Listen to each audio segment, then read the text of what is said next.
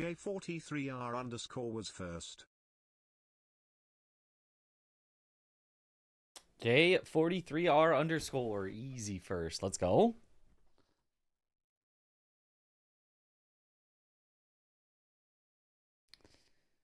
Okay. Then I open the randomizer.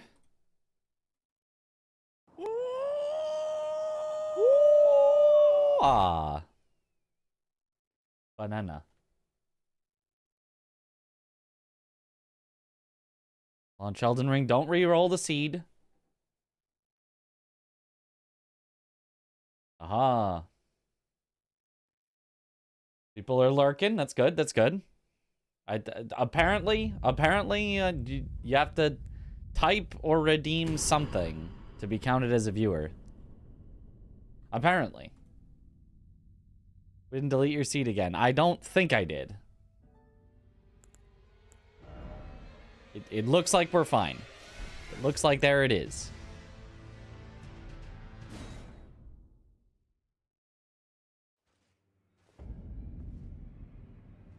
Yep. Looks like we're fine. Hey, what up, Yatlin? Yo. What up, Plubloid? And Leah Bell? Stupid thing Twitch is doing. I'm not 100% sure if it is or if people are just theorizing that it's happening, but whatever. It was easy to make and easy for people to redeem if they want to be sure they're counted as a lurker, so, or as a viewer or whatever. So I don't mind it. I don't mind putting in the effort, even if it ends up wasted.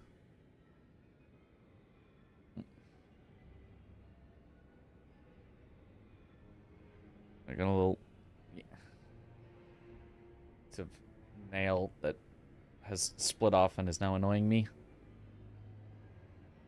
See, numbers go up after mass lurk command. Could have been coincidence. Yeah, could have been. Or it could have been because a bunch of people were doing some activity on the stream, it suddenly got like recommended to more people because it's like, oh, this stream is popping off.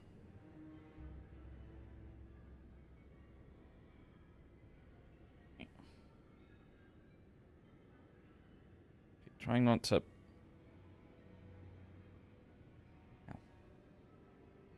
So I was trying not to do, pull it in a way that it takes off more of the nail, but I guess it's gone now. Hopefully that's fine. You never know with Twitch, you never know.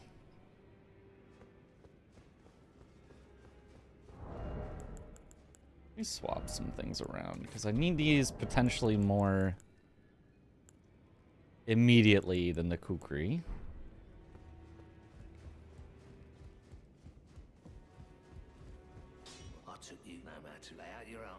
Alright, let's remind ourselves where we're at. We've got a maxed out weapon, which we can make frost, which I think we should.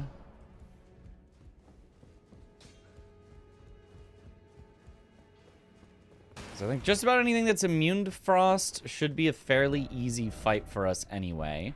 And we were about to head into Caelid. Yes. Caelid was where we were heading to. Okay.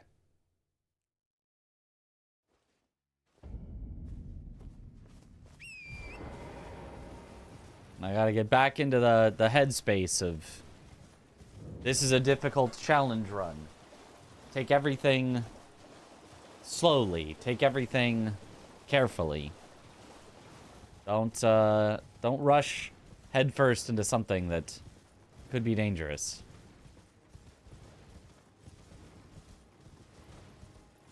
Have we seen Valiant Gargoyles? Not yet.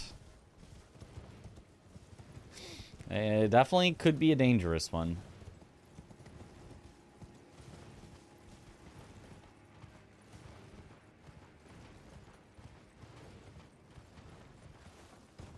I really like something that would had been done Rushing into something?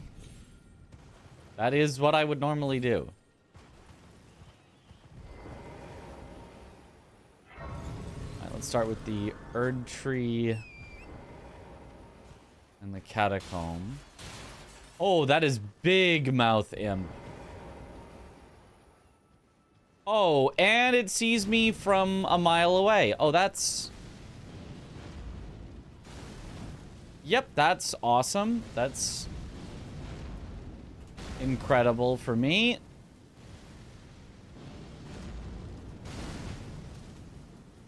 Oh, boy.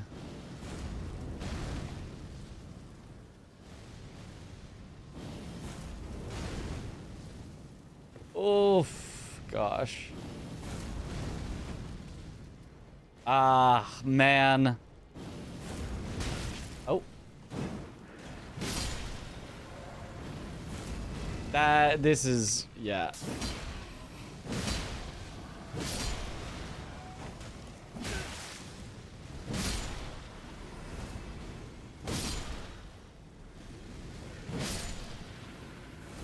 Okay.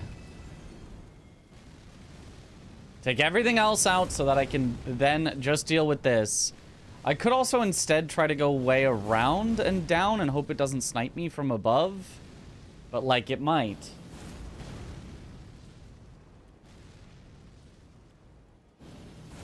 Watchdog Greatsword? Yup, that's what we currently are rocking.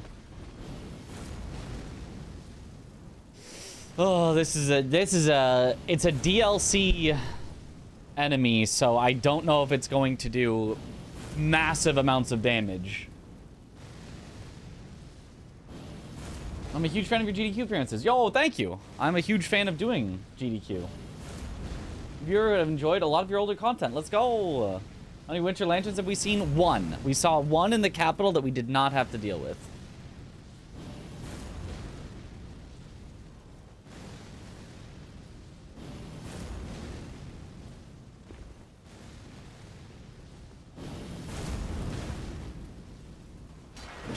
Okay. It was not scaled too high. Or it is, but it's just made intentionally weak. Okay, so now the question of... We can either go down the routes... Good luck, bitch. Which aggroes less enemies, but, like, there's a theoretical chance of falling to your death. I say theoretical because, like, it's very easy routes. They're not, like, tricky in any way. Or... we can go around and clear everything slowly on the way over. Honestly, I don't think there's that many dangerous enemies down there. Let's try going around first, and... well, we can swap to dropping down if it's truly necessary. I'm a little worried about this branch. I'll just go... here is clearly safe.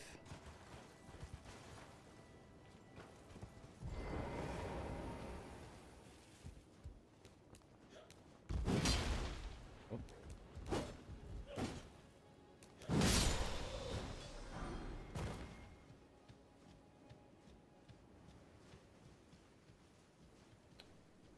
Okay, ghostly knight on horse is a little spooky, but...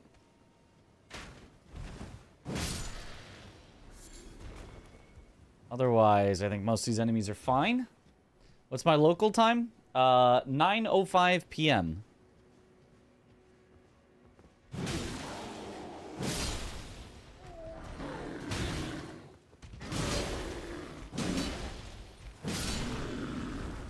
You'd think the bear's fur would give them some sort of frost resistance, but that was a very frostable bear.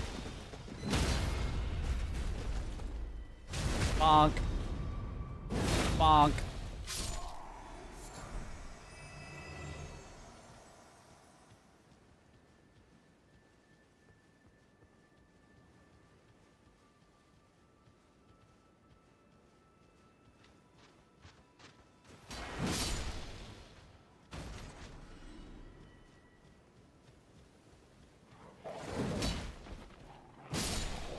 Okay. I streamed very late one time. You're minus 2 hours from you. Aha, you're like central or mountain, whichever one.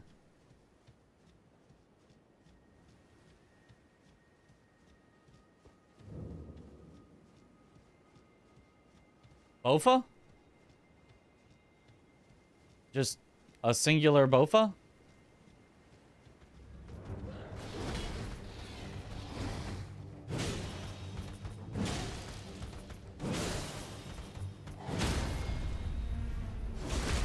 Bye-bye.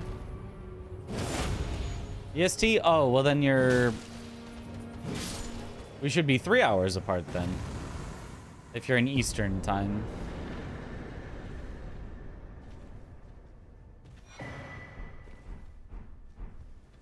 Okay, Dragon Crest Shield is a good talisman. What's the weight situation looking like? We've got 40 endurance, so it would be very tough for our weight to ever get too high. Like, we right now have a very heavy weapon, a light staff. Nothing too heavy on our stuff, but we are, like, very far from being heavy right now.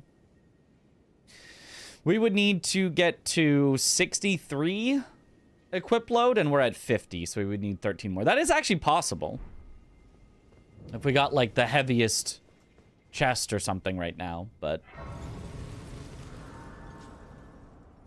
For the most part, it would be difficult for us to end up over the heavyweight.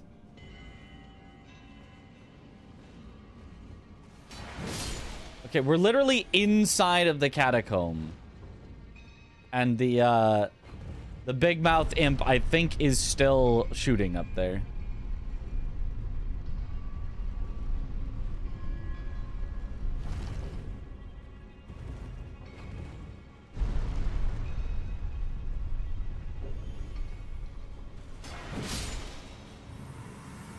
Oh, thank you.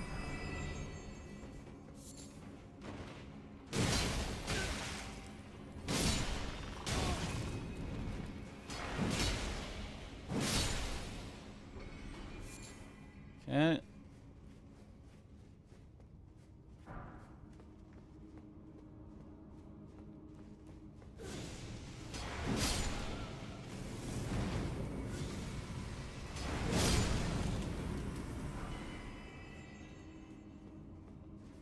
All right. This is attempt 10. Yeah, I don't know why it reset. I had it at 10 before, but it reset to 5 for some reason. I set it to 10 before I started the timer, but then when I started the timer, it reset to 5. Oh.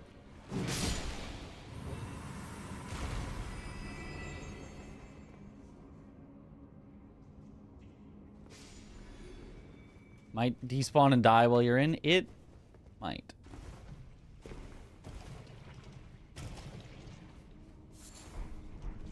Ooh, more crystal darts. Good to see. A good safety in case of Watchdog plus others. Ah, Zamor. That's Zamore.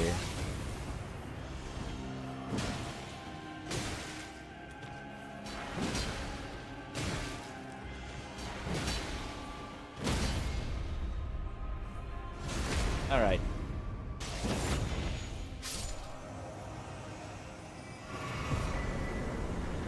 Ritual Sword and Pearl Drake. Look at our talisman setup right now. Wow, what a talisman setup. I mean, aside from Lance Talisman, but like... Sheesh. I think the Big Mouth Imp is keeping me stuck in combat right now. Like, actually.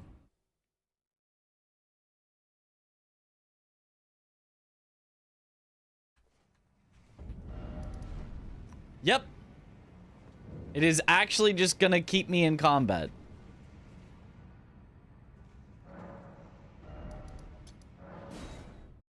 Okay. Barely got out before it counted as combat again.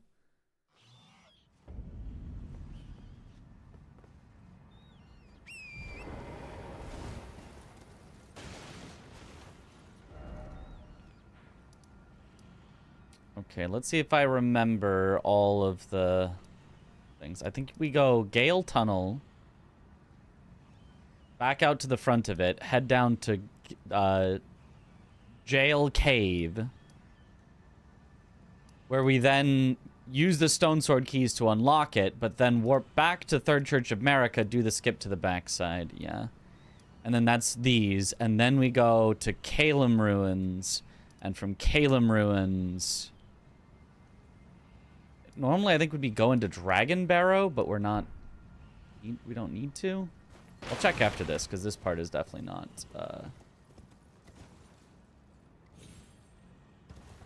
concerning. We just go into... Oh, also, there's a, graveyard here.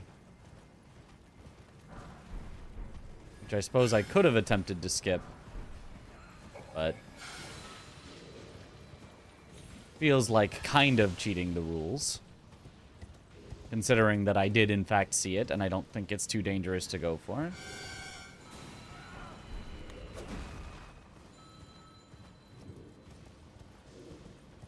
Yo, what up, Cullen?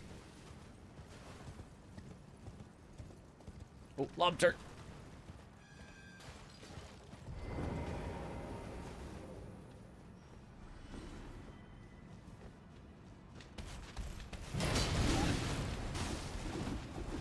Oh, I forgot. This is one that doesn't have an immediate grace.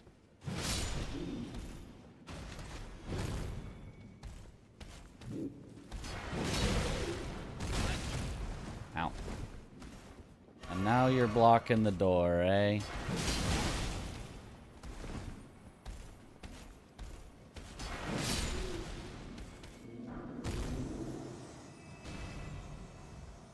Yeah. You have to stay left to make your way around. If I had just immediately run off in a panic, I would have died. Oh, that was scary. I think we would have been alive there, but... Yo, Thorn is currently on a 30 stream streak. Holy. Thank you for the good luck.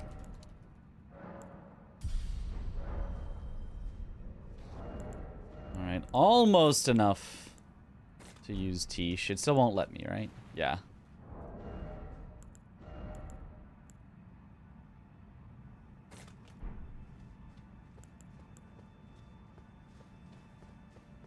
Did you be screwed by RNG and get no golden seeds, thus no heals? And does the same apply for Skidoo tree fragments? Kind of. They all exist somewhere, so you will find them eventually, but you could get none of them early when you really need them. Which would be bad.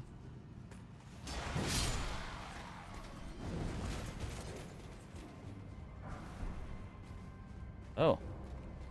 Guardian's Sword Spear.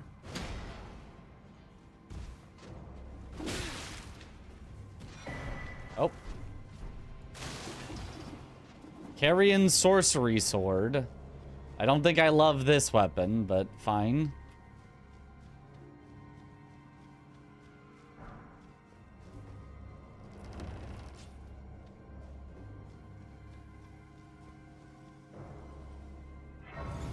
You sound chill? I'm pretty chill, generally. 24, mind if I remember correctly? 23, I believe, is what was said. Well, I can cast... Whoa, I can cast a lot of things. I can cast Glintblade Phalanx.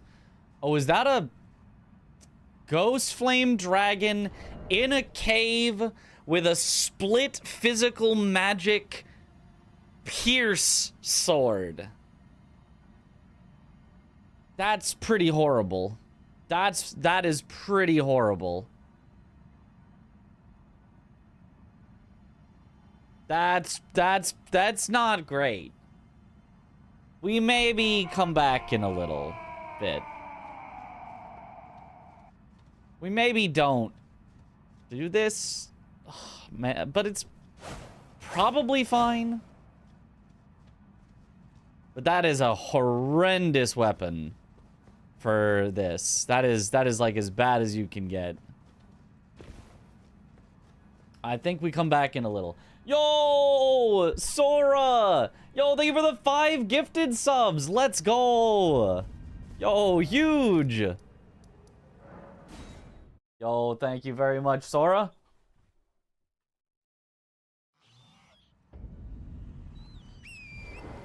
Le wahoo.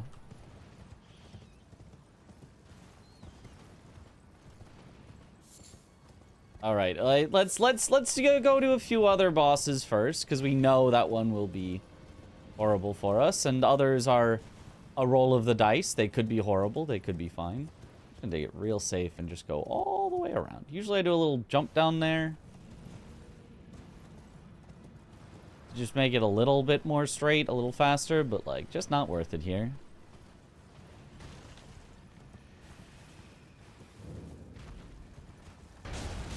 Ah! That's... Oh, bad dog!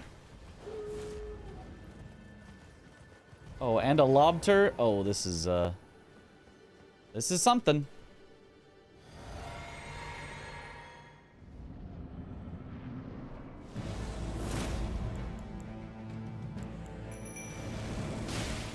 Oh, dancer, eh?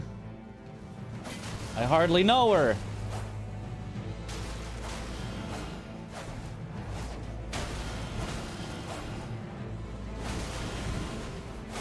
Okay, her scaling is not too bad, though.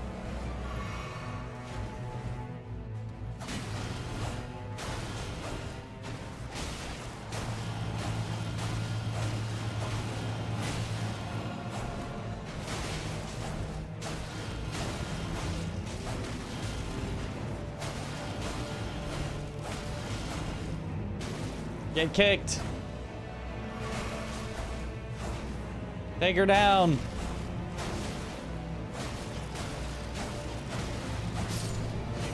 Nice.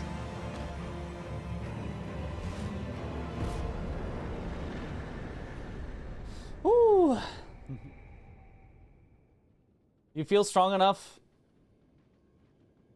with that big red bar now? You know, I feel like we're mostly safe for a while.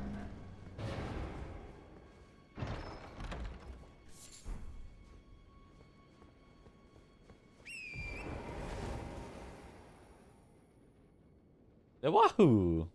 That checks, yeah. The person who came up with the rules for the challenge is French, so... Okay, but I think usually... Yeah, I think this is Dragon Barrow. Past this.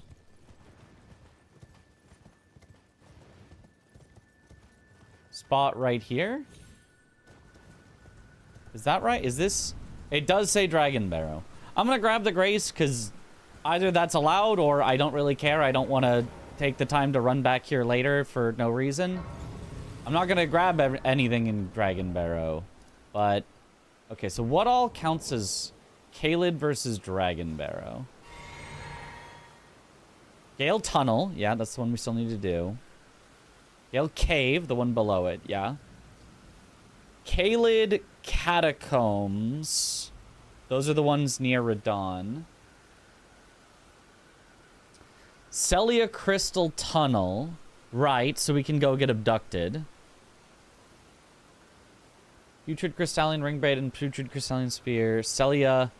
Oh, the trio, yeah. Okay, over there, which is, again, near Dragon Barrow, but I guess not quite in Dragon Barrow. Exikes. Church of the Play... Wait. Isn't Exikes Dragon Barrow? Oh, no, I guess it isn't. It is pretty south. But he had, like, ridiculous scaling. Oh, Celia 1, O'Neill, yep, Knight's Cav, yep, Deathbird, yep, Duo at Redmane Castle, yep, and Radon. Okay, okay, all of those make sense.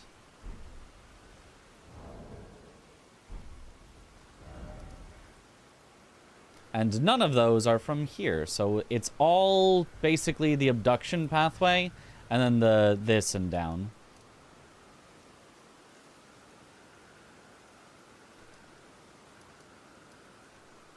Five gifted. Into self-sub power move. Let's go. Sora, thank you for the sub. Welcome to the bunch. Enjoy the emotes. Sorry, I was thinking instead of... Alright, so let's get abducted.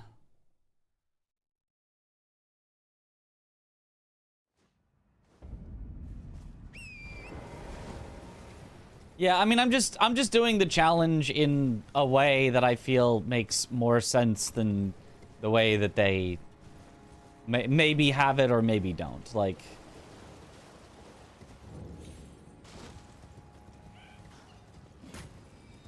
I'm just gonna try not to do anything in a way that feels out of order, but if I kill one boss out of order or something like that or whatever, I'm just not gonna sweat it. I'm just gonna try to play in a way that is the spirit of the challenge, even if, I don't know, maybe I somehow will break some rule. Yo, Ramral, thank you for the sub. Welcome to the bunch. Enjoy the emotes. Let's go. Worst bosses are always Millennia and the Deathblight Dancing Lion. We're done with the Deathblight Dancing Lion on this one already. We have not seen Millennia yet.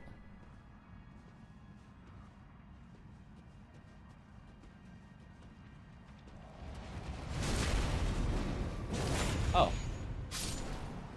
Interesting hand.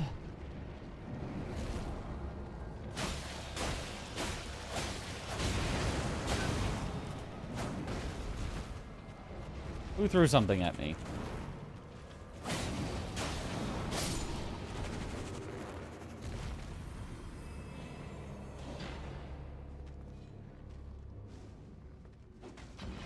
Alright, whatever.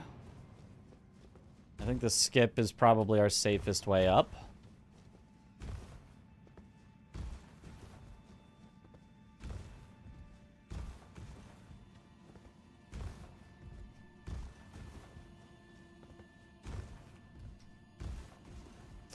Problem is, I'm getting too good of jumps. Dang it, FPS.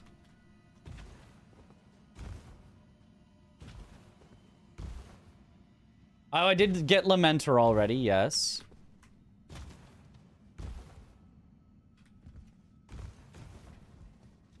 My jumps are going too far. Oh, okay, I got that one. That one was on me for panicking when I got it. There we go. There we go. All right.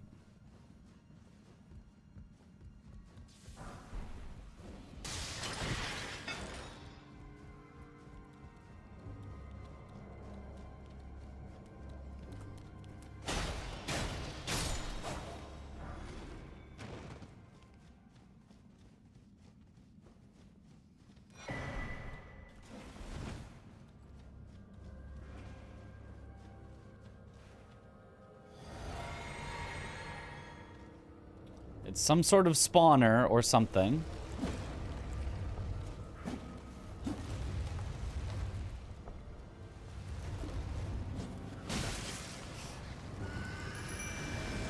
Well.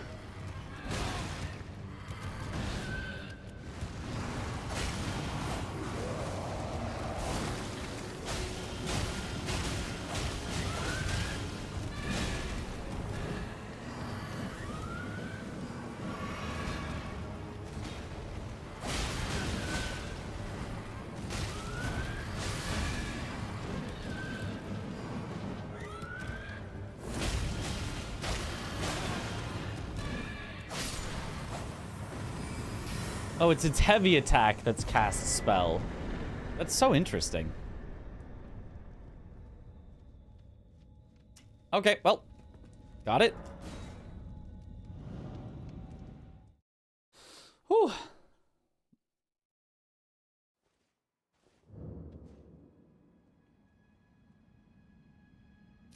Why new attempt? New attempt from what? Oh, just like you're wondering about the attempt counter? It's because this is permadeath. If you die, you have lost. You'd have to start over. Yeah. Wouldn't that be a hard lock? Yeah, that's kind of a hard lock, I guess. Is Horned Warrior the strongest summon in the game? I don't think so. I'm trying to get enough mana for Tish, which I know is one of the best base game summons. Although this Horned Warrior is putting in work. I could level the Horned Warrior instead of Tish and stop leveling up my mind.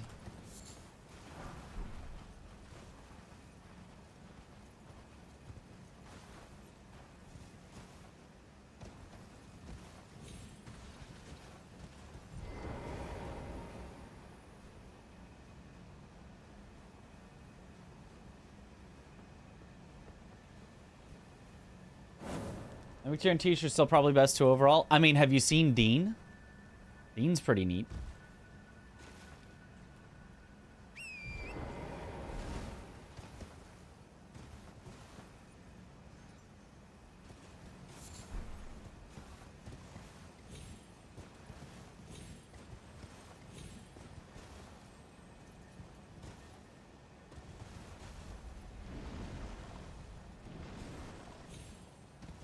Something is making very concerning noises.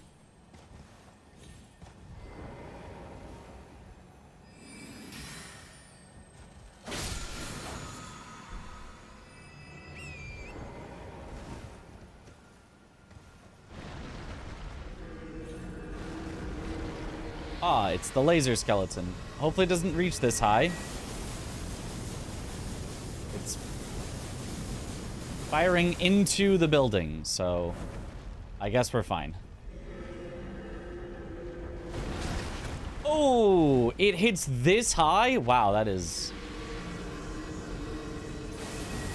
crazy.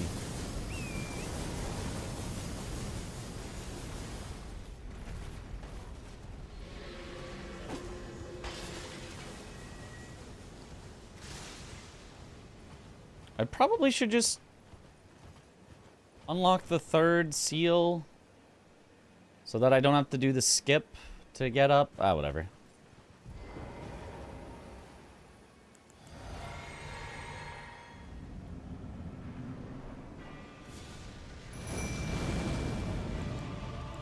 Ah, he already did his job. He blocked a hit for me.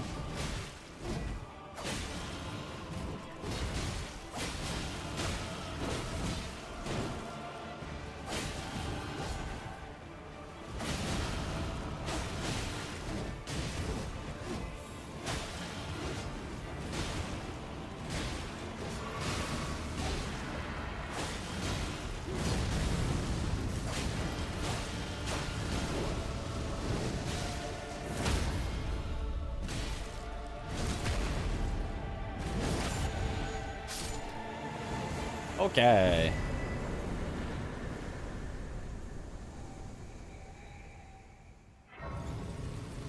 This creature has reach. That skeleton was...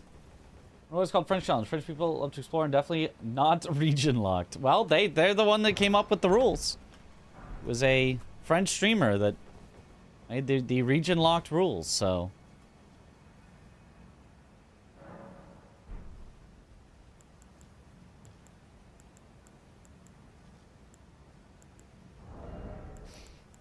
Okay, 3 more mind and we can use Tish, and then we can also try to level up Tish as well.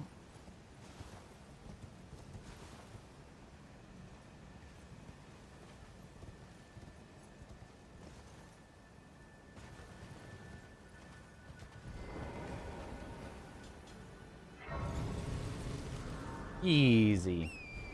See the Zoodle mod? Just the differently colored, nicer looking boss counter? Or...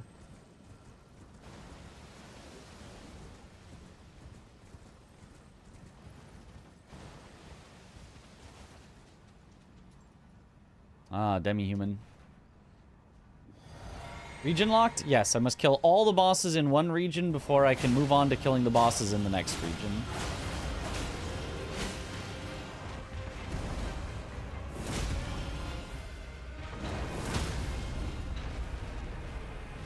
Fuck. The teleporter? I don't think I have seen that then.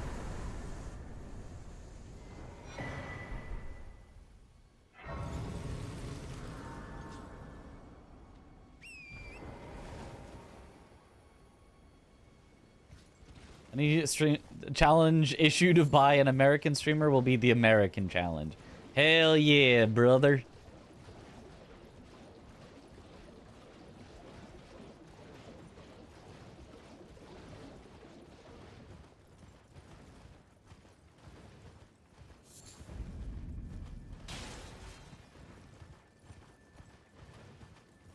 All right, hold on. We're not in a great spot to look at clips. This area of the map, there's a grace here, but you can easily die trying to use the grace. It's a weird spot. So let me try to keep killing bosses and get to a different grace before I look at things.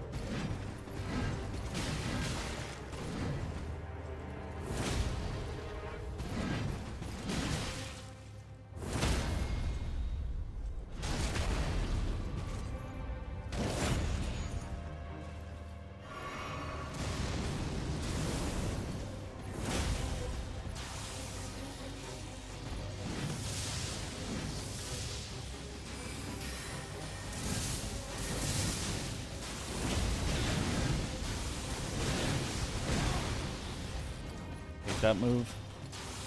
Hate this move too.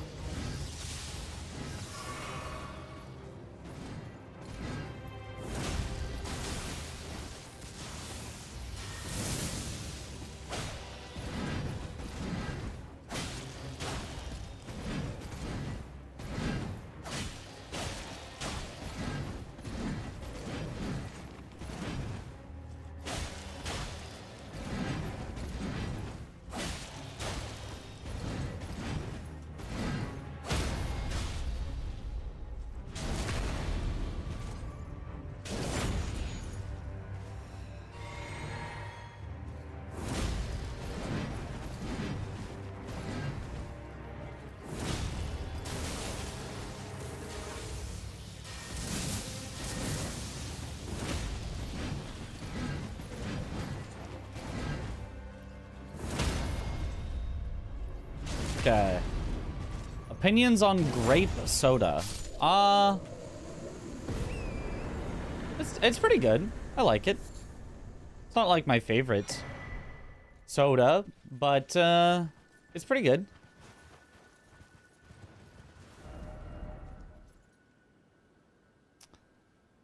Okay, let me just head back to Roundtable real quick, and then we'll look at the Zoodle clip, and then we can continue on.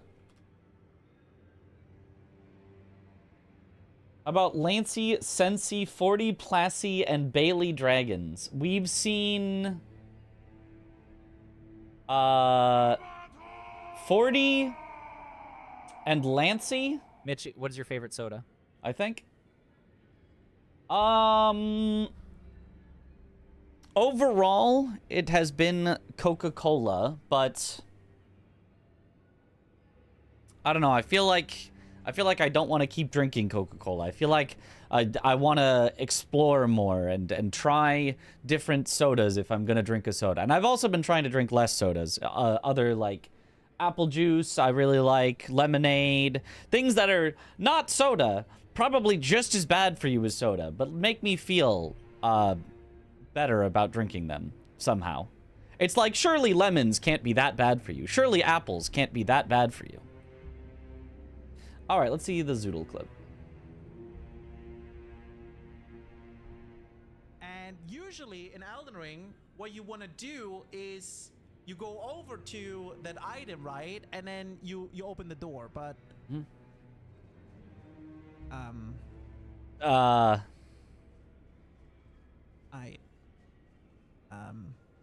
can't. So what's gonna happen if we shoot that arrow?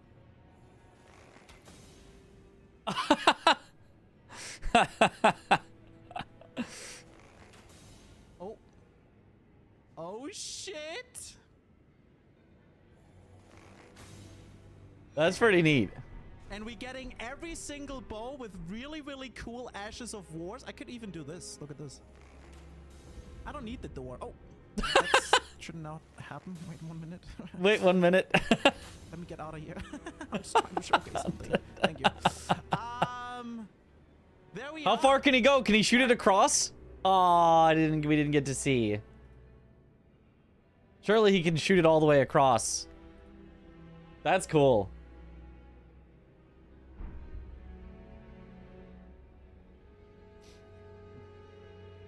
I respect that. I also need to drink less soda. Yeah. It's just so tasty, though. It's like, how do you not drink something that's tasty?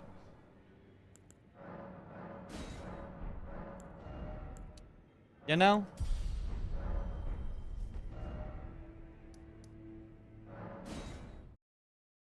Sugar be addictive.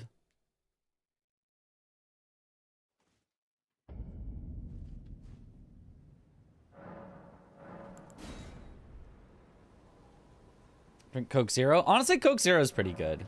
I don't like Diet Coke, but Coke Zero is pretty good. All right, is this merchant going to have infinite crab? Because we're running out of merchants to check that could have infinite crab. And theoretically, a merchant will have infinite crab. You do not have infinite crab.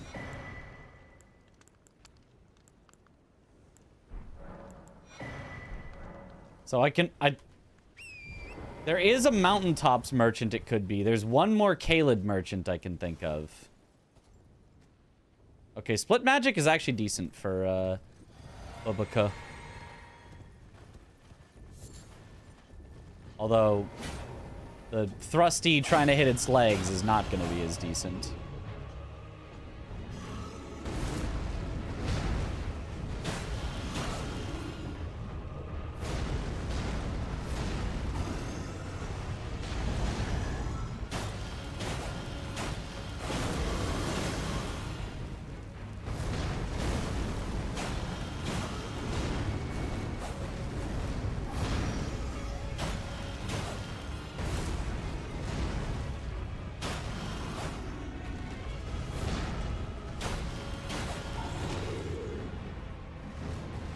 Come over here. You're a little on a weird spot. Yeah, that's what I was worried about.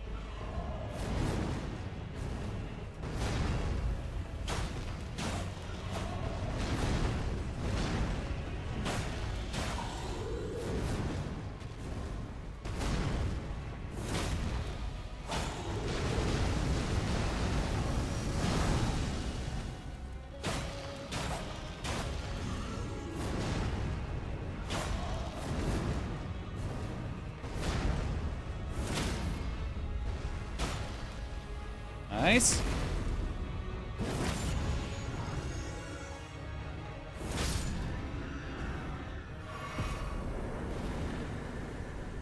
All right, let me double check what the enemy is over here. Oh, Chief Bloodfiend? That should be fine.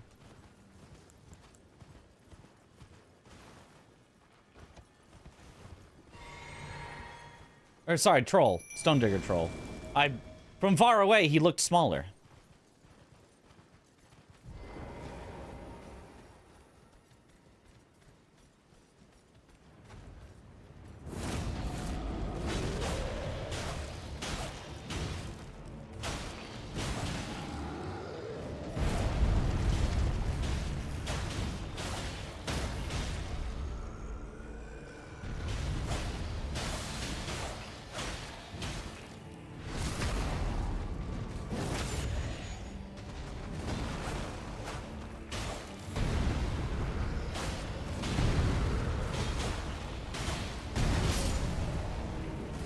Dang, Horned Warrior does some work.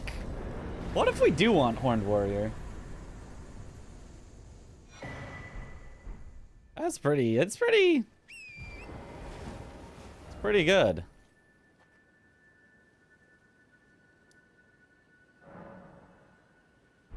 Actually, while I'm here, let's check the merchant.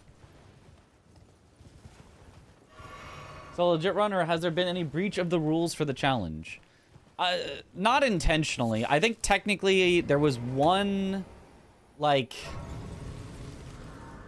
confusion of I didn't have enough stone sword keys and I had to find a way to get enough stone sword keys.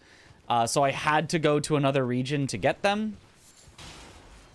So I did another region first, then came back. But technically I could have come back one boss sooner. But I don't think anyone would begrudge me that. And I've complained about the rules. Like, I've complained about what you do with Serpent Hunter. But I believe I followed the rules of Serpent Hunter so far. I will probably breach the rules when we find Rykard a second time. Because I'm just going to re-equip it on my main hand. I'm not going to put it in the offhand. I think that seems silly. But it's like, I might be missing some minor technicality, but I am keeping to the spirit of the rules the whole time. Alright, he's just a little north of here. There you are. Dear customer. I'm hungry.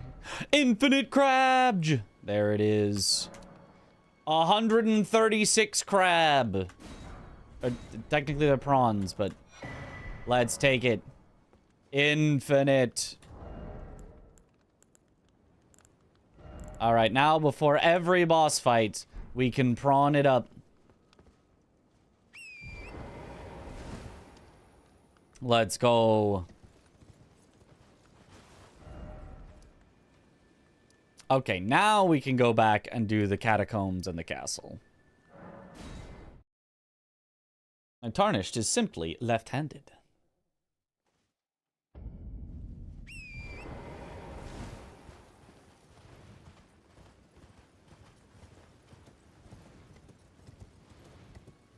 Seafood buffet. We got the all-you-can-eat. And this time they actually meant all-you-can-eat.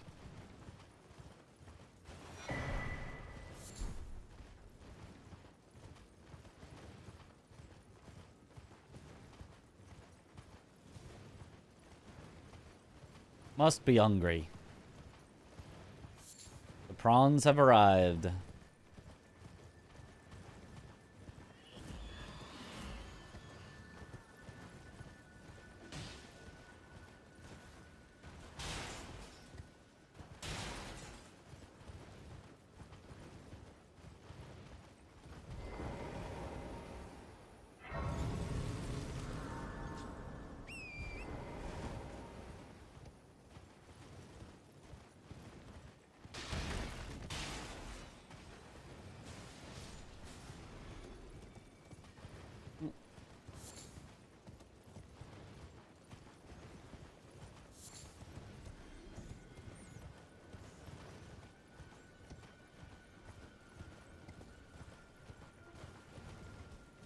Alright, my worst fear is that both a important key item and one of the bad talismans will be at a key item pickup location. Because I'm saving the pickup locations for only when I need to pick them up or to get rid of a bad talisman. But if I need to pick them up because I can't go anywhere, and they have one of the bad talismans in them, so I then don't have the option to get rid of them, then that would be bad. So hopefully that doesn't happen. Why was the merchant hungry when he had infinite prawns? I mean, maybe he just was tired of eating prawns.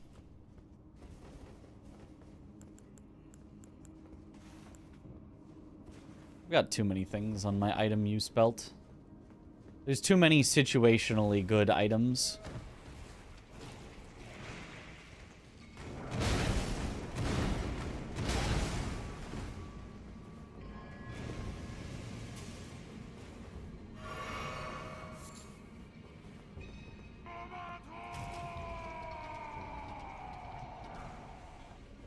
Don't get to watch much, but always enjoy when I do. Yo! Hold on, can't. properly thank at the moment. Somewhere a heavy door is opened. Okay. Yo, Bacon Pancakes 11 minutes ago that I totally missed. Thank you for the sub. Welcome back to the bunch. Oh, we had the favorite soda conversation. Never mind, I didn't actually miss it. I just didn't say the whole thing. And Car Freddy. Yo, thank you for the Prime sub. Welcome back to the bunch. Enjoy the emotes. Glad you enjoy it. Merchant locked in for that hunger poverty story. When I'm a merchant who is so broke I am starving and some weirdo in a night outfit shows up, gives me all his money in exchange for prawns and leaves. Hey, that's a good business deal right there.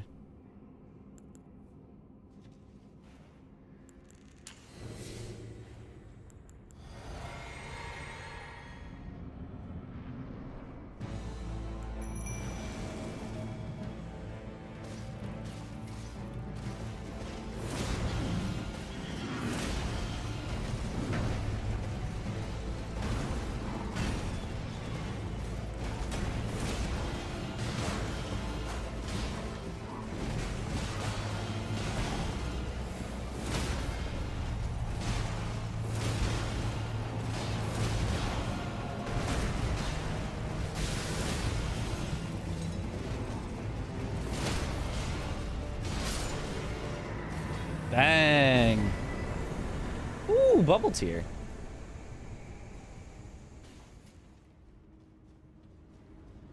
Okay, neat, neat.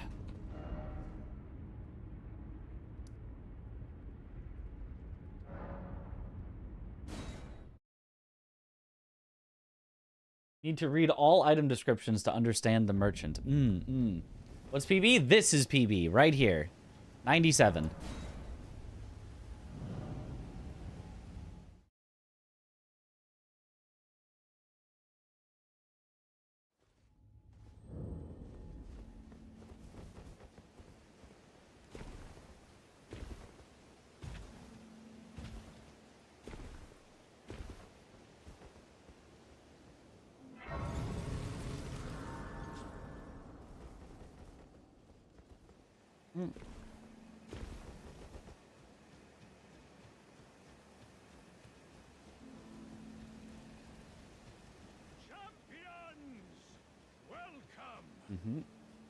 Maybe gonna be 207 after this stream. Well, maybe not after this stream. It's gonna take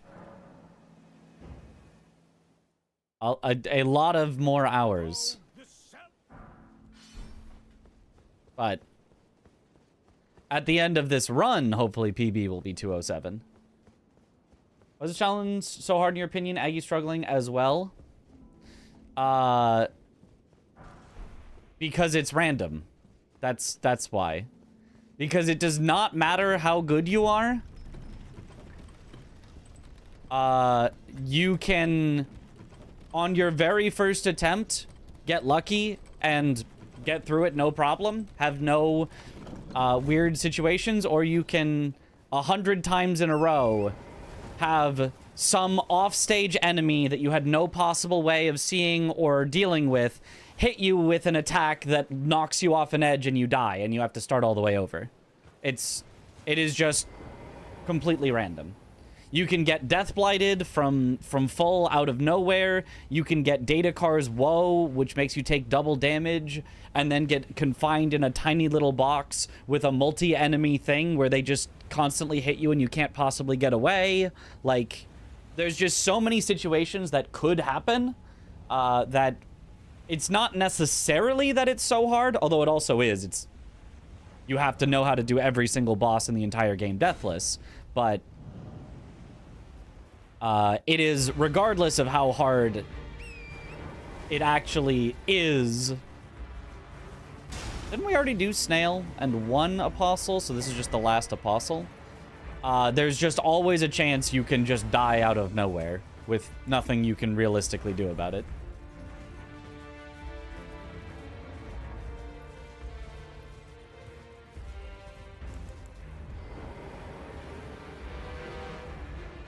Oh, you can't summon here.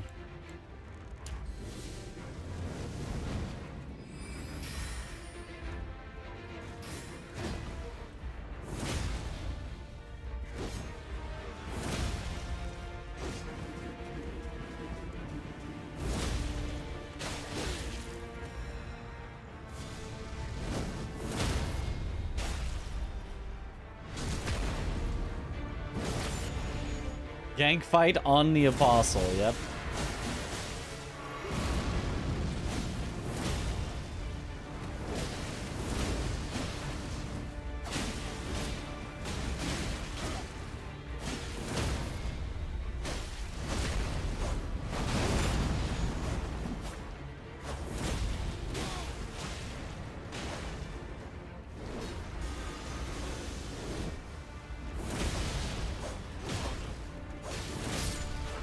Bonk.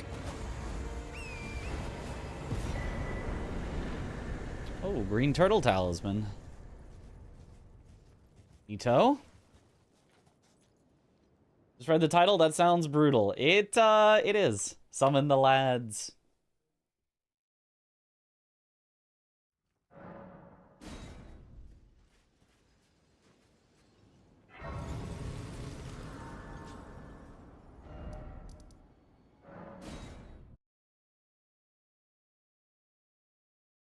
He is in Miranda Flower Cave and you just die. Yeah, there's a lot of just unwinnable scenarios. If you don't get any unwinnable scenario, like Aggie could have done it first try and almost did. You know, Blanks did it. It took him 8 total tries, but I assume he had several before that that were like really good and then some stupid stuff happened. You know, like Gino did do it first try because he didn't have any unwinnable scenarios, and also because he's a really, really good hitless player that has done all 207 bosses hitless before. So, like, he knows all the bosses really well, so he was only ever going to die to stupid stuff, and he didn't get any stupid stuff. So, like, yeah, that is just kind of how it can be. Wait, who do I need to talk to make this fight appear? I need to talk to Jaren? Not here. Is he in? No, he's up. He's up here. He's up here. There it is. That's it. When do you have to do the dungeon at the beach end? That one is considered Dragon Barrow.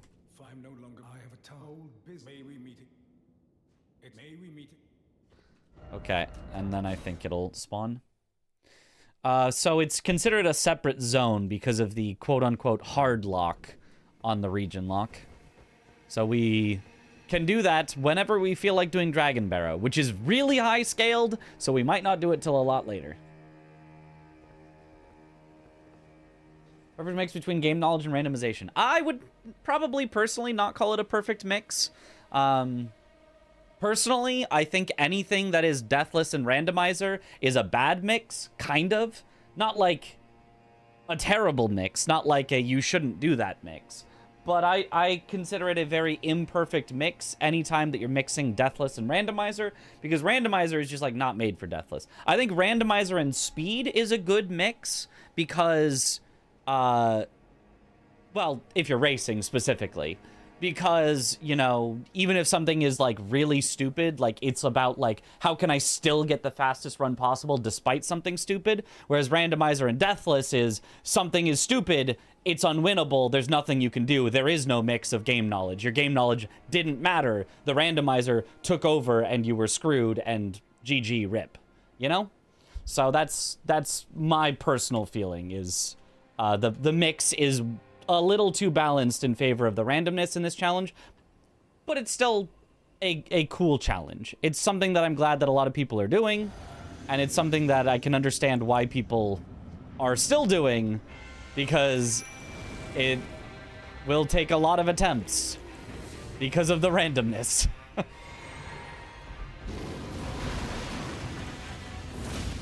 Maybe not will take a lot of attempts, but can take a lot of attempts.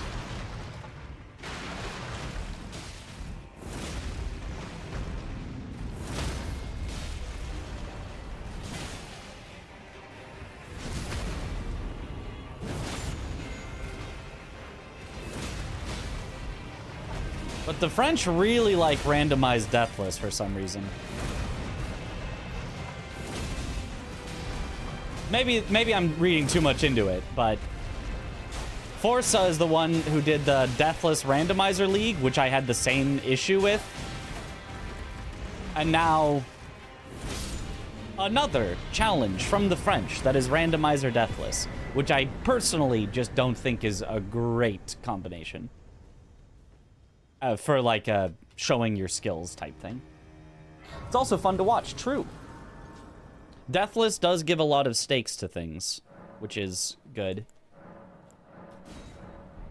Good for the viewers. All right, 131, but Tish takes 132. Will it let me summon Tish anyway? It will not. You can cast spells, I believe, at slightly not enough mana, but you cannot do summons with slightly not enough mana, I think. So close.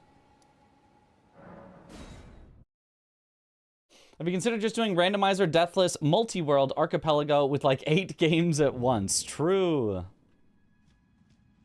Yeah, and I mean, like, if you consider if you've watched the archipelago, what makes a lot of those randomizers fun is that it's, instead of deathless, it's the opposite. It's death link. It's, we recognize there will be deaths in a randomizer because there's stupid stuff, but let's make a funny moment out of those deaths of everyone suddenly dies and goes, what? Chris, how can you die in Dark Souls 2 again? It's Dark Souls 2. You're supposed to be good at Dark Souls games, right? And then Chris goes, it's not my fault. I couldn't do it. You know, making the deaths fun instead of miserable, I think is a good way personally for randomizers to go. All right, I'm not going to summon unless it summons, and then I'm going to try to use the summon as a distraction. And if it doesn't summon, then we can just fight it fine. It's gonna take a long time, though. Ghost Flame Dragons just have a lot of base health.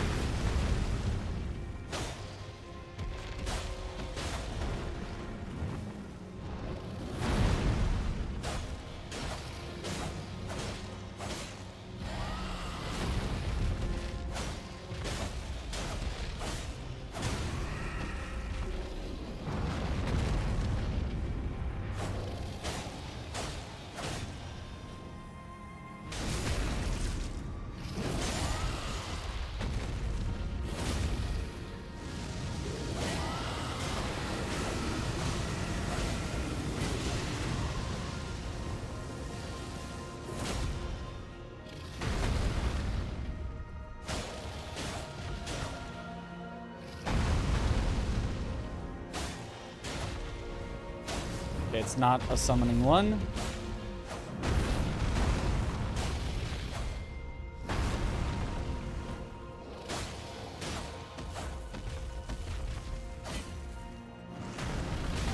Oh.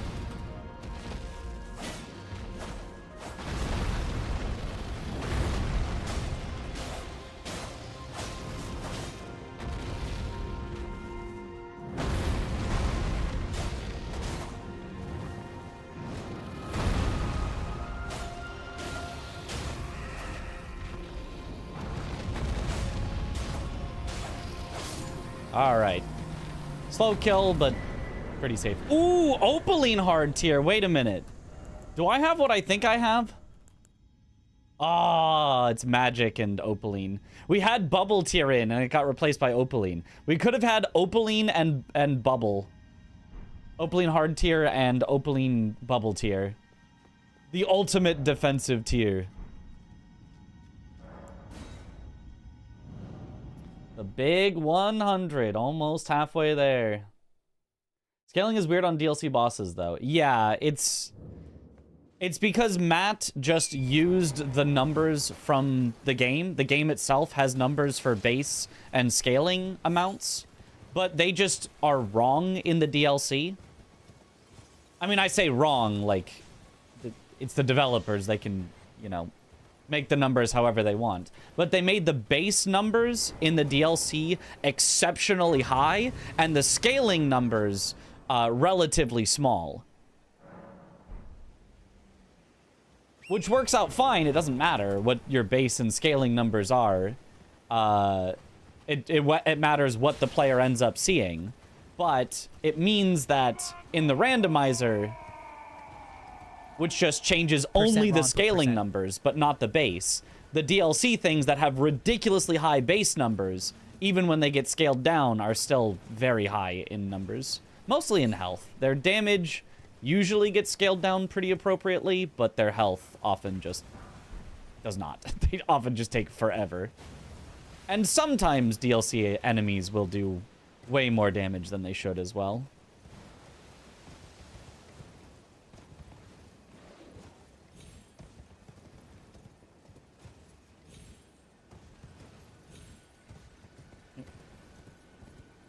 I like max HP over bubble tier.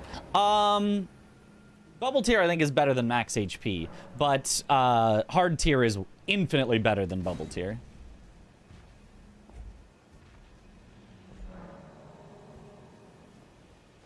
Hard tier is the best physic tier in the game by a lot if you're trying to do Deathless. It is not even remotely close. The only thing that could arguably... The only thing that could theoretically remotely come close to Opaline hard tier in terms of power for a Deathless run is deflecting hard tier against certain very deflectable enemies, and only if you know how to deflect them.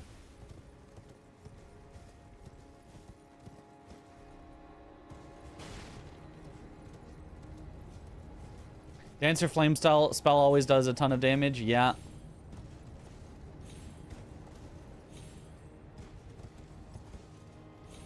Wow, first try. I didn't even remember any of those spots. That was not pre-planned.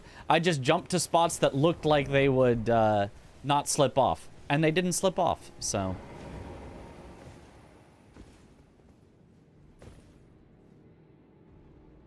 I see a land squirt? That's not a boss.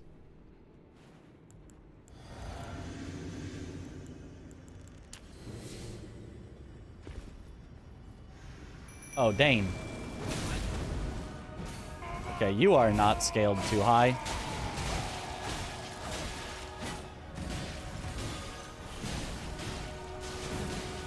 Oops.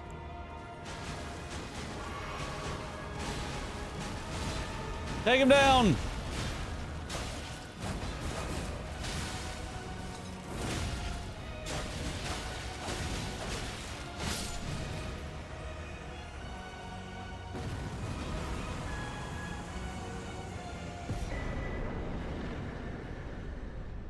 Nice. The regions are predefined. The player can do them in any order. Yes. I think that's the end of Kaled. One more. Oh, Celia Hideaway. Right. We need to do Celia Skip. Or we need to do the last Celia Unlock. Let's do the Celia Unlock. I have died on Celia Skip before. It's rare. I'm obviously pretty good at the skip, but I have definitely died on it before, so I'd rather...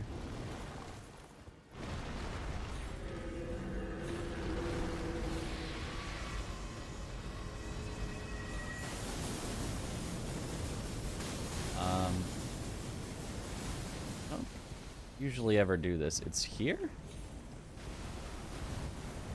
What is doing... What rains meteors from this? Oh, it's the Graven Mass, right.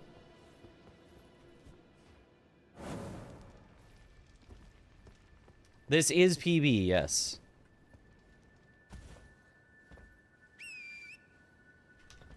+8 hours in is no longer the time for risky skips, yep. I mean, it's not really a risky skip, it's just like a not 100% skip. It's a 99% skip. Which is not good enough. You don't even want a 1% chance of dying.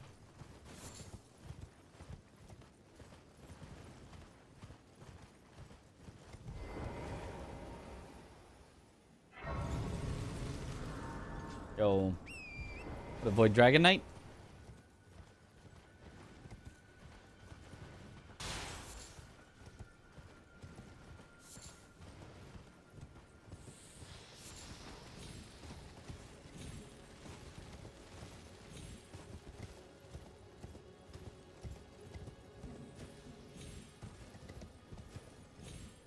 Cool.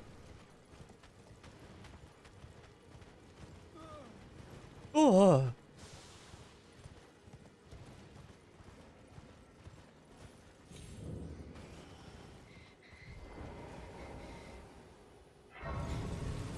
What up, Millicent?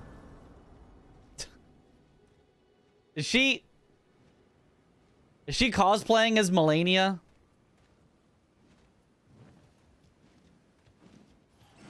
Is that what she normally... I don't think that's what she's normally looks like.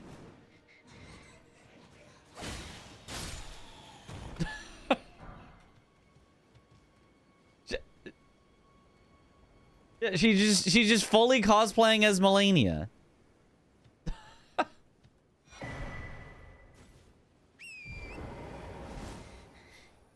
Also, Mitch, the sewer skip is 100%. The sewer skip is 100%. That one's 100%. Celia skip, not 100%. And I've practiced Celia skip a lot, and it's not 100%. I have not practiced the sewer skip a lot, but it's 100%.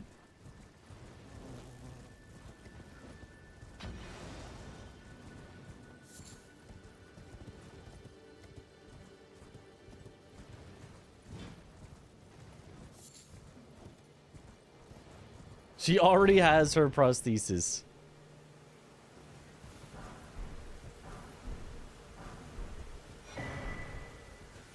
Oh, wait. Would these items actually be considered Dragon Barrow? I was supposed to go to there, but I kind of autopiloted. Whatever. Sue me. I grabbed some items that might technically be considered Dragon Barrow. Sue me.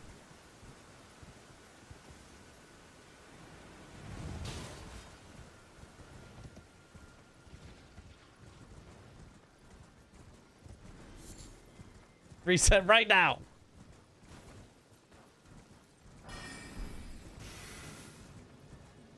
It's this rock. There.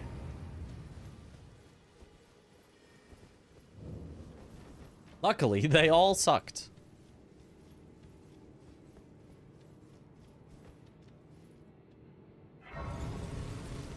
Filing a lawsuit right now. Hold on. Okay.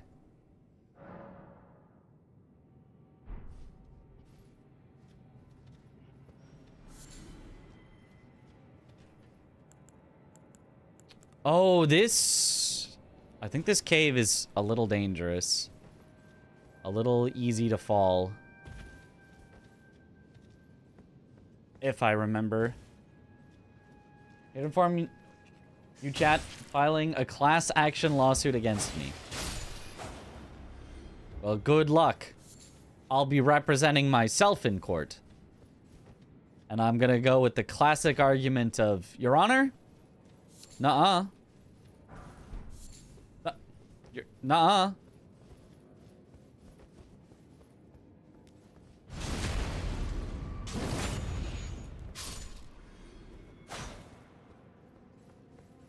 That's not the way to go. Is this the way out? Have I gotten lost already? I have. Nuh-uh. Uh-uh. Here. That's the way.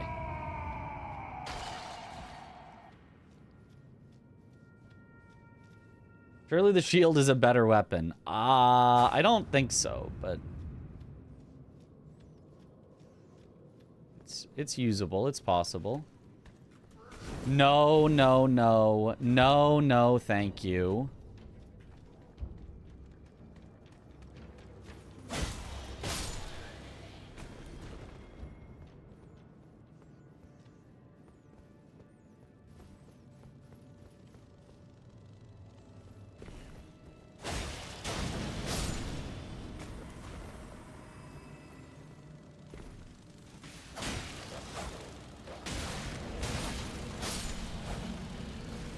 Oh, you're...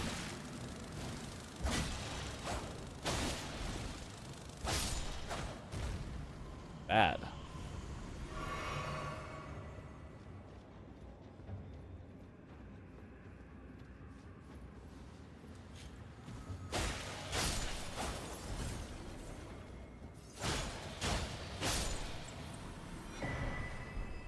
Oh, ringed finger. The Fing.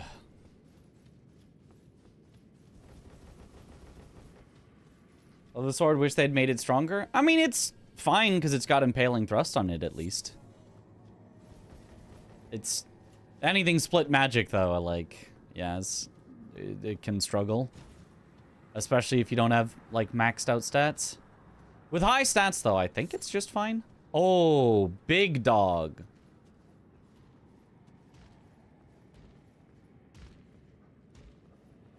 Okay, we're just...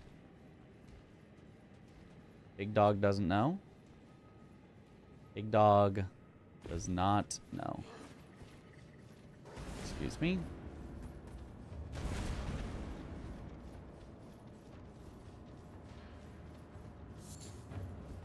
A worm face? No, it's a goat. Oh, it's a goat that's trying to block my way.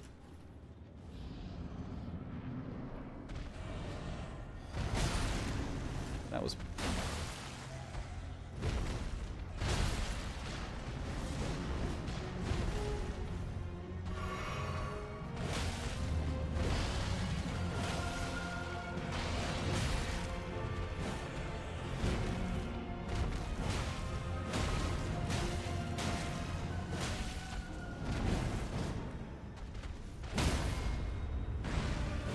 Bonk. Yo, thanks for the good luck, Aggie. How was your French Jing today?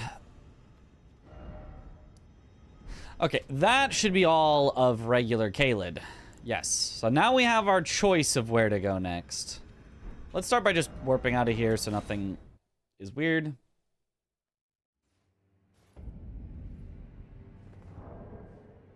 We're almost halfway done. All right. So, options. Dragon Barrow, which is 10 bosses, but they're high-scaled. Mount Gelmir, not including Volcano Manor. That's probably a decent pick. Yeah, that's fine, that's fine. That's fine. That's fine. That's fine. That's fine. That's fine. They should all be fine, I think. 81 down with an early Dragon Barrow. Oh, is there a reason you decided on an early Dragon Barrow? I feel like I always just want to get as many other things as I can. But I mean, I guess if you're just like, oh, I'm set up right now, let me just kill things while I have a good weapon. I guess that can make sense. For Radon Great Rune. Ah, okay. Why is your Dragon Barrow 10 bosses? I don't know. I downloaded the thing that it said. Is this not the same Dragon Barrow that you have?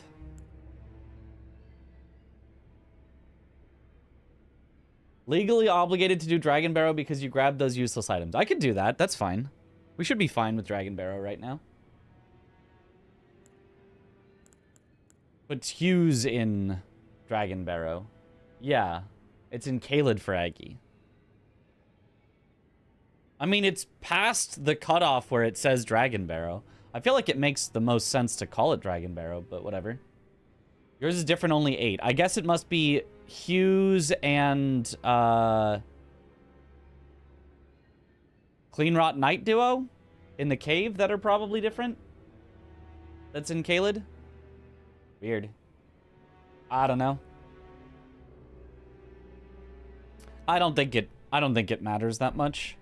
I think it's all in the spirit of the challenge anyway, not in the specifics. Whoa!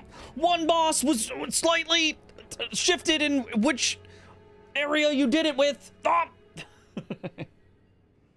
Font is also so big on your checklist. Yeah, that's because chat complained that the font was too small. So I made it bigger. And now it's too big and I can't see the scaling on anything. Is your Clean Rot Knight duo not Caelid? No, my Clean Rot Knight duo is Dragon Barrow. Make it bigger. We can fix this by I can go do those two now before doing the rest of Grail, and then it all matches up anyway. It's like I did 17 in Caelid, then 8 in Dragon Barrow. Someone's cheating. Big drama.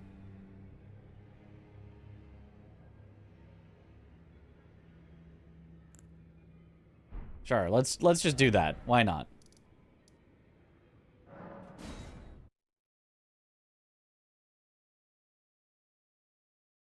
I mean, I do think it makes more sense to put them in Dragon Barrow, because I think you literally have to pass through Dragon Barrow to get to them, right?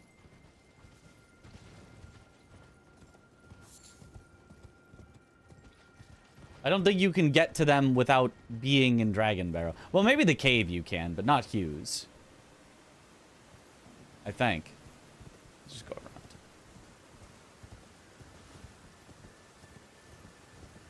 Let's just be very safe.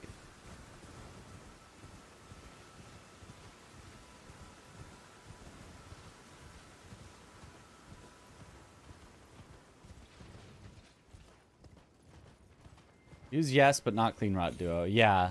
Clean Rot Duo I could definitely see as not Dragon Barrow.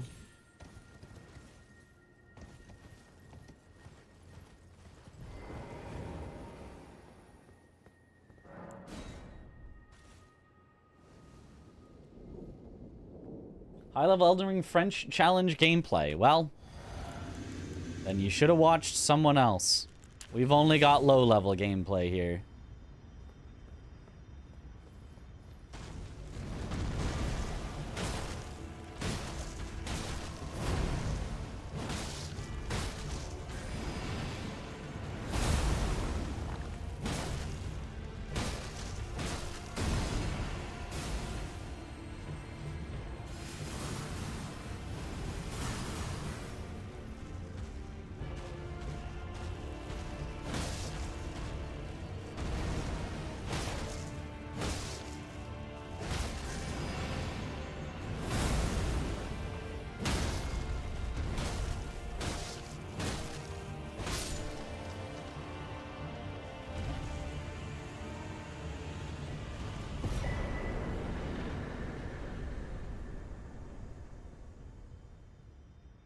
I like to imagine loads of French people are finding these streams by searching French and getting really confused. I mean, if you saw the rest of the title saying French challenge and then the rest of the title being all in English, I think it would be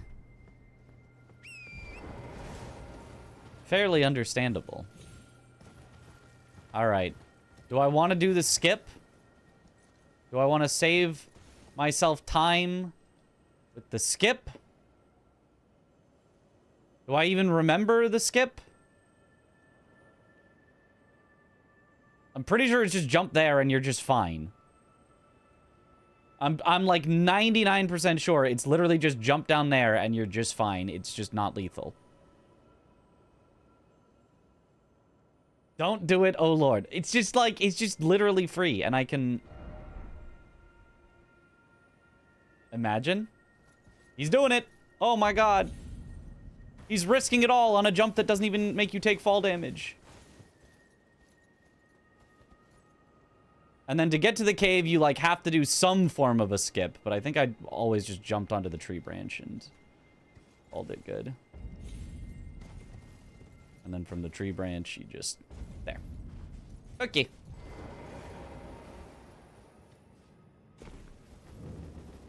I'm scared.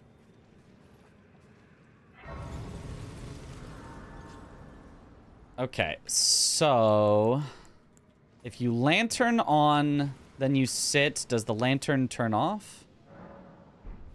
Or is it still on? It's still on. Okay. It's only if you warp that it turns off. Congrats on 100 plus. This is huge. We're halfway there, pretty much. This cave can rot you, and there's no way back outside of Memory of Grace. Yeah. So I know of I have done a way where you get through and you don't get rotted, but I am bad at it. But the way... I think it's one-handed fist. You land, you jump off here, you rest first to reset the cycle. You jump off here and you land. You turn around, backstep, and then do the runny punch. Is it two-handed? I think it's two-handed like that. Maybe you do it twice. That gets you out of the rot. Then you just kind of immediately go through the cave and you hug the right wall the entire time. You do nothing but hug the right wall. Are you allowed to unequip? I'm allowed to swap like this. So I'm not actually unequipping. I'm just swapping.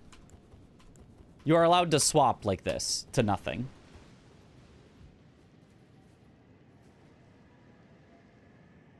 Do you have a quick step ash? No, but you don't need one. Are weapons always base level then? Weapons are automatically equipped to your highest upgraded, or automatically upgraded to your highest upgraded weapon. So if you have a maxed out weapon, then every weapon that you pick up from then will be a maxed out weapon. Told me that's 9 hours. We're at 9 hours. Oh, there's also, I can do a flask upgrade.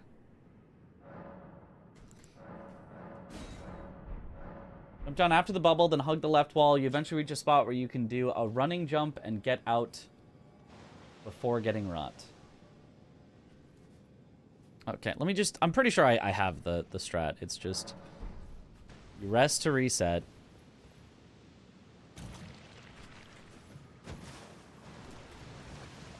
You do that to get out. You're pretty fine. And then you hug the right wall.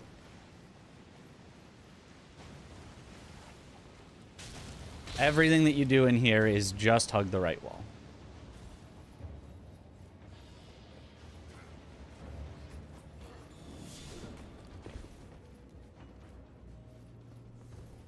I'm not grabbing that.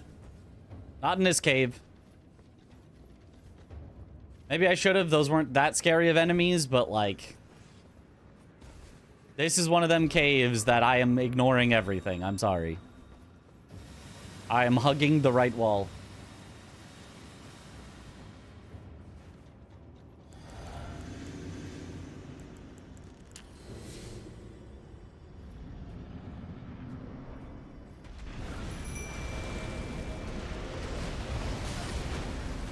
Oh, this is awkward.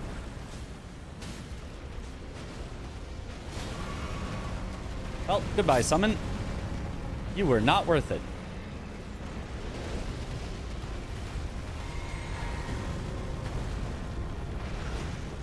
Can you just stop that, please? Oh, another one. Another, okay. For good measure.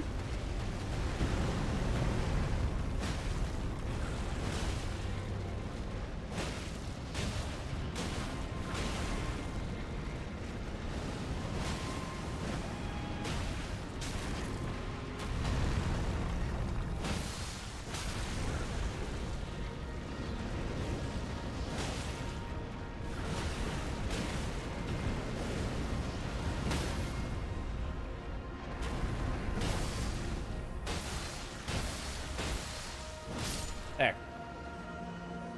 It's my car. Ooh, a charm that makes us take more damage. We're getting it out of the way. Ooh, but in Dragon Barrow? Not the greatest zone to have a bad talisman. Not the greatest zone for this. We'll probably be fine, though. 0 armor too, yeah. One of the lowest armor chest pieces. What happens if stats don't meet new weapon? Just screwed? No, the weapon requirements are turned off. So you can always have enough stats to wield your weapon. Because the weapon requirement is 0. 0 strength, 0 dex, 0 int, 0 faith, 0 arcane. Otherwise, yeah, this challenge would be technically possible, but would not be fun in the slightest. That would tip the scales over from, like, very random, but, like, feels doable, to very random and does not feel doable. And you're just like, well, this challenge is actually just stupid. It would tip the scales over into stupidity.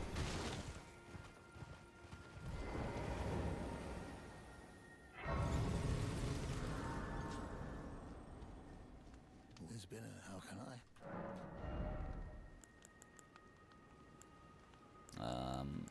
Nothing at all that I can use. But I'll take your bell bearing anyway.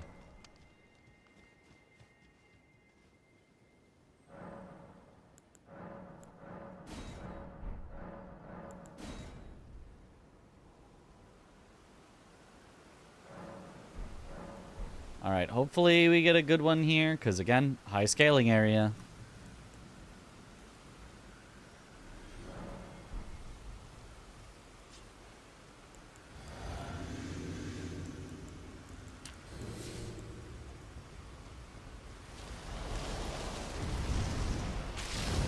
That is not a great one.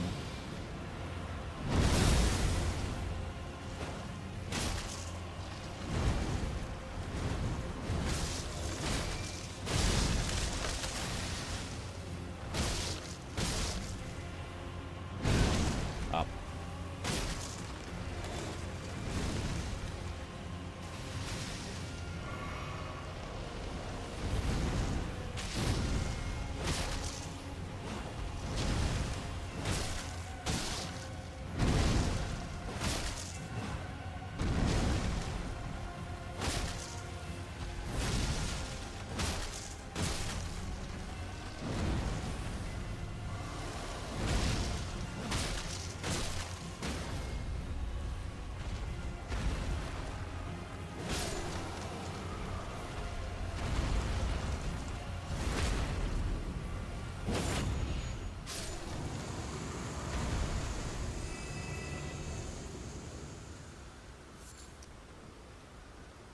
Well, this is gonna be weird.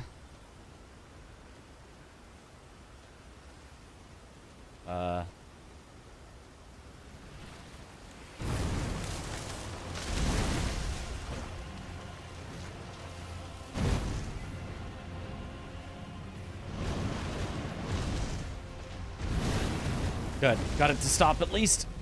Hear me?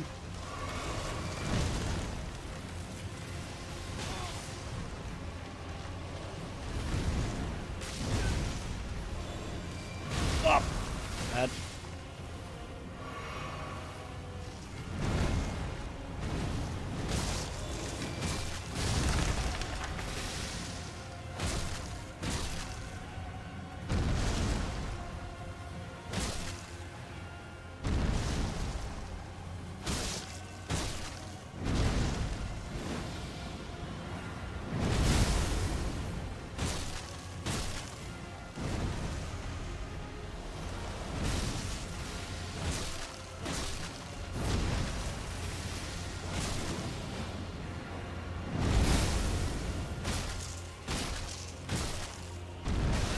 Whoops, just a little early.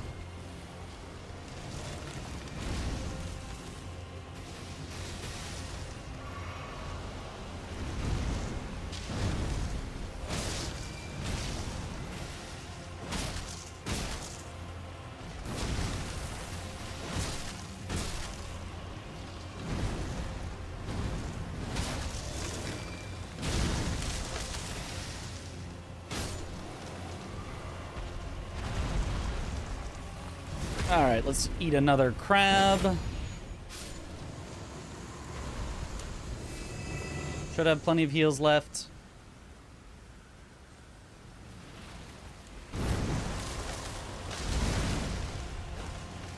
Aw.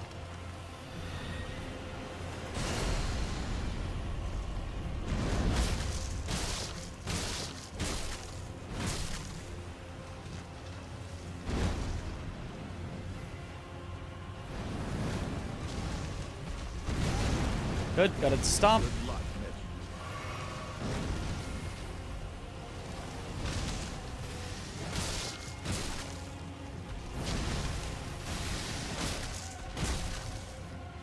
Whoops.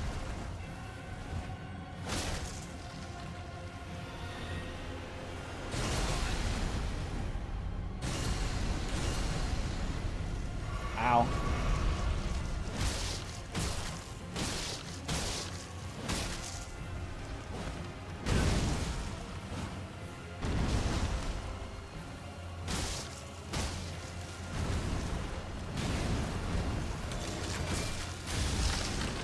All right. Scary, but it's fine. The explosion was that one very, very scary part, but 2 talismans, not yet enough to push the magic scorpion out, but halfway there. Casually doing French challenge, blindfolded, and on a unicycle. It's not too bad, yeah. That's not too bad at all. 190k, not bad, yeah. So this is now enough that I can use Tish, and then we can start leveling up some strength and some dex. Clappy. Clappy.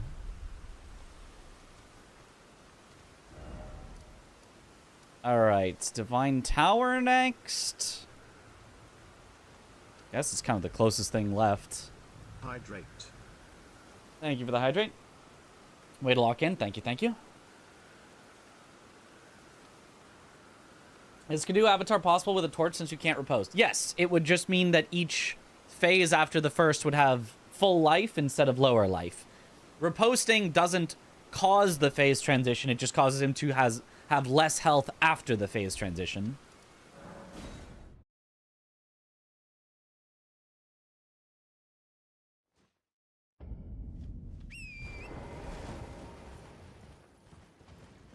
Now the question of, do I even remember how to navigate this tower?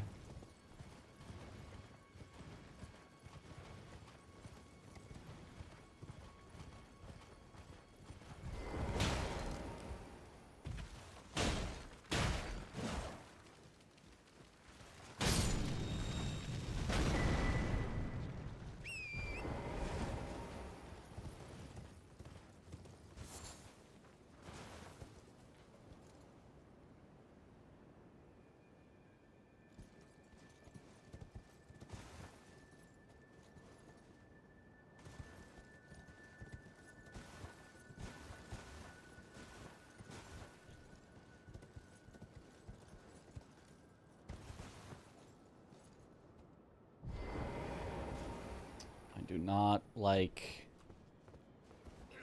positioning of these guys. I think it's climb this. I know there's like multiple possible ways. Flashbacks to your first playthrough. Yeah, the Vietnam flashbacks. Remember not to fall to your death, except in the spots where the game wants you to fall to your death, which is, I think, just the one. Is it immediate right here is the fastest, or... Remember. Tower's too scary for Deathless. It's very scary.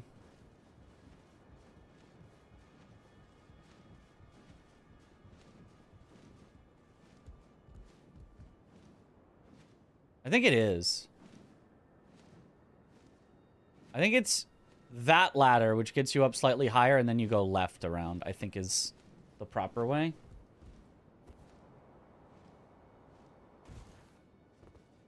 Ooh, but a ghostly knight there is not great for us.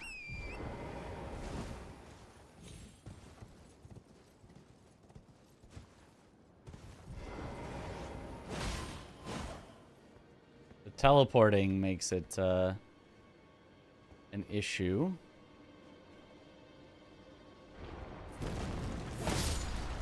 Okay. Weapon art deals with that issue. Hopefully no evil enemy placement inside. Inside, the enemies are not really the problem. It's forgetting where to go and dropping to your death, I think.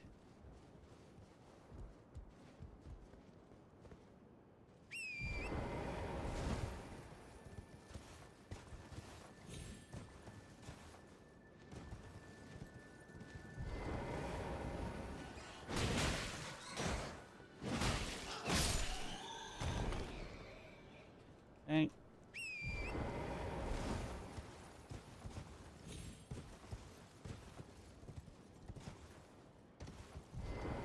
Because I think you get to fight the enemies in a spot that's pretty safe. Oh, they just had to make these ledges as small as possible. You can avoid all but 2. The outside is the scary part, yeah. Most of them don't interact with enemies beyond the first 2. I suppose there's a couple enemies at the bottom as well, but then you're, like, not in danger of falling and dying. You think this run continues? You will still need to stream this tomorrow. Yes, we're not finished. Well, I mean, theoretically, if we had a really, really long stream today, like a 10+ hour stream, we could get it done tonight, possibly.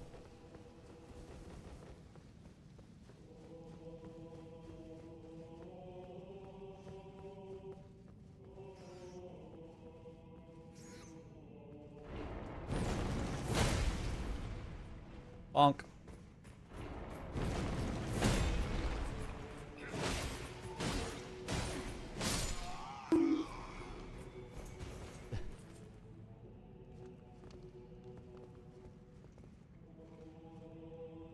Okay, so then...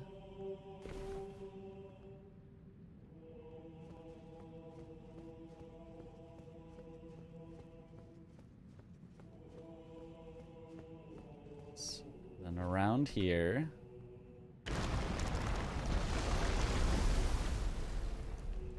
And then...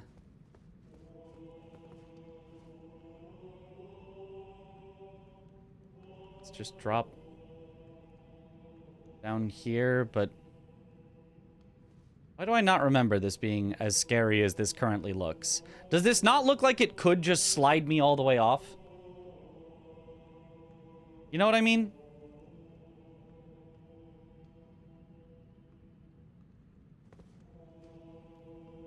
It might. Is there a way to have it not? Like you go from like here? This looks safer. Yeah. Go like that. And then I'm pretty sure it's just a full speed walk off, and I can warp if I need to. I don't think it's a roll. I don't think it's a sprint. I think it's a full speed walk. So unnecessary the way it kicks you off the platform mid-fall instead of just riding it the whole way, yeah.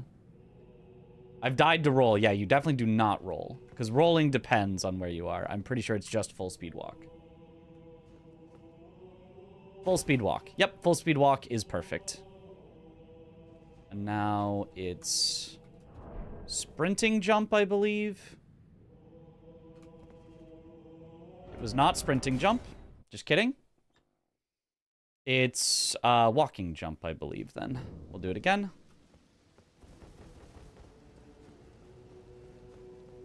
Regular jump is fine. Okay, we know that now.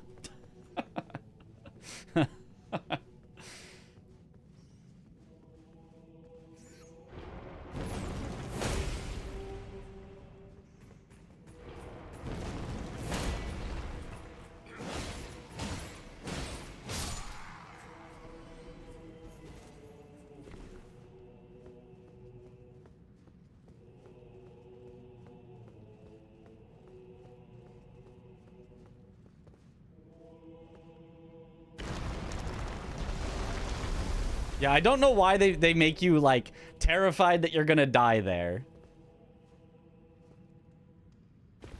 Okay, full speed walk. Walking jump.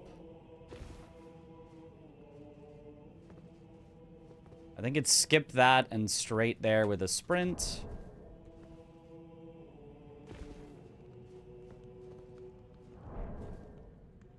There definitely were other ways to do that, but...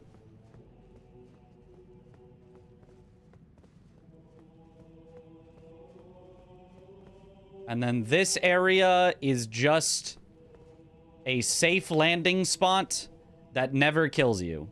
Even though that is clearly lethal fall distance, but it just doesn't kill you because the game is programmed to just not kill you there.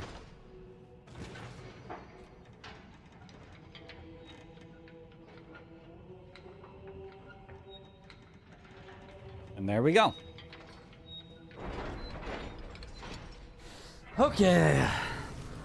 I was quick with that warp. I have some practice with, yeah, quick warps when you need to. Oh, there's the rat that we flicked off earlier.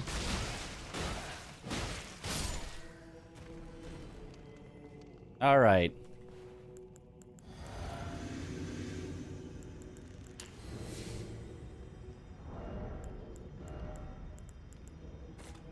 haven't upgraded Tish yet, but...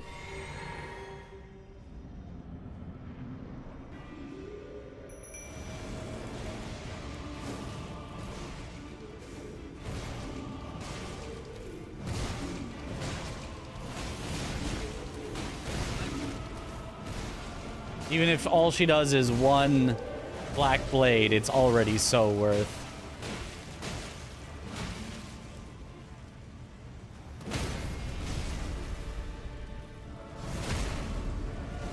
Gosh, look at that damage.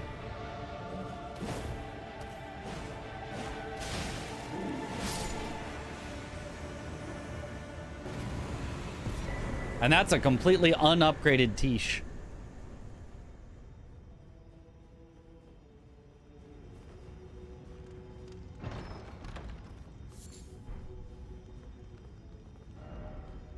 All right. Let's see if we can upgrade her.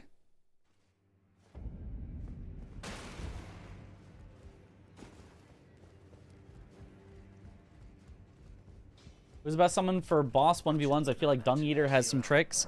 The general wisdom is Tish, Mimic Tier, maybe Dean just because he buffs you, and like if you're doing most of the damage, then just getting buffed is pretty huge. I'm still looking. I don't believe if I do. I suppose I'll ask. Certainly, I know I can tell.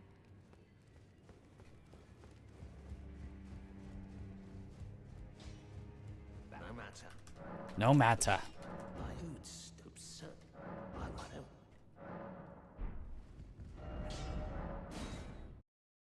Let's never return there. Shield boys are good too. They can be depending on the boss. I wouldn't say they're general purpose good, but I think for some bosses they are. Over 100 already, yep. Tish. 1, 2, 3. We need a Ghost 4. Ghost 4 is what we're looking for. You don't happen to sell a Ghost 4, do you?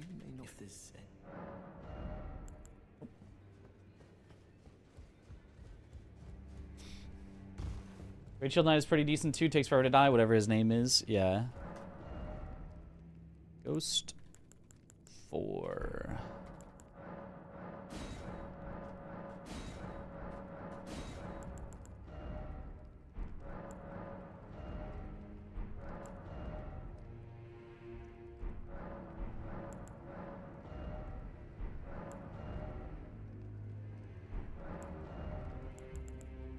Ghost 1.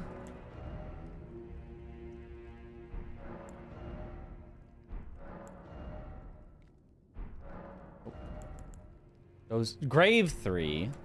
Did I miss any from previous? I have such a hard time seeing them. My eyes usually just skip over them.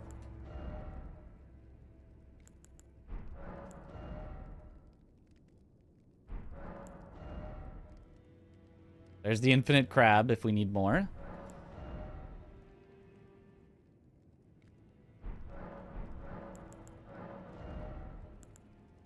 Grave 1.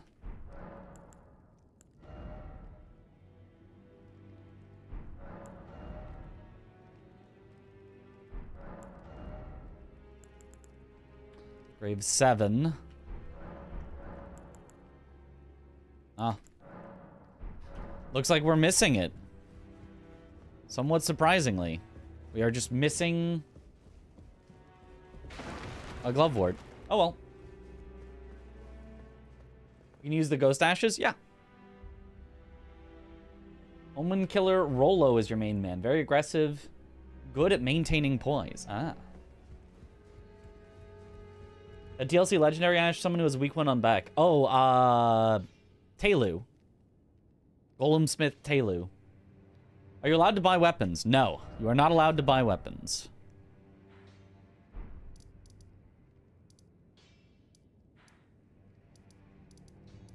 Okay, so now for getting there, I guess...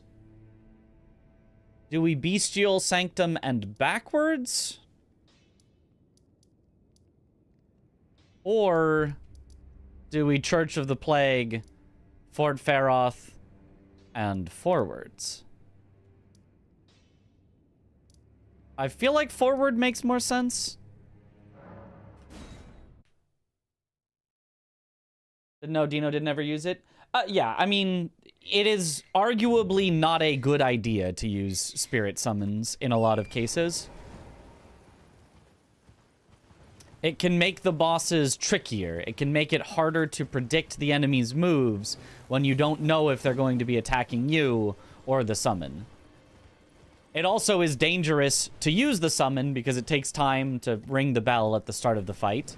That can get you just hit and in a bad position. So, very often players, especially players that are very confident in their 1v1, will just not summon because it just is a little more controlled.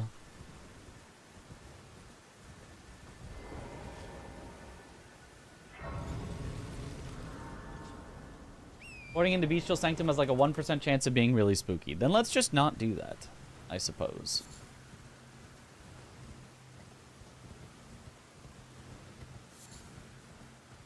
Like skellies that respawn so you can get later safe heals. Yeah, I do like them as well. I do think, though, even with the respawning, there's a good chance they just kind of end up dying.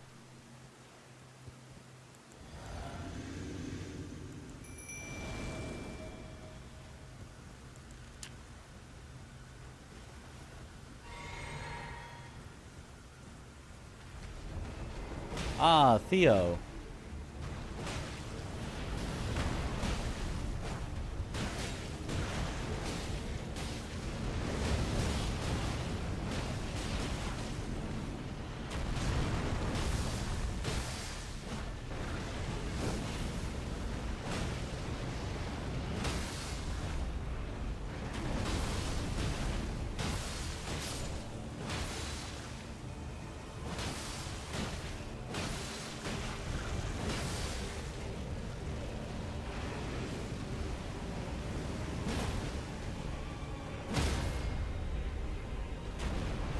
I don't think I can get to its head in all this lava, so...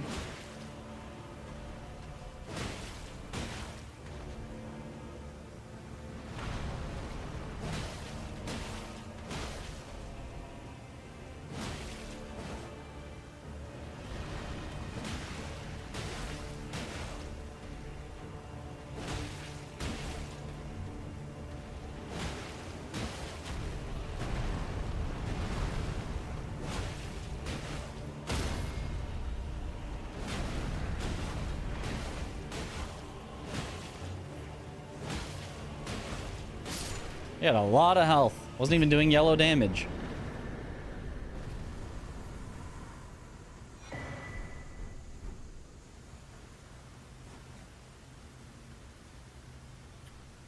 I guess I'll go Catacomb first.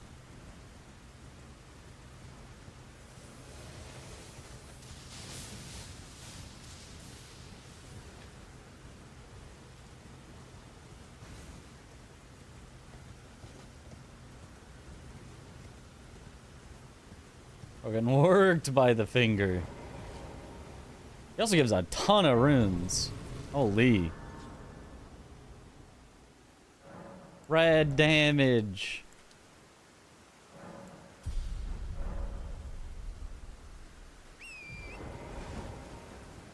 This is the direction to the cave. Yeah, cave or catacomb or something.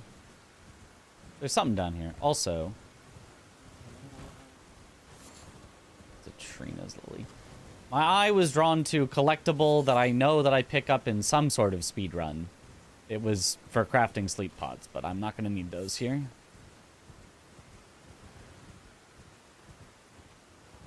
It is, in fact, a cave. Is this the one that's Patch's cave? I can never remember. She's incredibly effective, yet too stupid to not stand in lava. Well, all she has to do is do one of her moves one time, and I'm happy that, you know, she did what she did. That's all I need, is for her to do the thing one time. Yes, this is the Patches cave, like.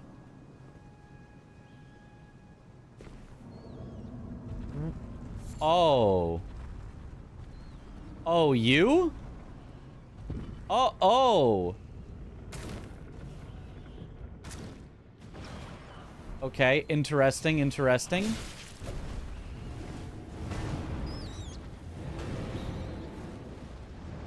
New weapon.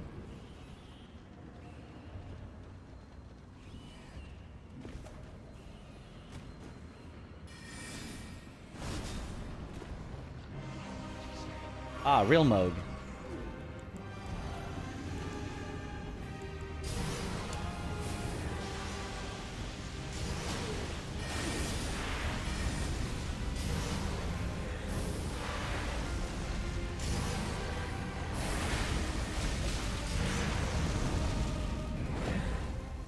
Oh, I don't like an extra enemy with my Moog.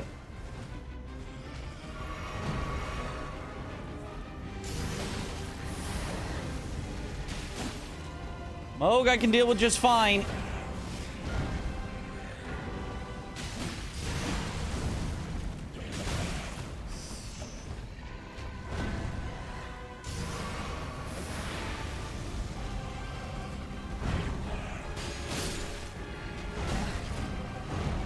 Okay. Should be fine from here.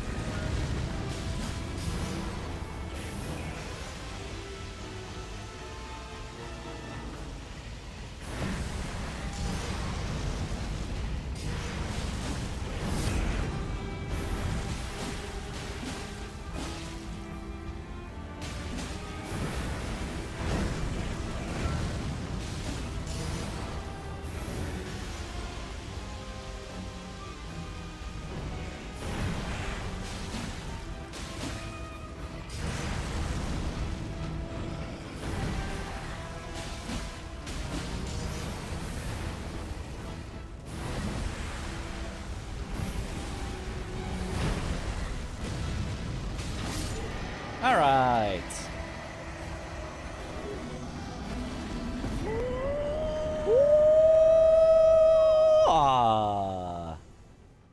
That took so long. This weapon is so trash. Holy, that was so long. All right, but we got there. Got there in the end.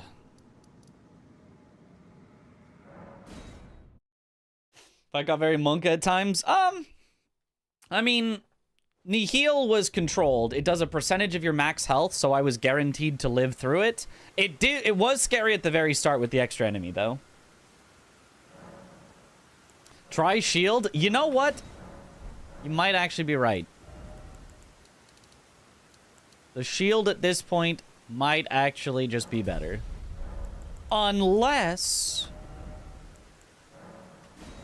I make it cold. Then maybe the cold will outdo it.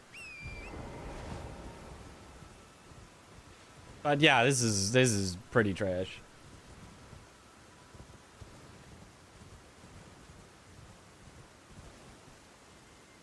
How close you got to getting blood lost, and if it happened at a bad time, yeah, maybe. I don't know. He wasn't hitting that hard with his actual attacks. I felt pretty safe for the most part. The cold never bothered me anyway. Cooling shields are kind of cool. Yeah, I've never really used them, though.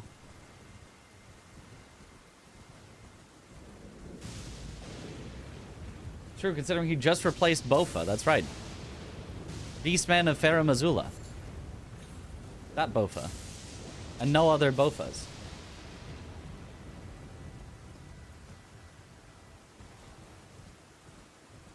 What's Bofa? I just told you. Beastman of Farah Mazula.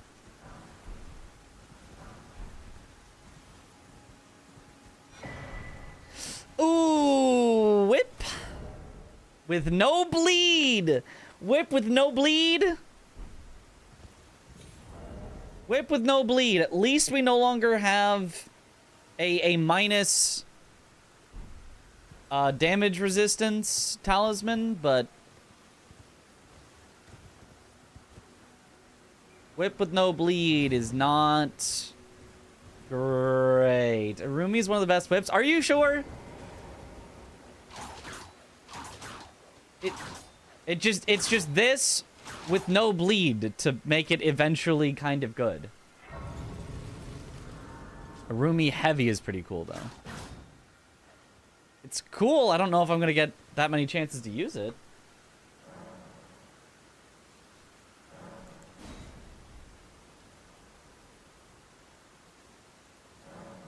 Charge heavy into light attack. Just... I mean, I guess? Is that... That's not Fia's champs. That's Rakshasa? I mean, I guess I can run away if I need to, but I have low expectations for this. Any Ash of War? It doesn't have an Ash of War. I can make it... Oh, I can make it Frost. I can make it Frost, I think.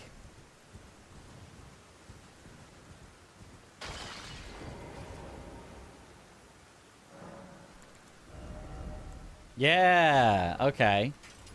Now at least it's a cold Arumi. That'll at least do something.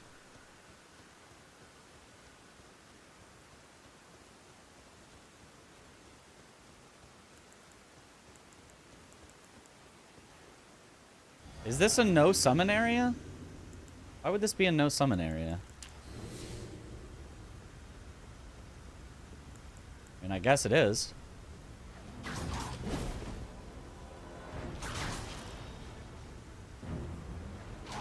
Like, yeah, just look at that damage. That lack of damage, I guess I should say.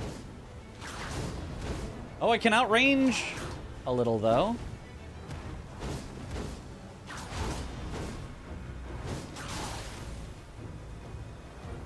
Okay, this'll work. This'll work.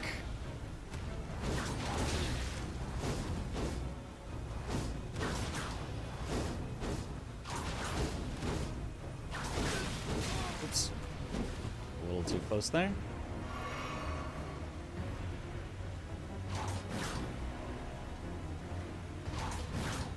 Aha, we've reached your least range. Oh! Oh, the jump attack. Oh, God. Yeah, hate the jump attack into immediate weed cutter.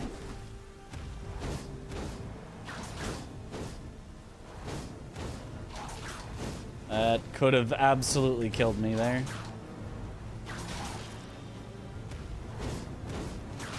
I do not want to have my back to the...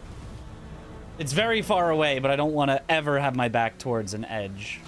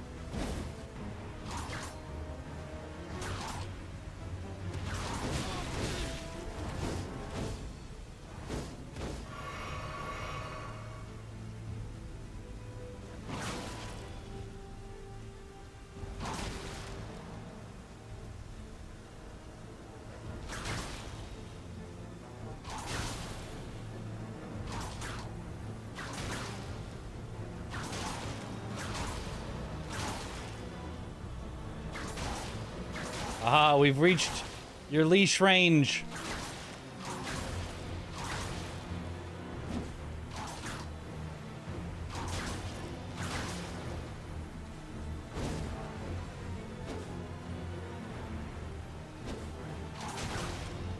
Somehow this damage is theoretically yellow.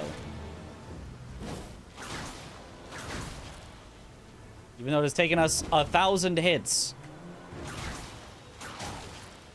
Not yellow anymore. It's yellow while she's frosted.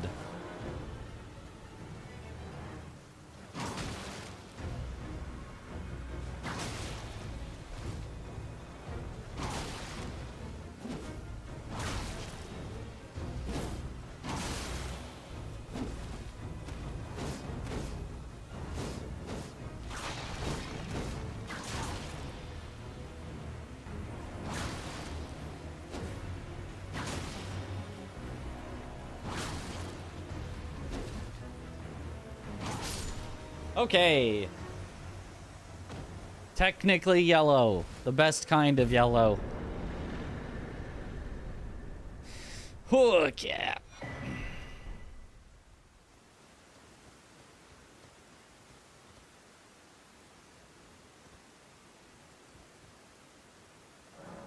Isn't a bad weapon for her. Lol, rare whip W. I mean, did you see how long that took? Like, yeah, we were able to outrange her, but like, that took a year.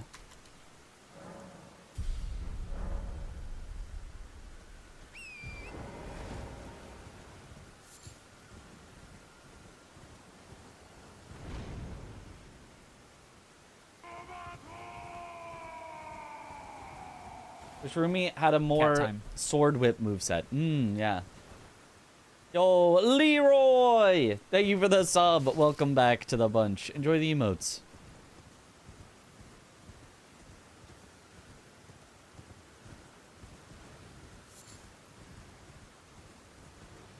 Futurama reference. Yep.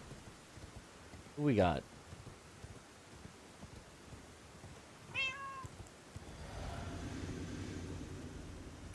Is that like a Black Knife Assassin? Looks like a Black Knife Assassin.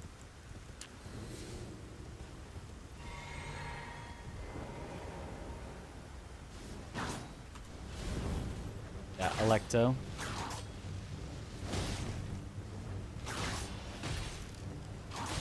Black Knife on Black Knife crime.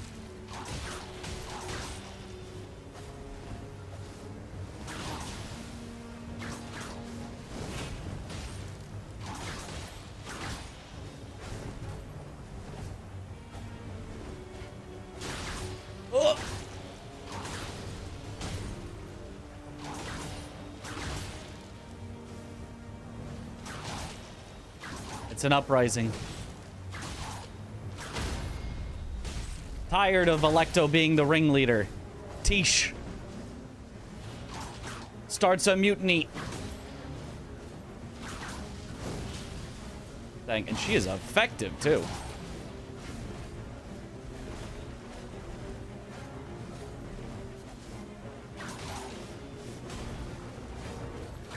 Oh, right, you can't backstab with whips.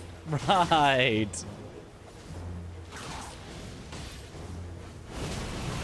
Ow, ow. I never know how to possibly get away from that.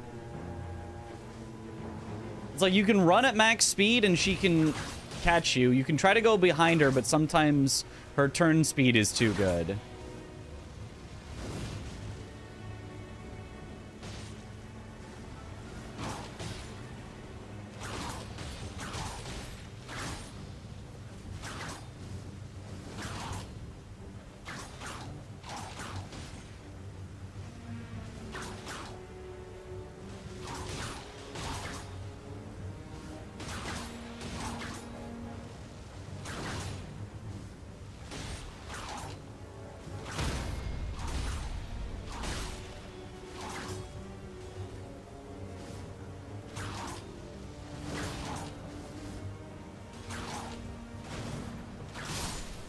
All right.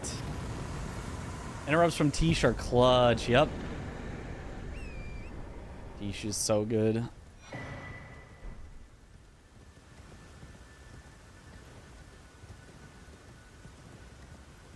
Convinced that dueling shield is better? Yeah. Yeah, it almost certainly is. I just don't know how to use it. I just haven't, like, used it before like that.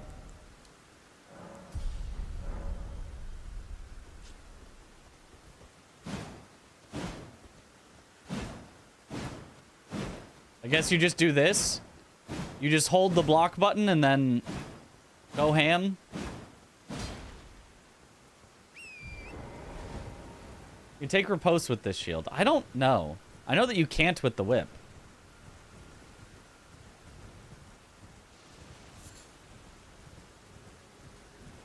Full-grown Falling Star Beast in a high-scaled area.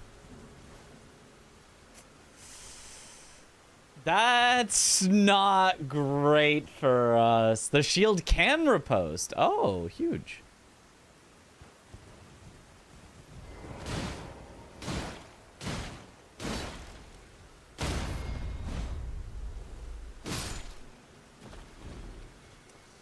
Oh boy, in a slope of memes, yeah. Oh boy, oh boy, oh boy. This is gonna be awesome.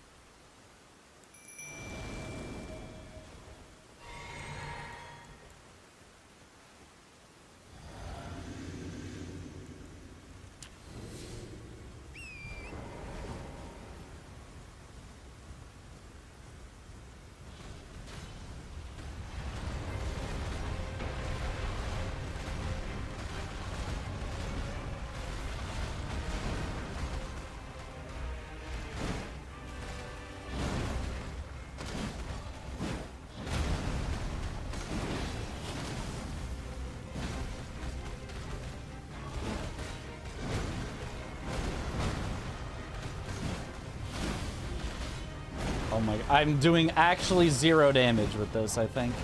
Tish, luckily, is hard carrying, but...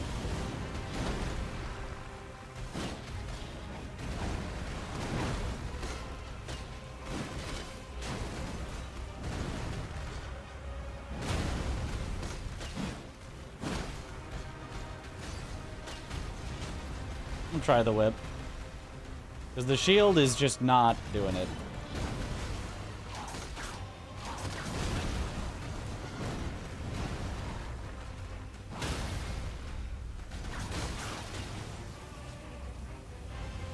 But I will take the riposte.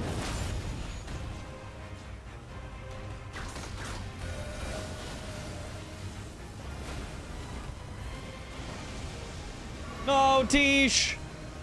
You did a great job, though, Tish. Very admirable. Oh.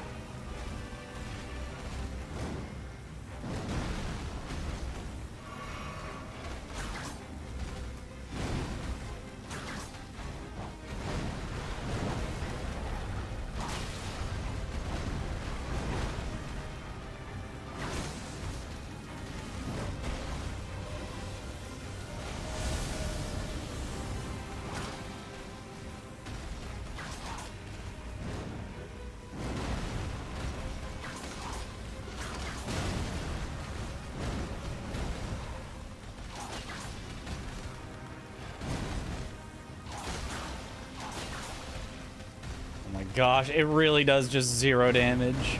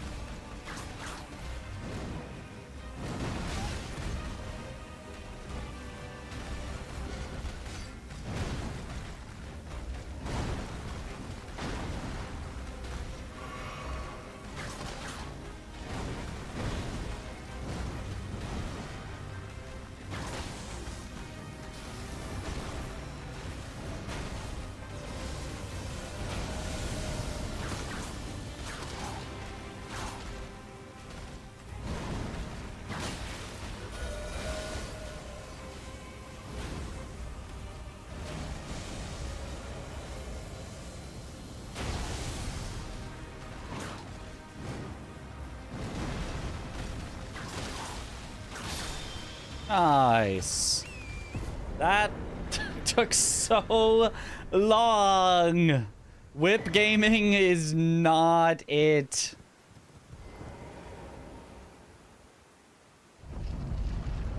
Is weapon not upgraded? It's maxed out. It's a plus 25 weapon. It's just a whip. And whips just don't do damage. It's so bad. Do summons ever make you lose focus since the fight is less intense when they're up? No. I would say, if anything, the fights are arguably more intense when they're up. Because I have to pay more attention to whether the boss is targeting me or the summon.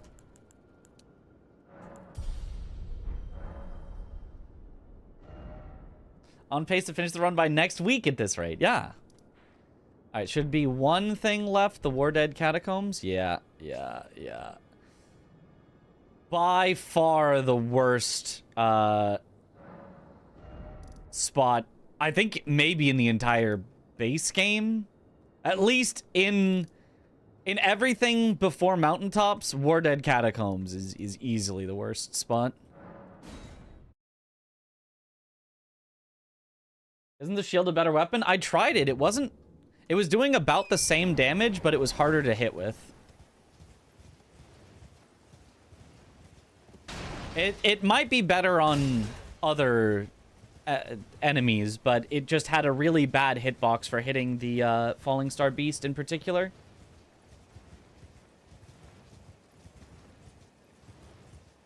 Are they going to fight each other in the catacombs? Sometimes they do, sometimes they don't. The randomizer is weird like that. There's also a guard counter weapon, which you can't do very effectively on Falling Star Beast. We figured that out in our guard counter only randomizer run that we did with Zoodle and Tom. That it was one of the slower ones to guard counter kill. I'm still number 10, yep.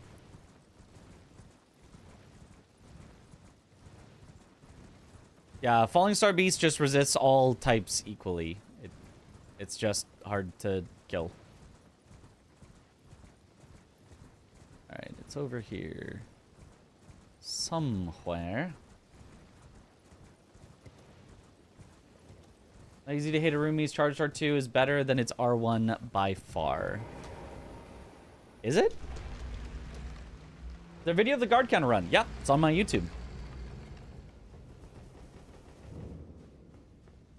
If you went into the VODs, you'd have to go a while back, but it's there. Or we made a fully edited video out of it.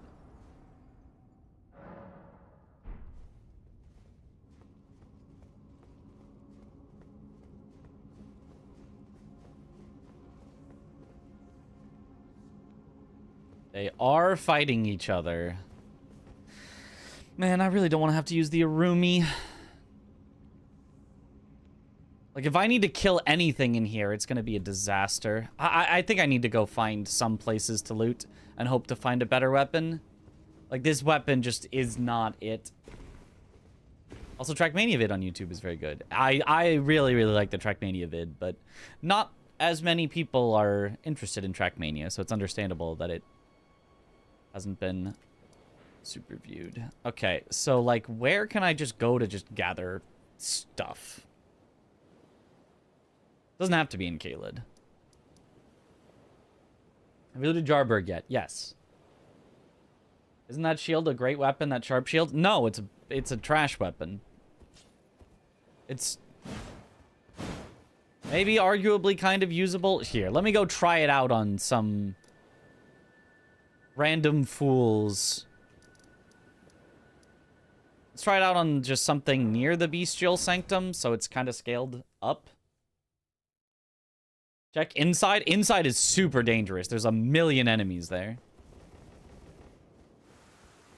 Whip is fantastic in PvP. Well, this is not PvP. Even against Rakshasa, who's a facsimile of PvP, it was ridiculously slow.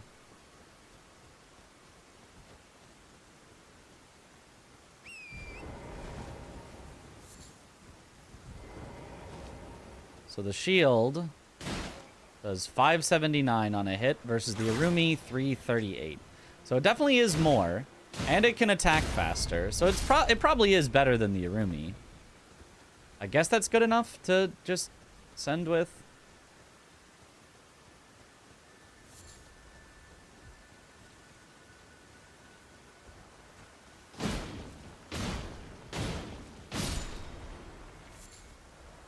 Yeah, I guess that's fine. I'm still so... R2 is nice for poise. Most R2s are.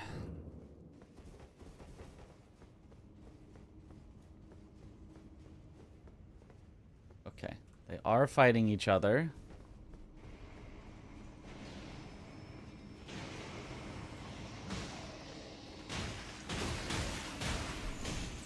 Ghost 4! I think that's exactly what we needed for Tish.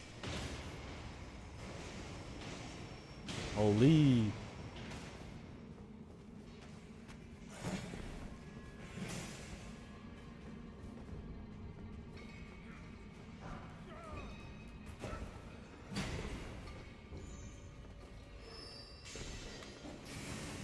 And then I believe it's out here, yes. Is it immediately out here? Yes.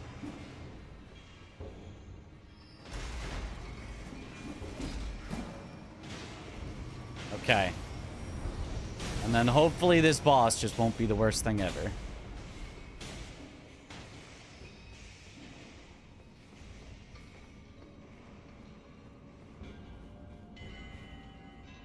Any wet blade to make shield bleed or frost? I don't think I do.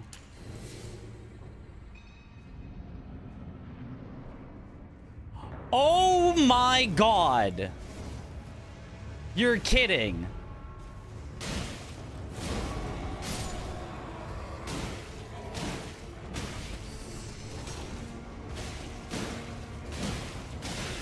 Oh, what a bad boss to get. in a high-scaled area with no damage.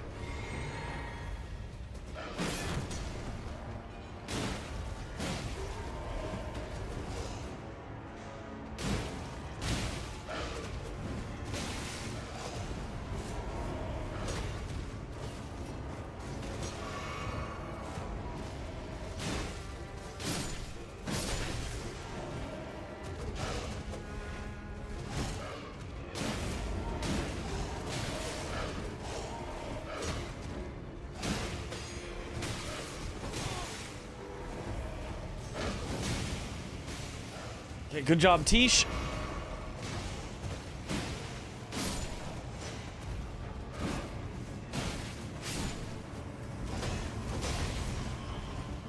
No, Tish is down. Frick.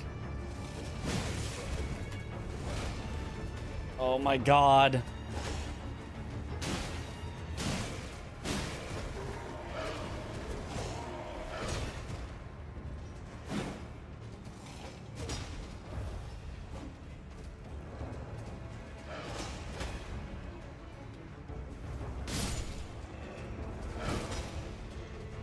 At least we have a really large arena for them, which is super nice.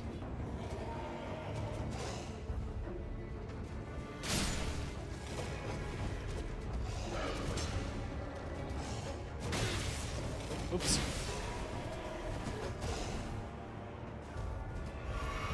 Good luck, Nick.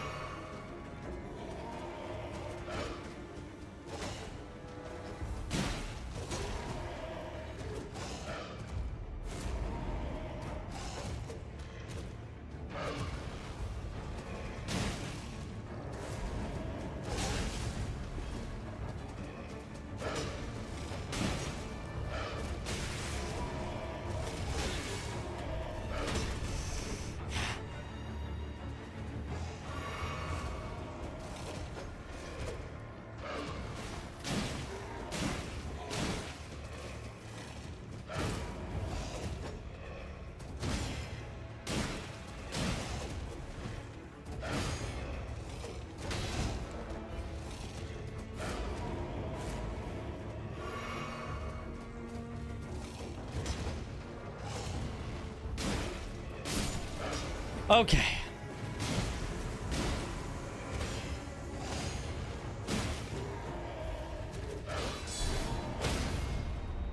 There we go. Whew. Ah. Hydrate. I did not like that, but we made it through. Thank you for the hydrate. Okay, and that is the end of Grail's Dragon Barrow, a very high-scaled area. On to Mount Gelmir, probably. Does Whip have Hoarfrost Stomp? It does, yes. Oh, I could have just literally used it as Hoarfrost Stomp. Yeah, I could have just done this. That actually probably would have been really good.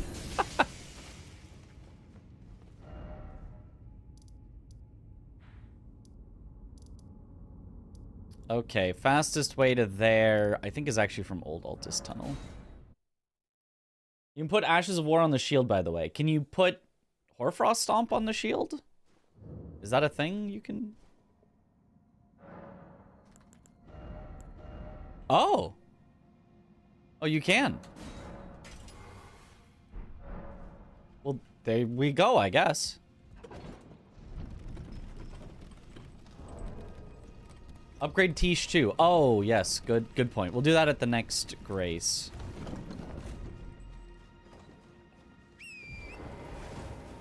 We're starting to cook. We're starting to cook a little. That was definitely one of the scarier encounters we've had so far, though.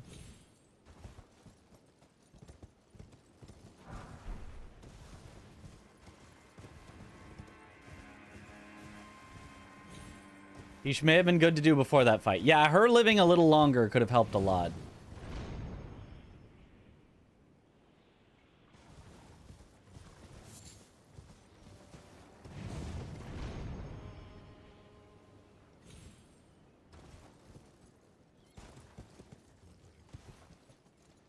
Yeah, I don't want to mess with the Blood Fiend. There is an item on that, on one of those guys down there, because it's normally one of the guys with a chest.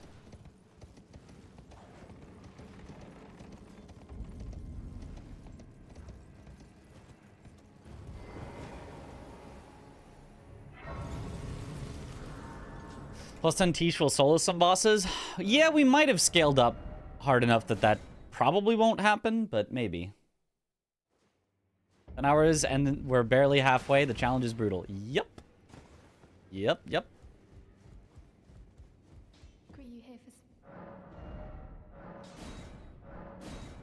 Now we need a ghost 6. So we still... We got her a bit more upgraded, but we are still... There's something you should know. A little while ago, someone started lurking. I can hear the howl. A pleth can't even, not even the... You should keep your... I know you... Yeah, whatever. We'll be fine.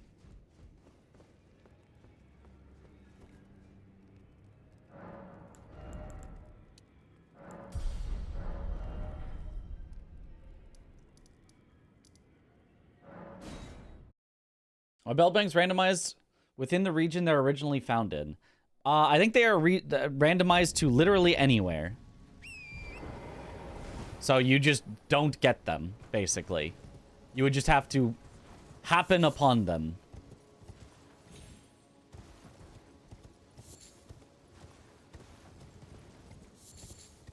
Frederica had 0 drip. Shame. Big shame. I do not really remember how to navigate Mount Gelmir very well.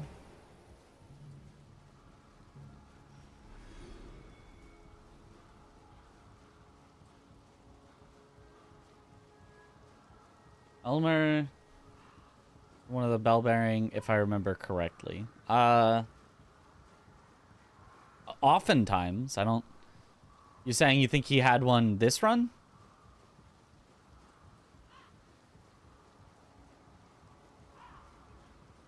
Just climb, yeah.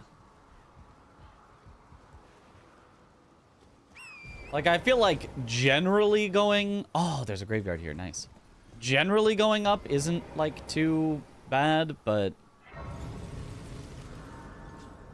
It's like remembering, wait, here there's a turnoff to go to this cave type stuff.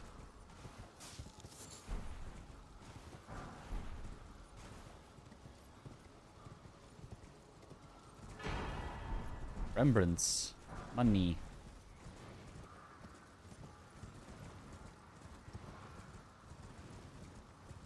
What a thrill.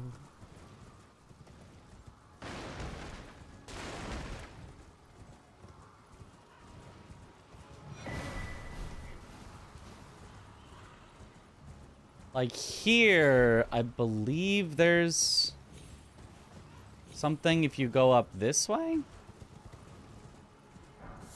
Whereas normally I would go like across to just continue up. Oh. Yes, there is. Hey, we got a new weapon. Celebrant's Rib Rake. That is a spear. I think it's probably terrible.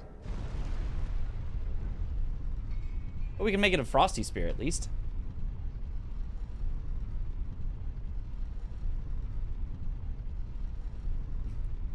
I'm a Metal Gear Solid fan. Sorry, I'll always mess it up. No worries. Impaler's Catacomb as bad as War Dead IMO? It's just that Impaler's is scaled low, so like, yeah. You're probably right, but at least it's not like scaled high, whereas War Dead is like bad and also scaled super high. So now we'll make this one frosty. Oh, Sacred Ring of Light. Interesting.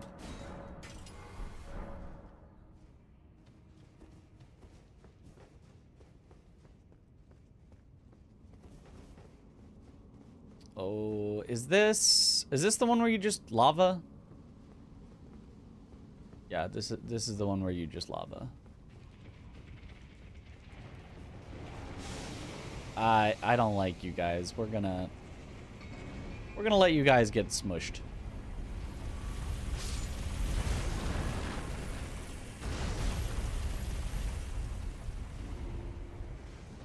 You know, one more time. One more time for good measure. Get squished.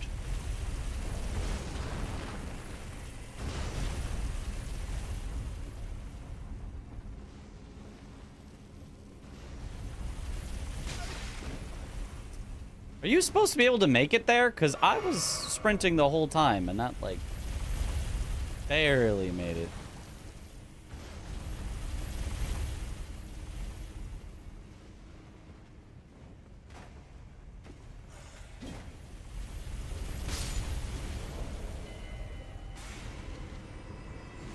Oh, and now it goes all the way down. Okay.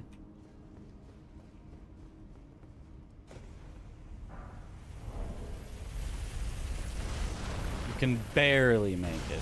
Okay.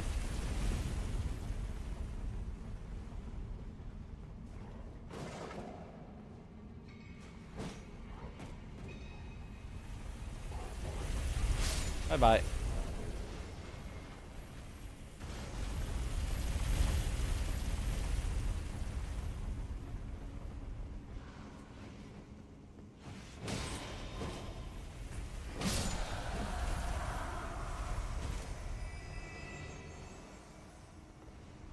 I think this one you go when it's up.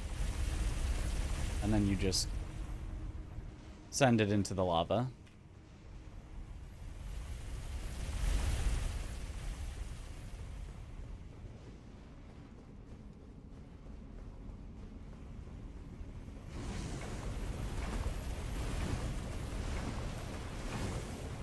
Yeah, that works.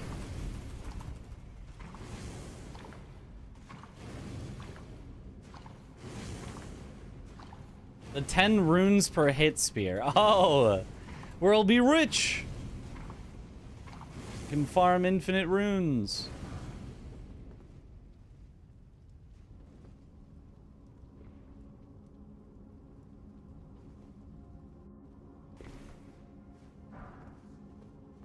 Grave 6. I need Ghost 6.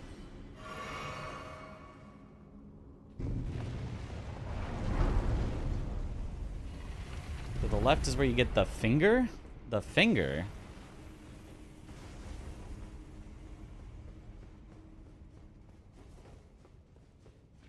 The ringed finger?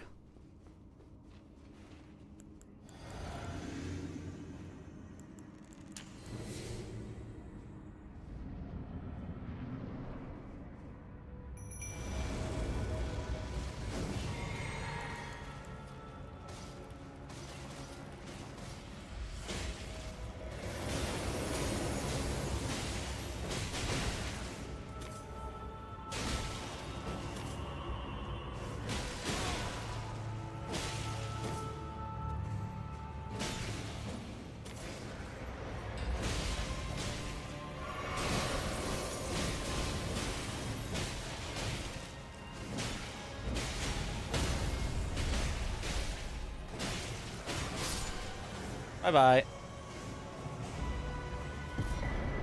Use what you get mean you are literally forced to equip and use whatever thing you find on your way. Yep, that's exactly what it means. So all of this is just the most recent stuff I have picked up. So I picked up a navy hood, and my character has immediately equipped it. It is now on my character. I had no choice in the matter.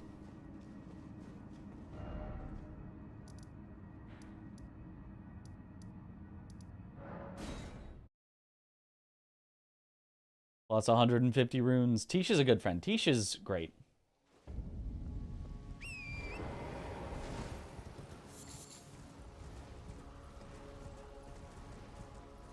Ghost is used on legendary ashes. Ghost is used on, like, named ashes. Like, named characters that you are... That it's, like, their ghost, specifically.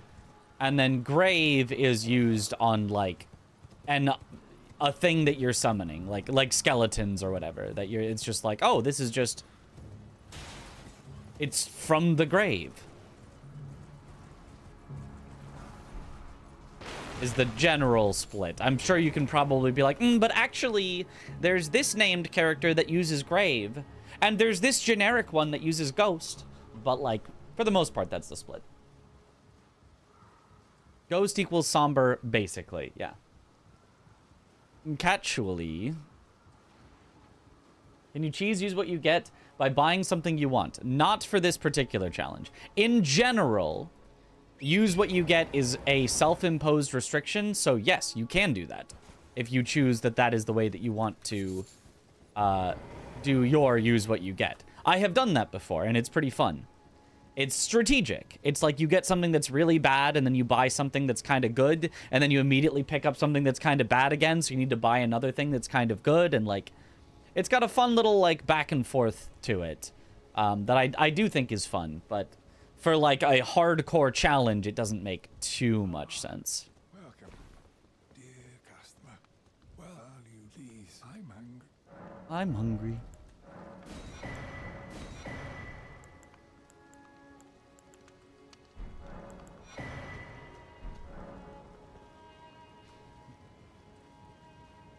Smithing weapons are better, unlike grave. Smithing weapons aren't always better.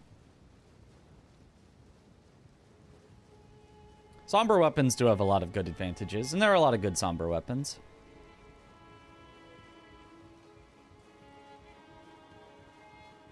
But the customizability of smithing is nice. Best weapons are usually somber. I wouldn't say that either. I would say there is a great mix of both smithing and somber for great weapons. For example, all three great katanas are incredible weapons. 2 are somber, 1 is smithing. And all 3 are, like, very, very usably incredible.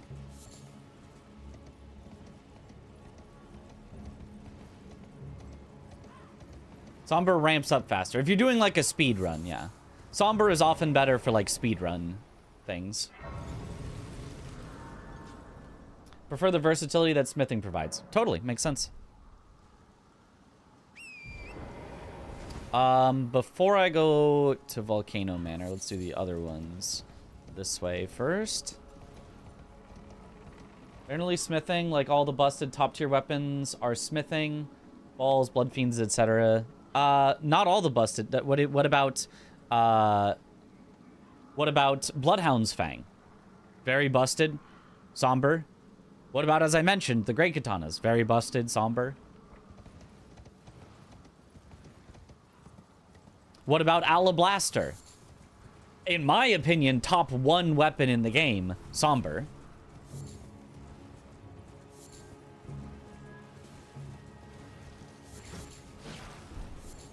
It is just a straight, like, is it not? It is this way. There we go. It is just a straight, like, 50-50, I think, at the top level of half are somber, half are non-somber. Alablaster's really above Bloodhound Fang for you. Oh, yeah. Oh, yeah. Like, Alablaster, if it had a status, would, I think, be undisputed top 1 by a lot. No question. Not even anything else would come close to Alablaster if it had a status.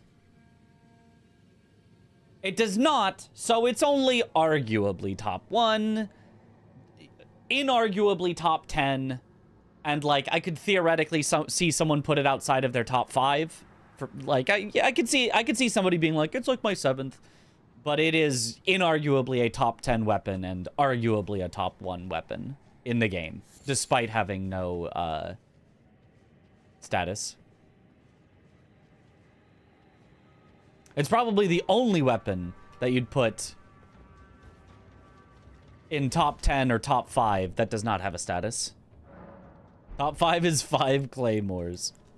Or I should say that can't have a status, because obviously Iron Balls could be like a top 5 and doesn't have a status naturally, but you can make it have a status, so. Alabaster Lord Sword, yes.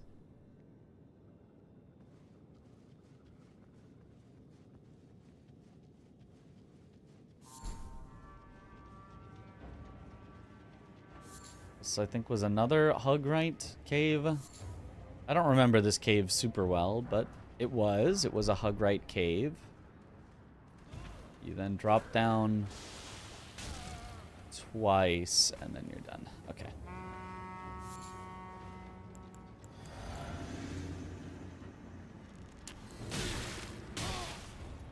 Let me in. Thank you. Ooh.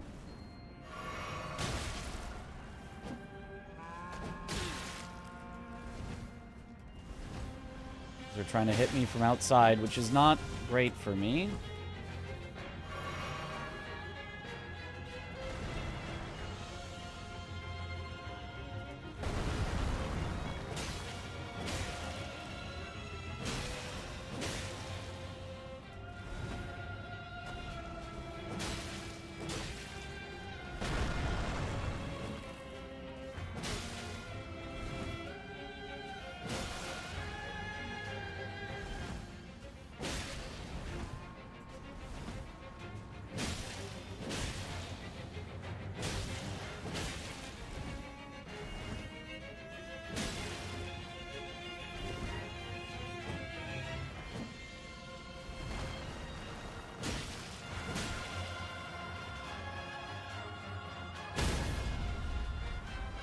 I expected that from you.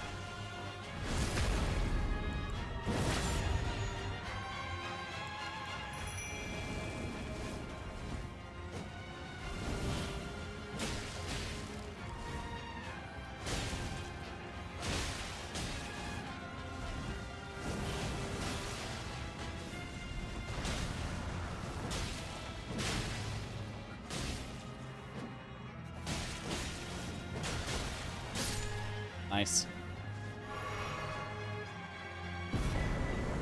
I mean, you guys gotta admit that was kind of nice.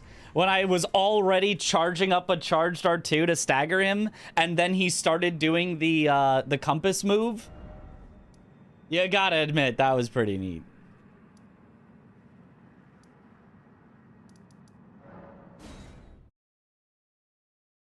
Clean. Hate the weapon though? Not a fan of this weapon, but it's what we have been. Use what you getted. Deesh gets immediately blasted back, yeah. Deesh on a little bit of a struggle bus with living. Have we pulled out a blaster yet? I don't remember seeing it, so I'm gonna say no. Oh.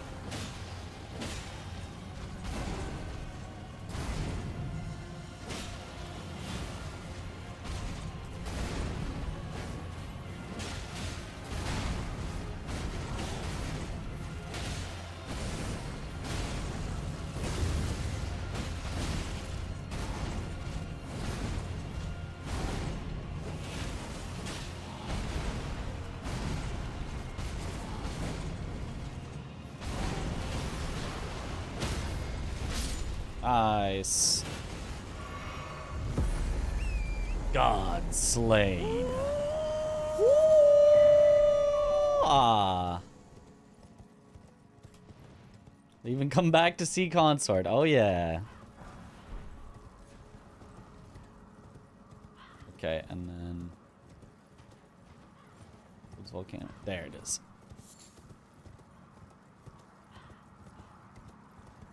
Hydrate. Okay, we just got Frozen Needle. I'll take it. Thank you for the hydrate.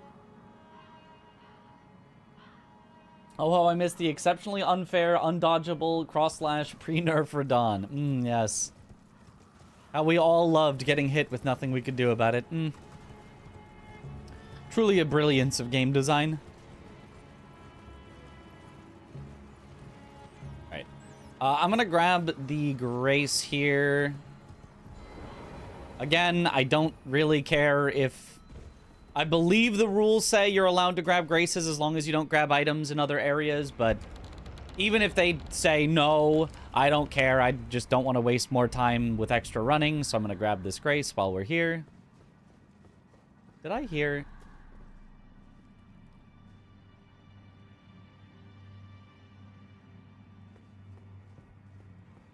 Did you guys hear what I heard?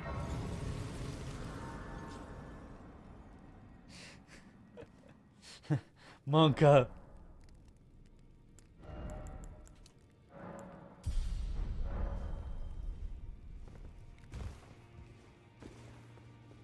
They're in the walls.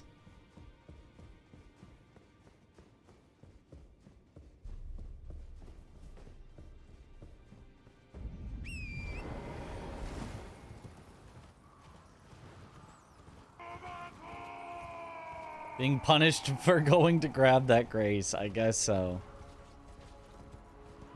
Percent raw input percent. Percent raw input percent.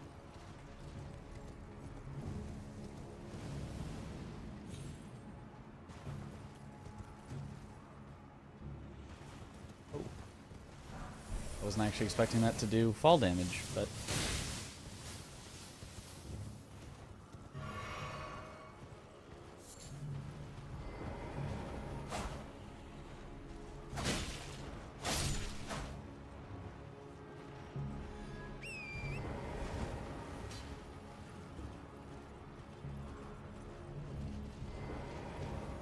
Frozen Needle R2 is cool. That had performed so poorly otherwise. Well, I mean, I think its R2 is one of its weaker aspects. It's cool, but look at how long that takes. And I think the damage of it isn't, like... It doesn't do charged R2 levels of damage. So I think its charged R2 is kind of its weakest part. I think its R1s are actually fine. I'm not going to be like, dang, it's such a good... But it's like, I think it performs fine. For how fast it can get R1s out, I feel like they're fine.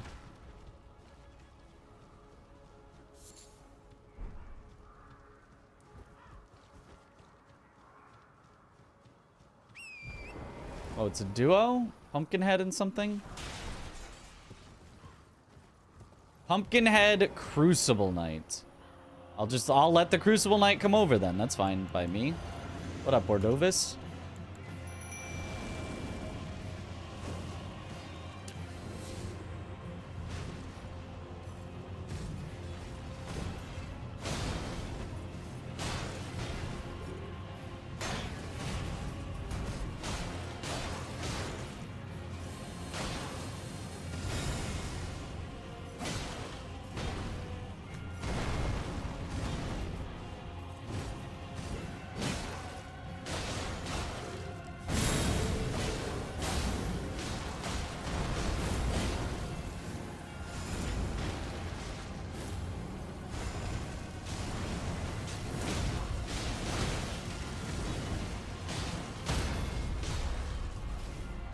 Like, see, Frozen Needle, I feel like is doing just fine. Then there was the entire charged R2 for the projectile. It did as much as, like, one R1.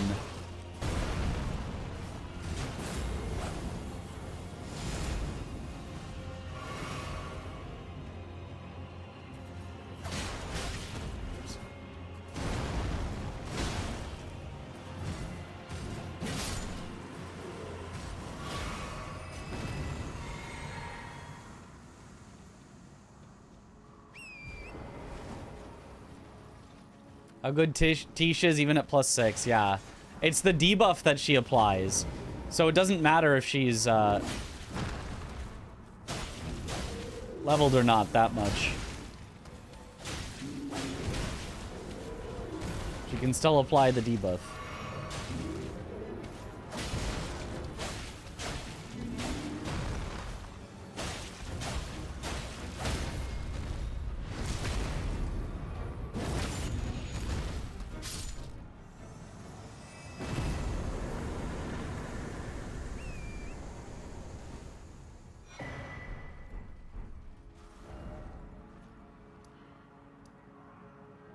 Okay, so now...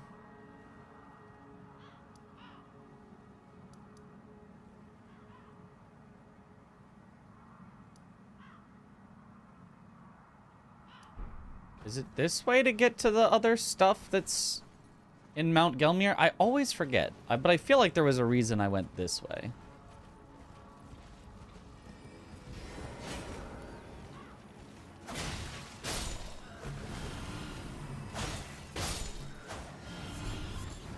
Oh, rat. No, my frozen needle! I actually kind of like that weapon.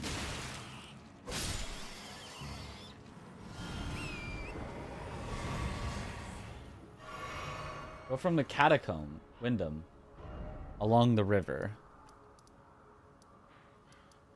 Oh, you're right. Yeah. Along the river, it's here. Yeah. Wyndham around. Yeah. You're right. Right. I found the Mimic tier boss on this run. I don't think we have found either of them yet. It does have Square Off, which is really nice. Would I rather have Square Off, or would I rather have it be just Frost? That is the question. Ooh. Oh, wait. What if we actually do Flame Spear? Flame Spear is actually really good. You can just keep it standard. Because it adds a flame effect. It's like having flame grease on it. I think Flame Spear is actually the play.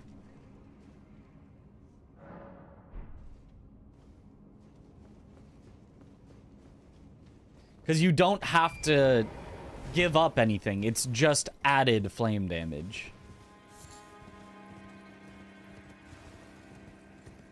Fire damage also a banger. It's versus some things, it definitely is. Yeah, actually, and the only things flame damage is like really weak to is like Moog and Mesmer. That I'll beat either of them. We've already killed both Moogs as well. Is there anything else that's like super resistant to fire that could be tough?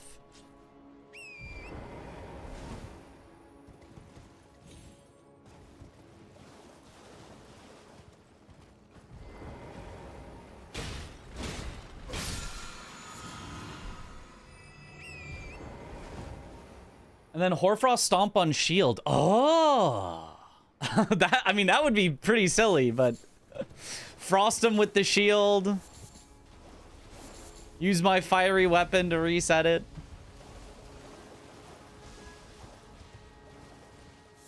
I mean, I don't think I would actually punch with the shield enough for that to be worth it, but... I could for if I need to actually Hoarfrost Stomp. If I literally just need to stomp things. But that's actually not a bad idea. Aw, Lucerne. Wait, Lucerne should also be able to Flame Spear.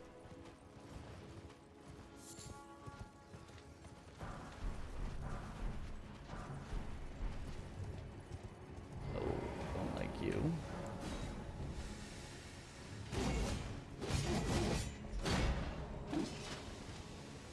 Excuse me? Excuse me?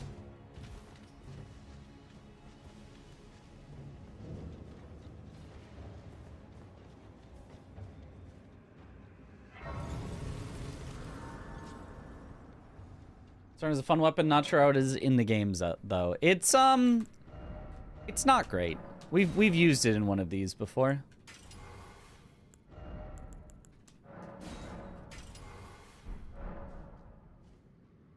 So yeah, if I actually just literally Hoarfrost Stomp till they're frosted, then Flame Spear them so that they're not frosted, then Hoarfrost Stomp that, like, it's gonna actually work. Can you sell previously owned equipment? Yes, you can. That's a great way to make money. Utterly adore Lucerne. That's your favorite? That's your favorite? I feel like it's so, like, stock standard. Not that I, like, dislike it, but I don't have anything to love about it. Favorite of yours in every Souls game? Ah. Does Tiche Flame count as fire? I believe... No, it counts as holy. Black knives count as holy.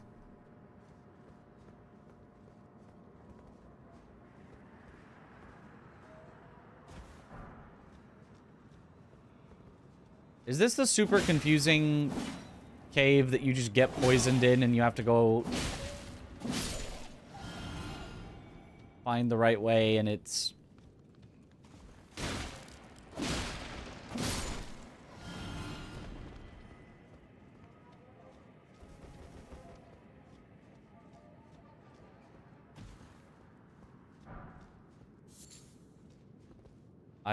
I think it is. I can see the poisonous glow.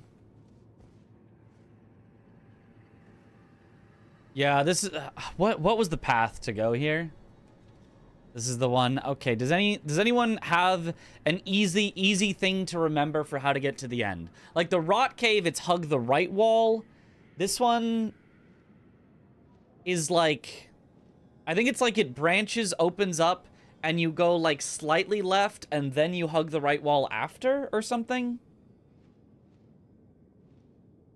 Because this one is really annoying. A vague idea of the way, but I will not confuse you by trying to describe it. Yeah, that's very fair. Charizard 2 just domes people. I do like that it's not a spin. That it's a slam them on the head. Like Golden Halberd. I like halberds and spears and whatnot that have one big hit instead of the double spin. I'll remember that you need to go left in the first part. That's probably good enough to get me through, I think.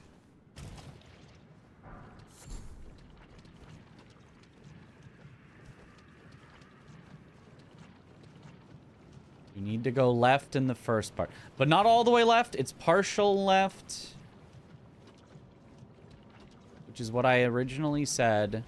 And then I believe it's hug right.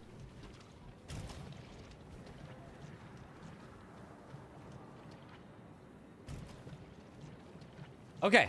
It was exactly what I said. Partial left, then hug right. Okay. Do I have an anti-poison? Only one of them. I don't know if I will need it again. This isn't that scary of a cave, so I think I save it.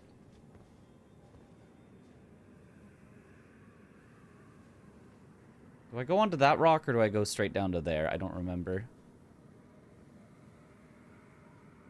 It feels like straight down to there will make me take fall damage, so I think it's this first, which is like the tiniest little spot to stand.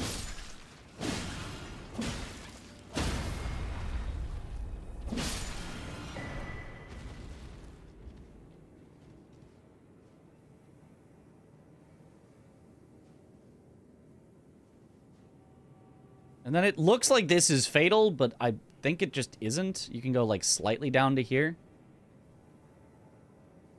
Regular poison's barely a threat in this game anyway. Yeah. It still kind of makes me want to wait it out, but you should be fine.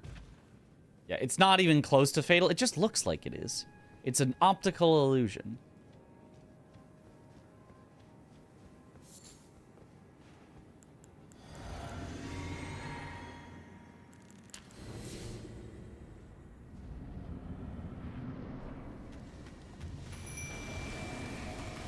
Oh, it's the tough cemetery shade.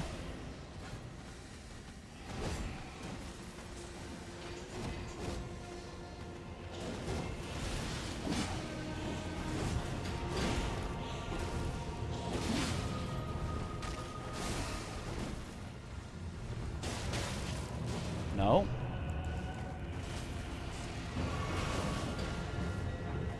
Let's just take out the skeletons, I suppose. Maybe I shouldn't. I don't know how to properly navigate this cluster of a fight. I guess just hit it.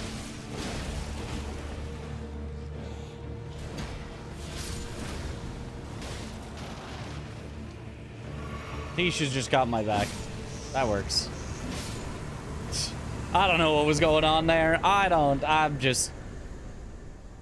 don't know. I don't know what was happening. I don't know. Tish carries.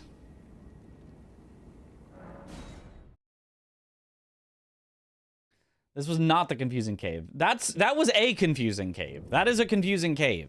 If I did not remember that exact way to go, it is very easy to get completely turned around in that cave. That might not be the most confusing cave, but that's definitely one of them.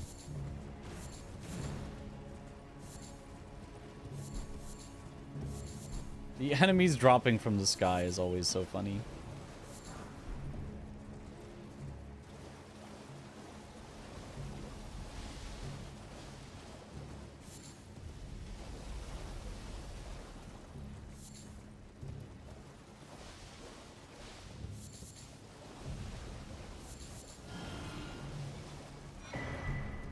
Rakshasa helm, more damage done. Neat.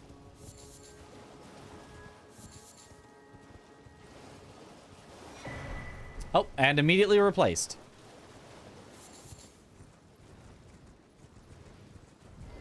Oh, yep, and the shield gone. So sad. Winged sword insignia is cool.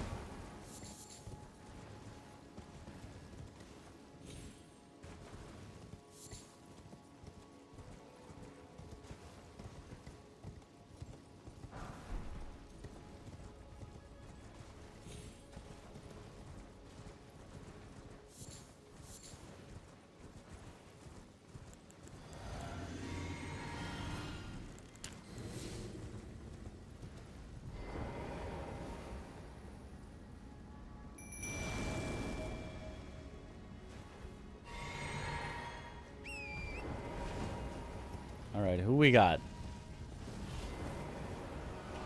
Oh! Time for some assassin on assassin violence again.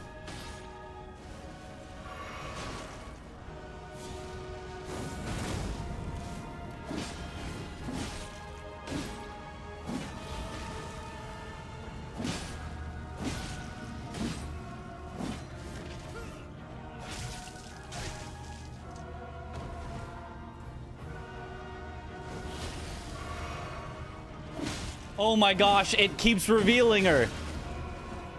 Because of the effect.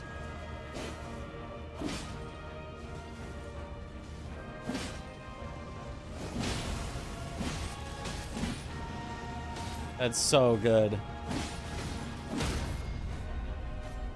Oh, yeah.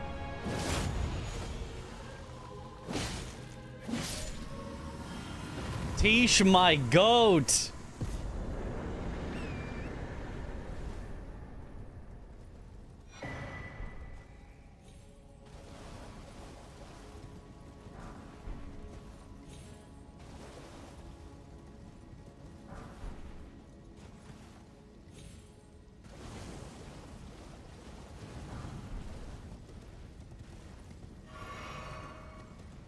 Tish the goat for real. Tish the better assassin. And now we got that one out of the way. Another potentially scary one.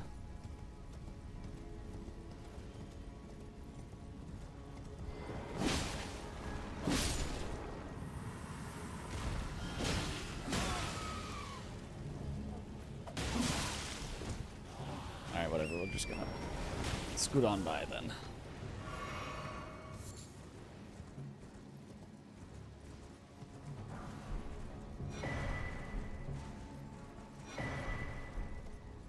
Ash of War Troll's Roar. Is that anything good?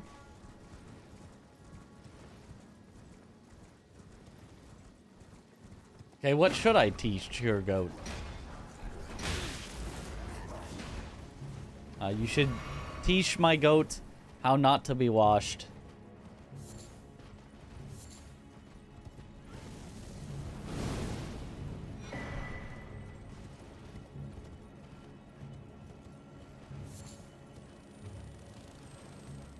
At least it's altered. Yeah, surely that'll make it lighter?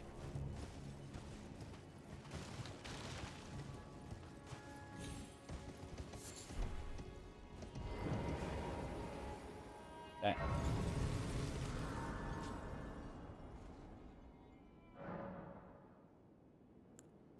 It's Aurora that the trolls do, yeah. I don't know. I don't know how well that, you know, works. Does it do a lot of damage? Does it do a lot of posture? Does it have a lot of range? You know, all the things that can separate a good Ash of War from a meh or even bad Ash of War. It all is down to the numbers.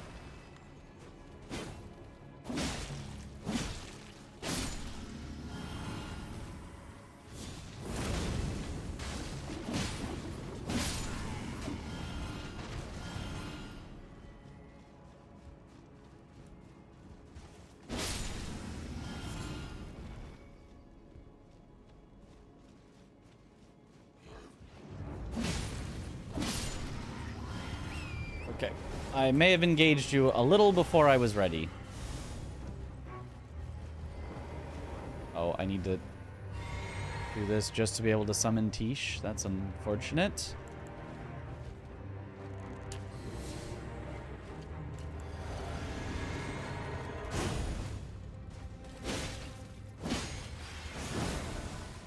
I guess I'm just not gonna get Tish on this.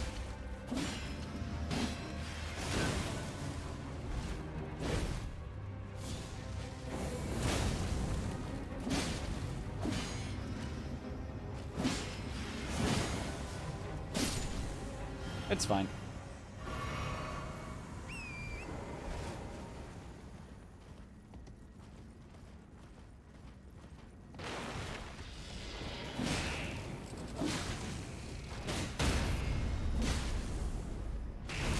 Bye-bye.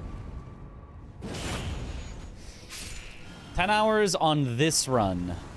Iron Greatsword. I love Iron Greatsword. Ah, big fan.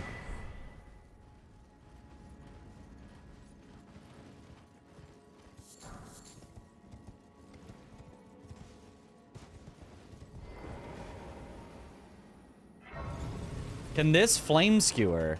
I don't know. Let's see.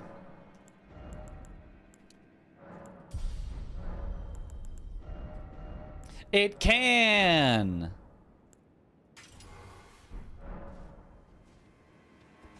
Huge. Okay, do we have anything left in Mount Gelmir? Nope, that's it for Mount Gelmir. Let me check if I have any keys for any special places yet. Rusty key, discarded palace key, carry an inverted statue, rolled medallion. So basically no. I have rolled medallion, so that does mean I can go to mountaintops, but I do not have access to Volcano Manor or Raya Lucaria yet. Better like it, otherwise it would be a not so great sword. Do you know if Where Winds Meet is good? People have basically been saying the combat is good, the combat is fun, and outside of the combat, there's things to like and things to not like. So that is the reviews that I have heard. That most people seem to say the combat is good. Apparently, Yathlin says the exploration is amazing. But there's perhaps some bloated stuff that's like, did it really need all that? Probably not.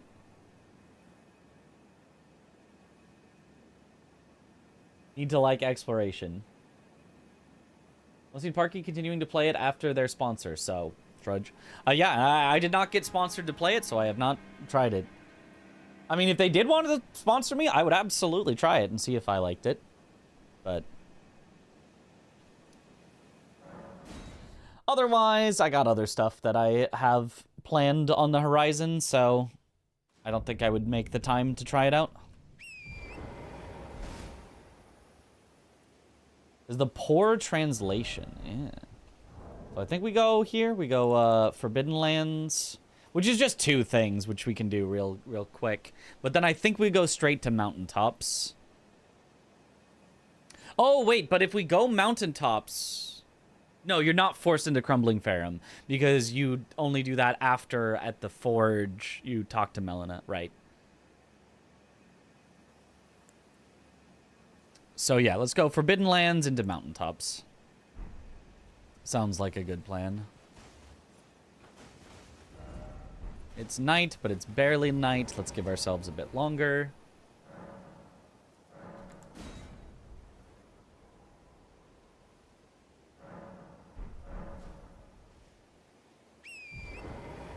Bad timing because a lot of people are in the middle of doing other projects. Yeah. It's just that time of year where it just feels like there's just 1,000 things going on. There's the French Challenge. There's the USA versus France Rando race on the 30th. Night Rain DLC is coming out. GDQ is coming up.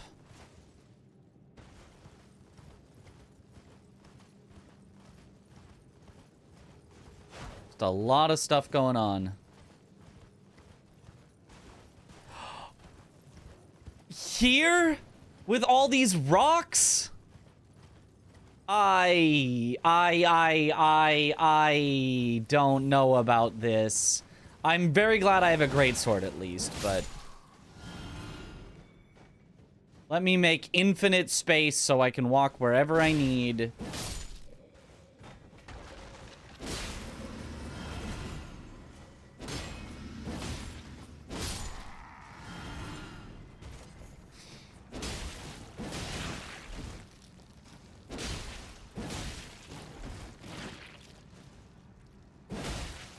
Like, I'm glad to see her here rather than, like, later, but...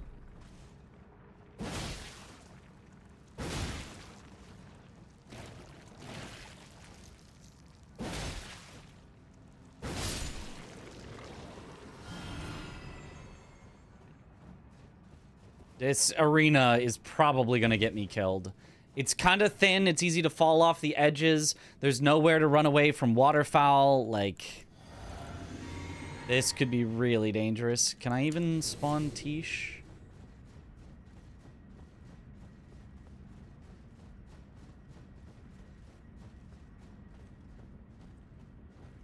I think I literally cannot spawn Tish. I don't think it'll let me.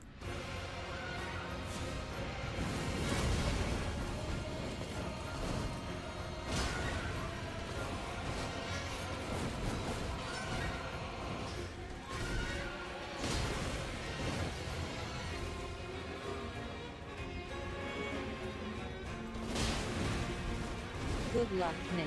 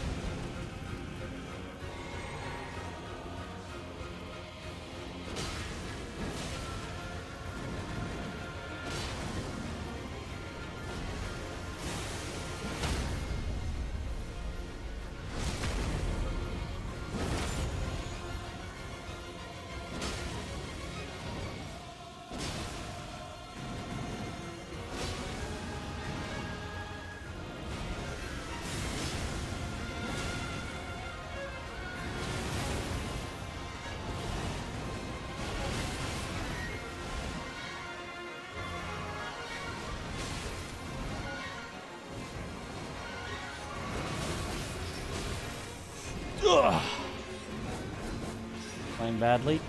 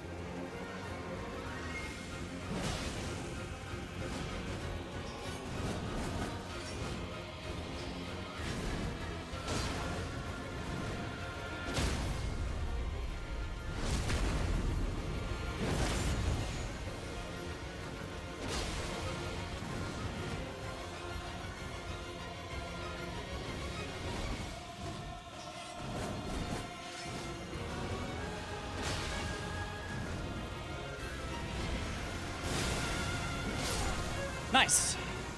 There we go. Whew. Scary area. But pretty clean, except for I freaked out a little bit at one point. Fire Scorpion is actually kind of neat right now because we are doing fire damage. There was one time where I got hit. I wasn't even that low, but I just kept trying to heal, and got hit for it over and over. And I was like, calm down, dodge your attacks, heal at a safe time. And once I got back up to full, it was like locked in. Whew, okay. What a scuffed arena to fight. Yeah, horrible arena to fight.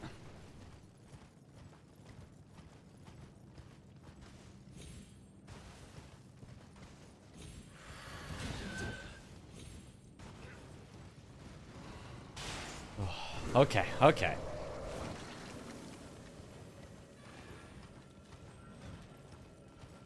was like 5 or 6 waterfalls too. Well, I figured it would be. In a randomizer like this, it's just gonna be a long fight. Yo. Onion got. Yo, thank you for the 10 gifted subs. Let's go.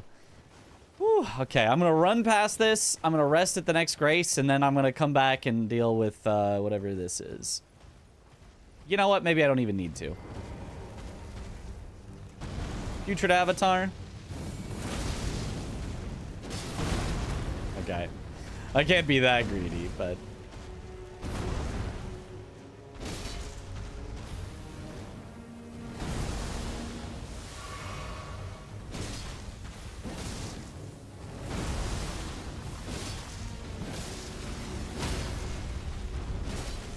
Calculated. And bop, bop, flame spear.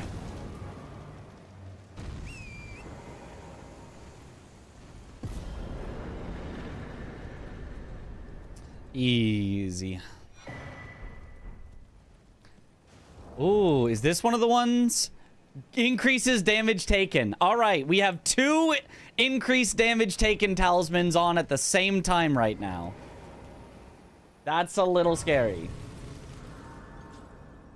It's not yet Datakar's Woe yet, though, so I don't want to waste all my key item checks right now.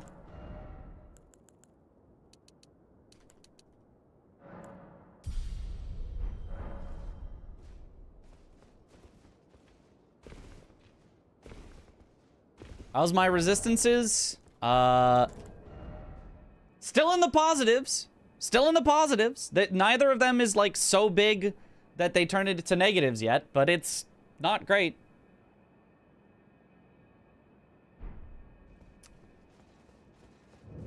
We're still fine for now, probably. But my back steps are better. All right, just to double check, we are done with Forbidden Lands. So let's head to Mountaintops.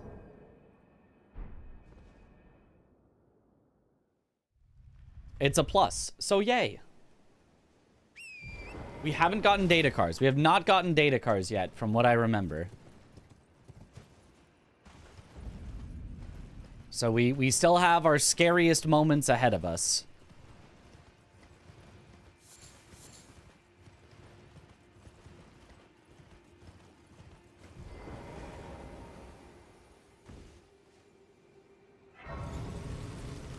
Check your talismans unless you've sold them.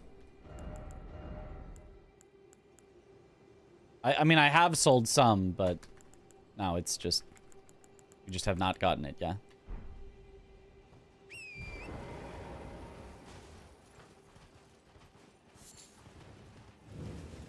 I don't think there's an actual boss in Zemor Ruins.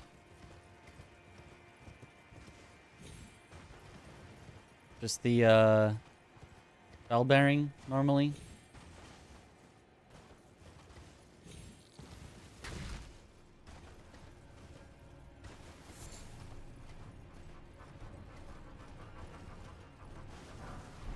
There is, however, a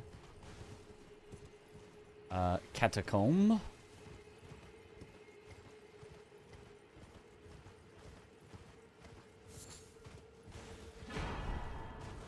Radon's lion armor. Okay.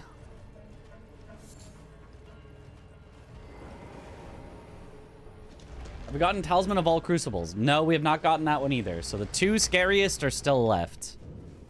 They're both still scarier than what we currently have. This is the best attempt to date. Yes. This is our best attempt yet.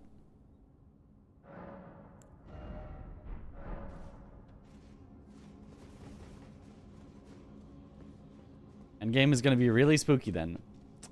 Yep, that is correct.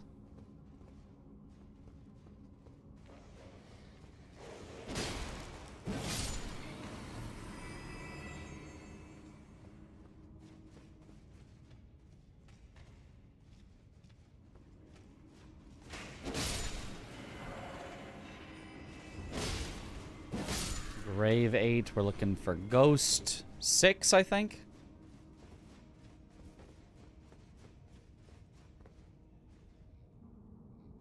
Best to date and last one, because this will be a W. That's right, that's right.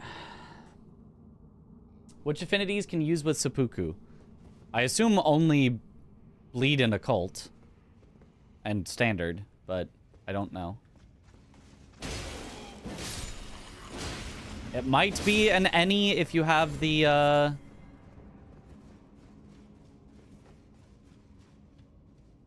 whetstones for them, but I don't know.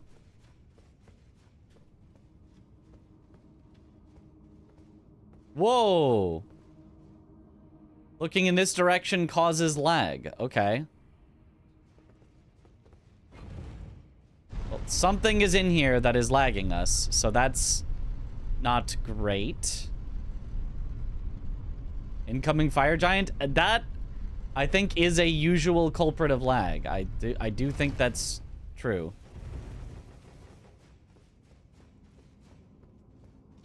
Yep, something in here. Something in here is causing lag.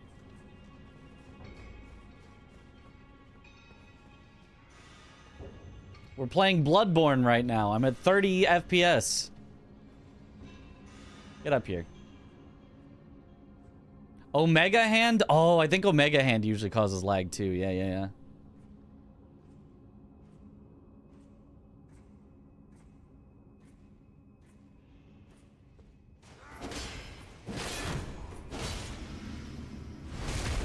Died. Bloodborne reference.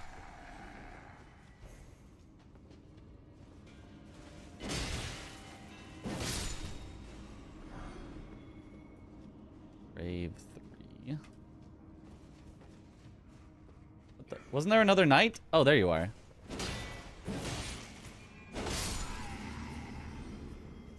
Bye.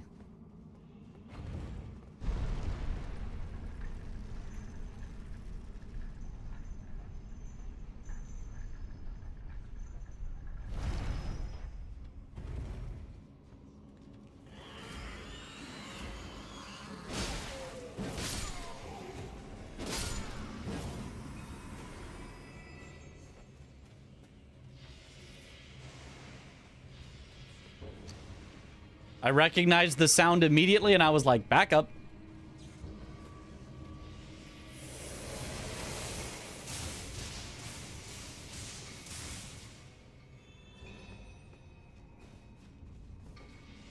Estelle or Wicker Giant. Oh, that would be pretty silly.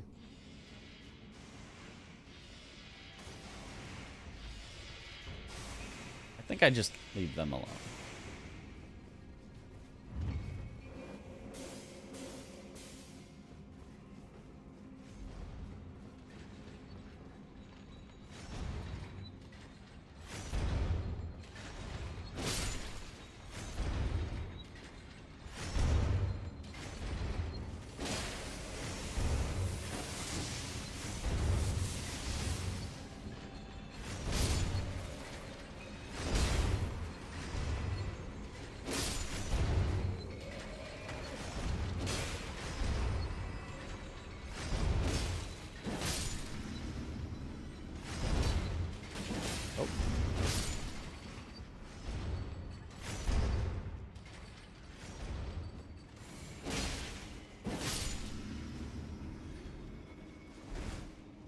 Guys can be scary because they can shotgun.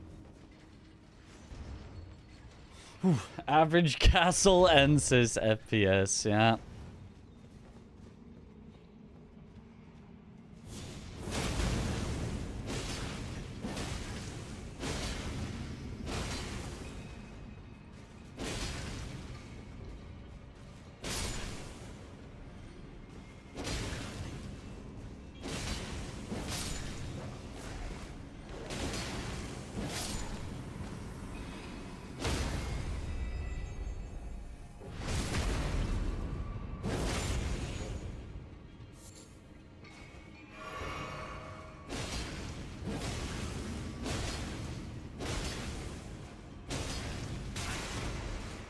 Well, that's rude.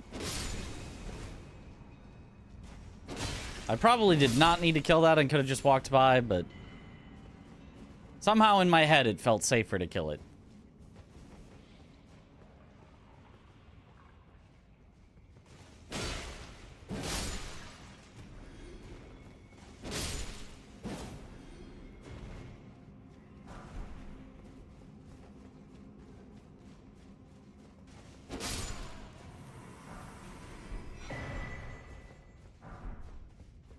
Ghost 7.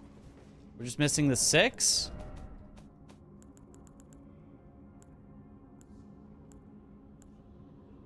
Oh, we're missing 6, 8, and 9, I think. But at least we now have the 7.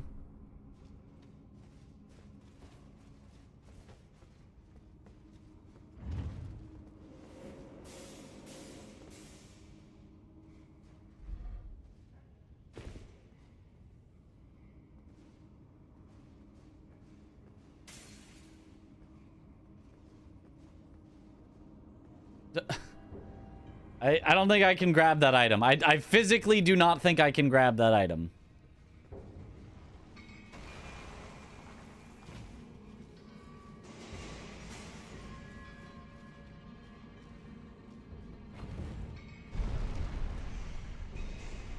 Oh, is it under? Is this the... It is under. Yeah.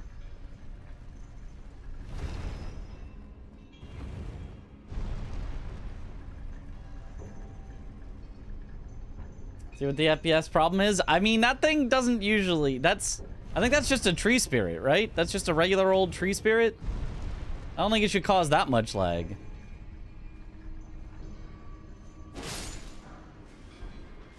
Yeah, here we go.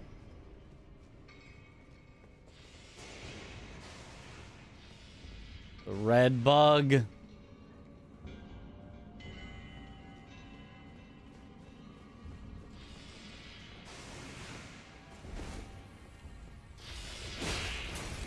And there's a Royal Revenant here! Jesus! I'm dead! Wow, that damage! Okay, well... Wow! It actually just two-shot me. Well, technically 3. That was literally 3 total hits. Damn. Wow. Terrible combination of enemies. Yeah, and I guess I could have tried to flame spirit from across the way, I guess. It was not going to come to me. I didn't see the Royal Revenant, though. Man. Yep. Rip. Place was obviously cursed. Yeah, this place always sucks. This place is always terrible.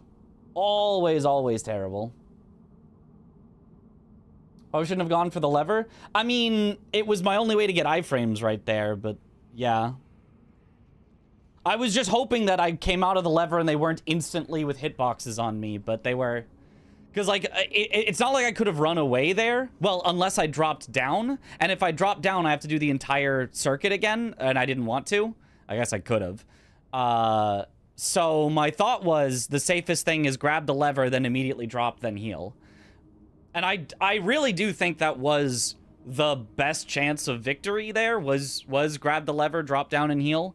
But I got just mega unlucky. Came out of the lever, and I was instantly hit by 2 attacks that I couldn't avoid.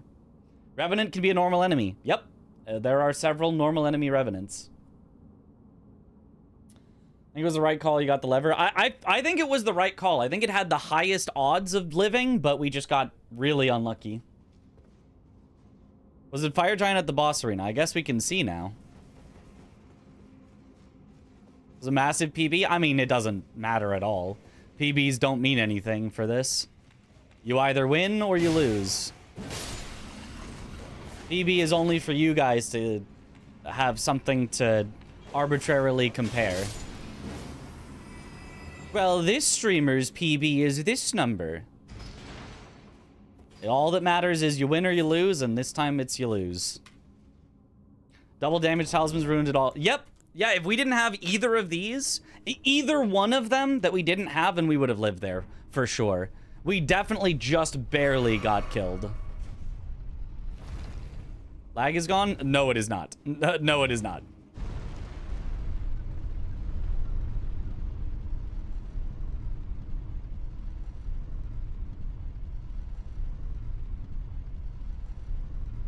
Yeah, that's a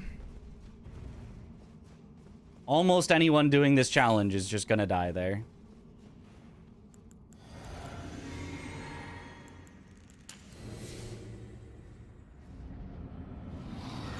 Oh, it's just a ghost flame dragon. Wait, is it the summony one?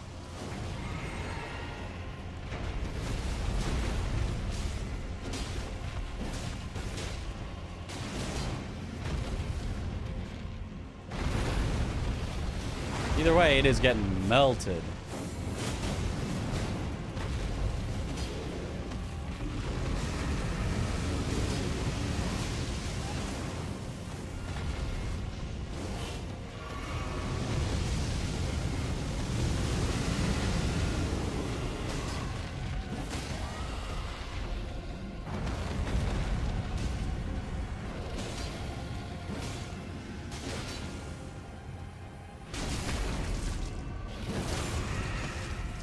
I don't think this one should cause that much lag, unless it's the summoning one.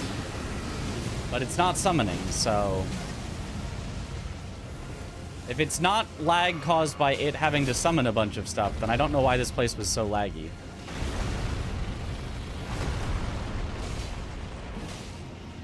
Alright, and then I won't kill this to ruin the number. 121 is our PB. Not as scary as Revenant plus Pest Thread DLC. Yeah, Pest Thread DLC is just literally not scaled correctly. 100% it just isn't. They can actually one-shot you with the Pest Threads, and as you saw there, every other enemy is hitting us for like 10% of our health, maybe, and it literally hit us for 50% of our health. They just literally are not scaled correctly. There is absolutely 100% some sort of bug in their settings. There's no way they're correct. Had to come from all the big enemies in the same place then. Yeah, probably just a collection. Since I used the French settings, the game is a lot laggier than before. I've had so many issues on normal 207 Deathless. I don't know. Also, late game DLC enemy, it's probably the Skidoo scaling plus late game. Well, that's handled, that should be handled by the scaling. That's the point of scaling. is that late game areas have high scaling. So when you, theoretically, if you took a late game enemy and you scale it down to base game, it should do about the same damage as a base game enemy. And it just doesn't. So it is just in some way incorrectly scaled. Which is not Matt's fault, it's probably the FromSoft's fault. They just literally did not follow their same scaling scheme when they went into the DLC, and Matt hasn't taken the time to rebase and scale every enemy for the randomizer. Which you could, but would be a giant pain in the ass. So instead, he just kind of left it how FromSoft has it, and FromSoft did a horrendous job with their base and scaling. An absolutely incredibly horrendous job, which doesn't matter because when you're playing the game normally in a non-randomizer, it doesn't matter whether it's hard because of base stats or hard because of scaling. All that matters is it's hard at the end of the day. Whereas in a randomizer, it absolutely matters. And those guys have like 5 times the base stats of the base game ones, and only a tiny bit more scaling. Scaling bug plus 2 talismans plus bad iframe attacks, perfect storm. Yep. It is what it is. I agree, I don't like the scaling, especially Ons makes no sense. Yeah. But I mean, it would take Matt a really long time to manually tweak every enemy in the game to how powerful he thinks it should be. So like, at the end of the day, I think the randomizer still works great. It just works horribly bad for Deathless. The randomizer is just not made for Deathless whatsoever. But, you know. Some people want to do Deathless challenges anyway. Despite how horrible the randomizer is made for Deathless. Alright, reroll the seed.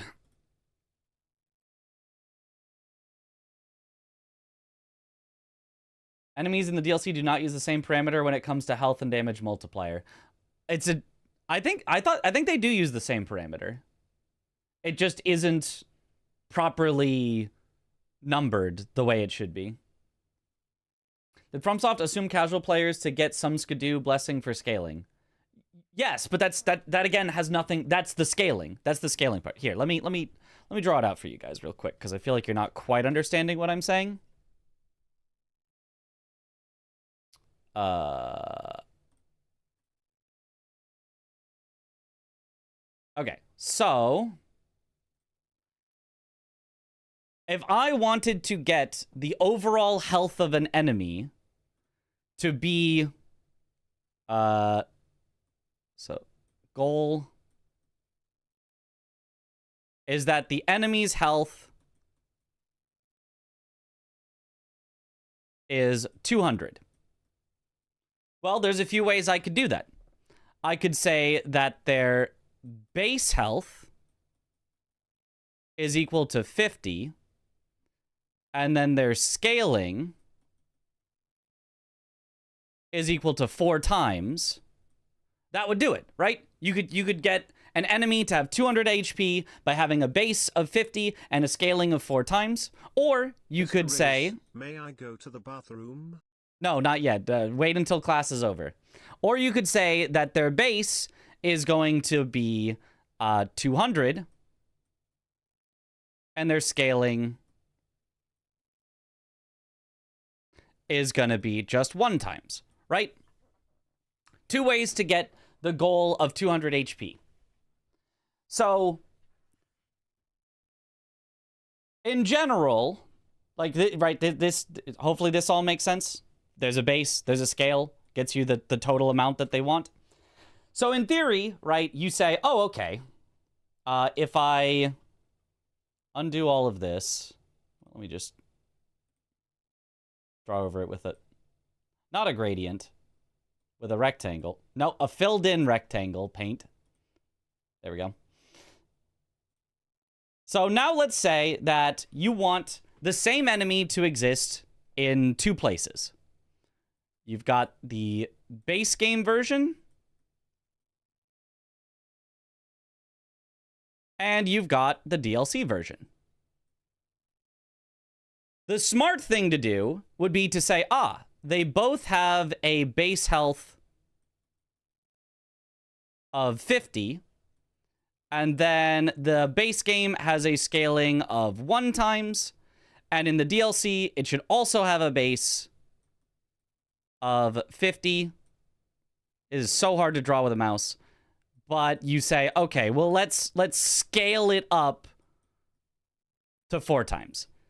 This would be the smart way to do it. So that way, right, you just say, oh, we'll just take the same enemy. It'll have about the same base health. And the DLC enemy just gets scaled up further. So now it's 4 times as hard. And it's like, that all makes sense. But that is not how FromSoft did it. FromSoft instead said, we're going to make the base of the enemy in the DLC be 100. So it is actually just stronger as a base than the base game version. And we're only going to scale it up 2 times. So that messes with the randomizer, because when the randomizer just says, take a DLC thing and give it the base game scaling, and take the base game thing and give it the DLC scaling, when it just says swap these 2 numbers, the DLC enemy is just stronger than it's supposed to be when you place it in the base game. Does that make sense? Right? It just literally has a higher base than a base game version. That's not how they did it at all, if I remember correctly. Yeah. The scaling in the DLC is still higher than the scaling in the base game. It's just not higher by the amount that it should be.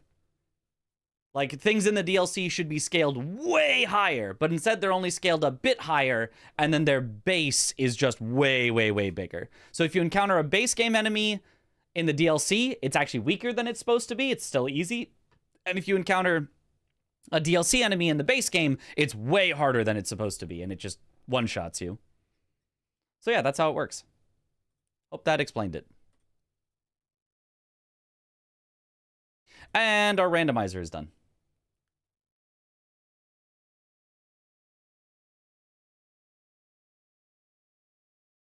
I'm learning. Swapping those 2 scale numbers, the 2 enemies would have equal stats. Yeah, so a base game enemy in the DLC can have as little health as a DLC enemy in the base game does. Elden Ring, would you like to show up? You're clearly open right now. Elden Ring? There you go.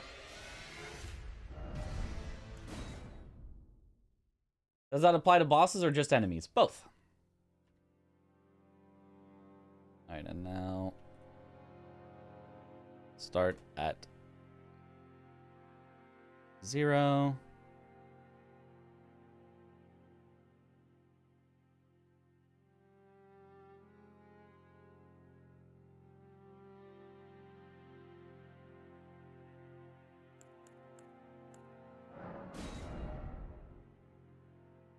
Is that the same?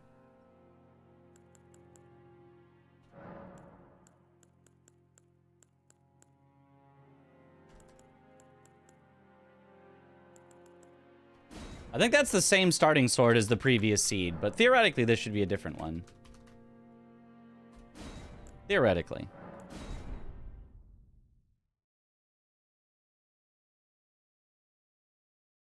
Biggest problem in deciding the base, you would need to say spot X has a scaling of Y.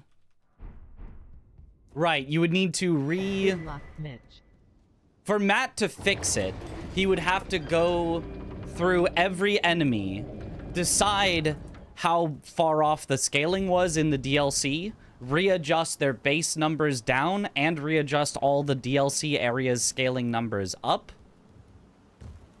So it would be a giant hassle, but yeah. No, it definitely was Romina. I think it didn't properly re-randomize. I checked reroll seed, but I don't think it did. Either that or we happened to get the same 2, but we're gonna not call that attempt 11. We're gonna re-randomize and hopefully get something different, because that did not work, I don't think.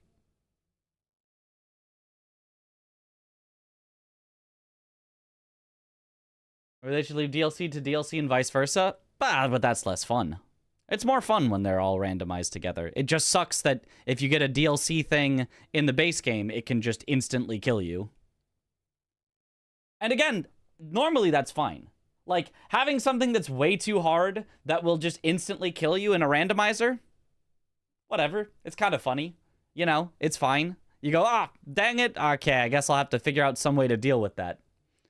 Unless you're doing Deathless. It's just, the randomizer is just made very, very poorly for Deathless.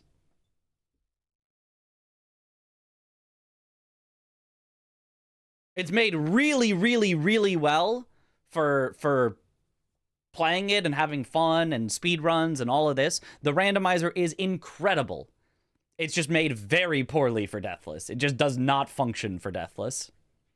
Which makes it so weird that so many, like, events are centered around Deathless randomizer. It's just, like, awful for it. It's just terrible. It's just actually terrible. I think Garg's replacing Godskin Duo, perhaps. Oh, please, not again. Not again, please.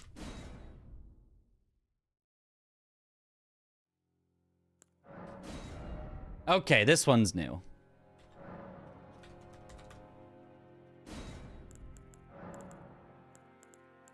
Ah, look at all these things we will not be taking. Maybe Deathless is made badly for the randomizer. Well, I mean, how would you... What are you going to do? Change the rules of Deathless to you're allowed to die? I feel like...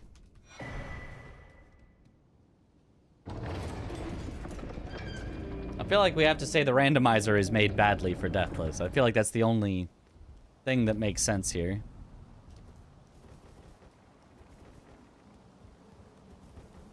Midra weapon. Same as the Kaizo Ironmon, it's not really a challenge of an RNG Fiesta made badly for entertainment of streams, not the players. Rick? Oh god. Ah! Ah!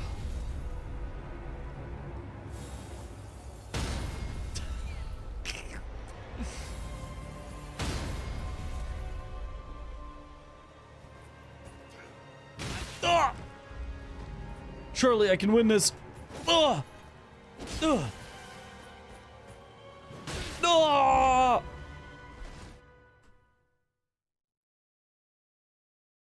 Aura farming with the Ash of War.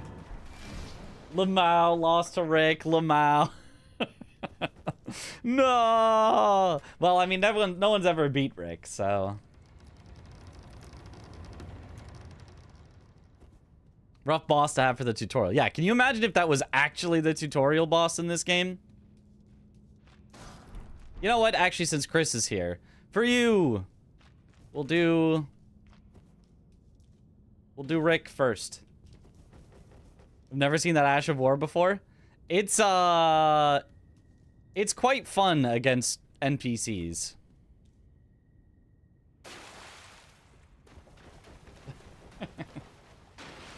Chris watching.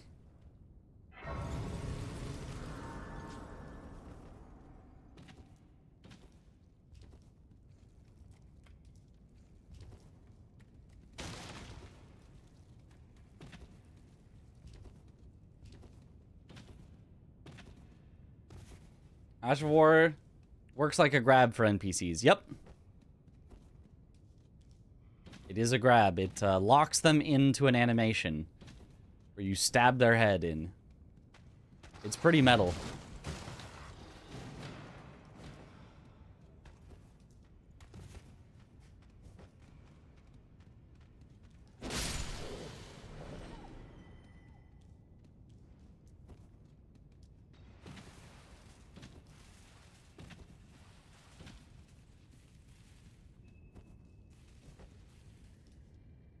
Ah, troll.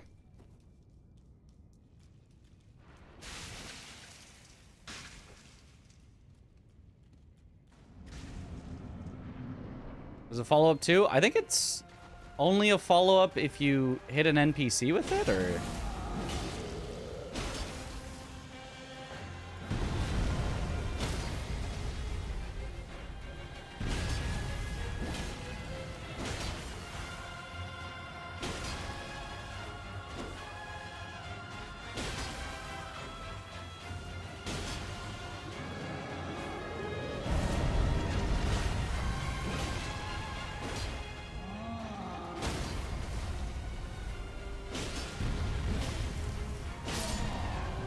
Or is there just a follow-up? Ah, you can just do it. Okay.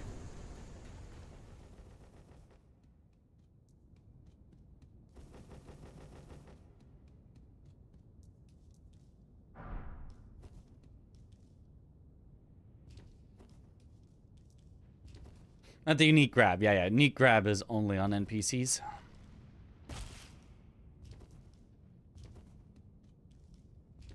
Scammed out of the riposte. Yep. Does the troll look dry AF? Because he doesn't moisturize. Now fight Tree Sentinel. Well, make a prediction on who it is, Chris. If you are correct on who Tree Sentinel is, I'll fight them. How about that? How about that? You gotta be right though. You gotta know the seed. Bubaha. Okay, I can fight a Bubaha. Oh, sorry. It was Onyx Lord.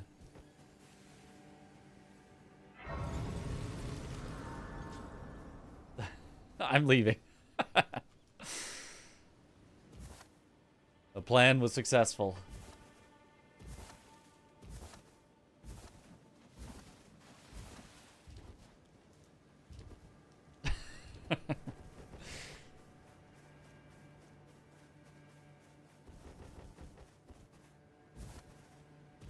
Actually, though, I bedge. All right, have a good bedge. Chris, luck. Thank you, thank you.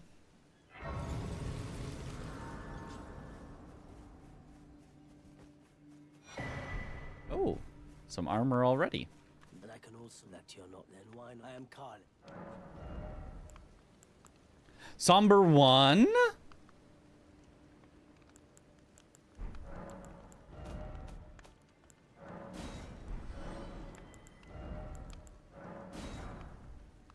Infinite supply of Somber 1. Not that we'd ever need another one, but... Huge.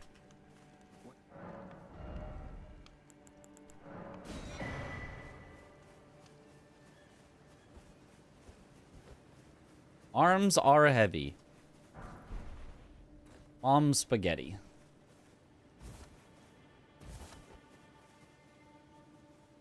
What's up with all the French challenge currently? Did you miss something? No? Just... Oh, right. You can't level up till you get to, Melon, I forgot that. It's just a challenge that, takes a while. So it's like, for each person that decides to do it, you're gonna see them doing it for a while because you can just randomly get killed out of nowhere. Any given moment, you are unlikely to die. But given 20 hours of moments, it is very incredibly likely that you will eventually die. You have to get very lucky to make it through.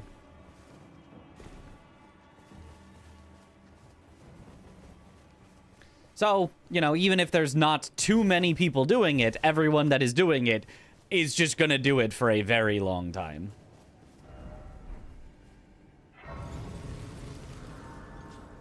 Tight spaces plus spammy enemies equals player death, yeah. You have to get lucky every time, they have to get lucky once. Exactly. The classic.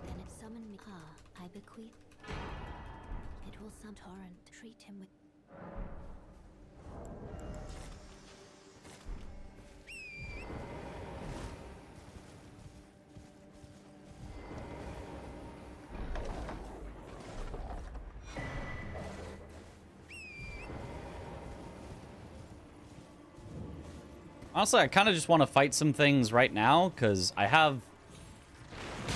Ow.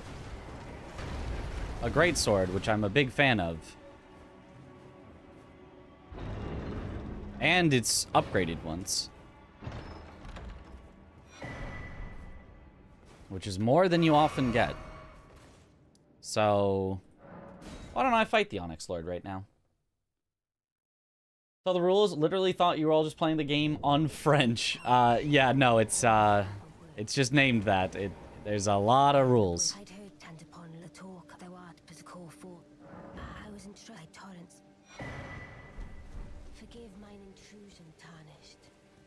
doubt we shall again meet. You know, we might meet again, Ronnie. Because I still don't know if I need to do your quest for something. It's Blanks and Gino that have finished. Of non-French streamers.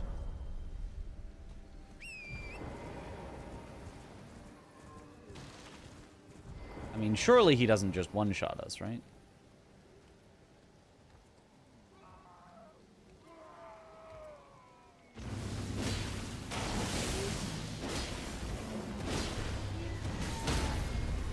Okay, he does not one-shot us. I can tell you that much.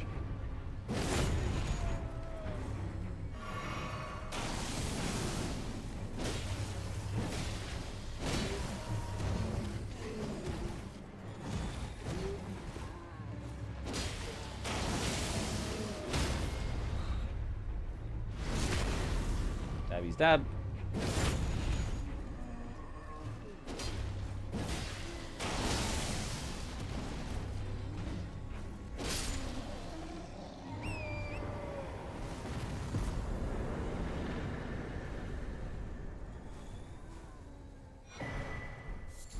Ooh, and we get more money. I like more money.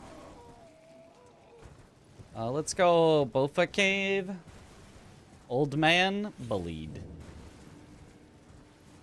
I don't need to, like, check any items if I just kind of have what I want already to start killing some stuff. The only thing I would really want right now is a remembrance. Well, also a somber too, but I'm not holding out. I'm not being that greedy to be like, oh, just give me every single upgrade material that I want right away.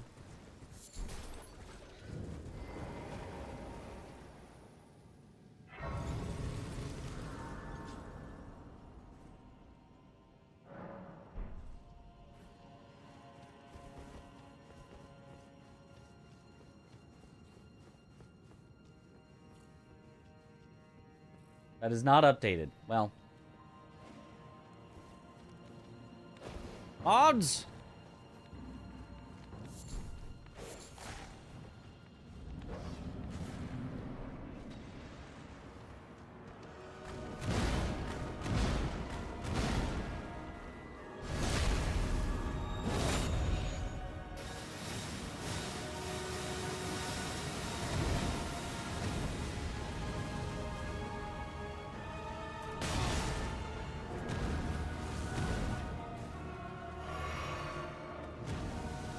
You do some normal moves for just a bit.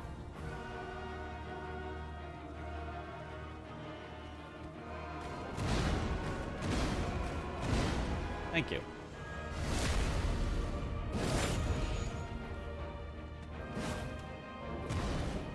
What do you mean that doesn't hit?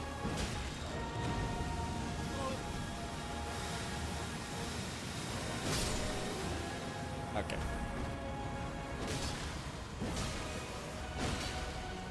Took it maybe more slow and careful than I really needed to, but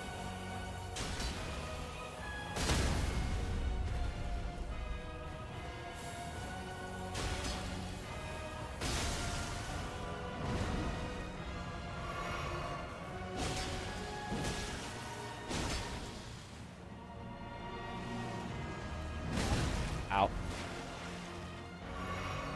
That actually almost killed me.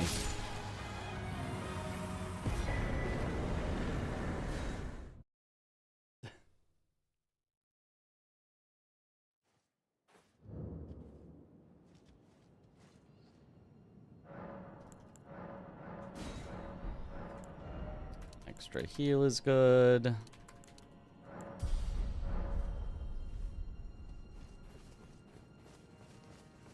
Ooh, there is some pickups in this,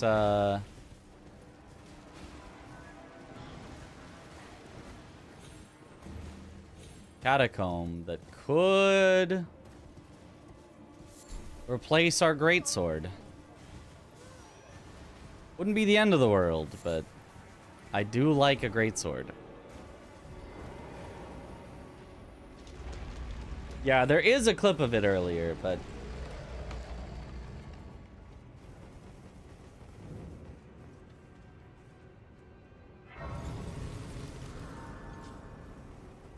have to scroll up in the chat to find it.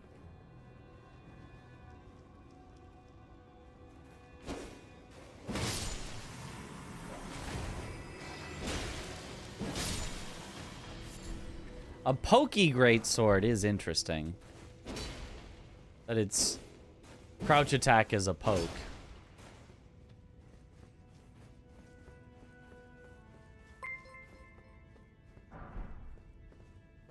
Yo, Ms. B, thank you for the raid. Welcome on in, raiders. Even the worst greatsword is still a solid weapon. Yeah, like greatswords are just they're great. And swords.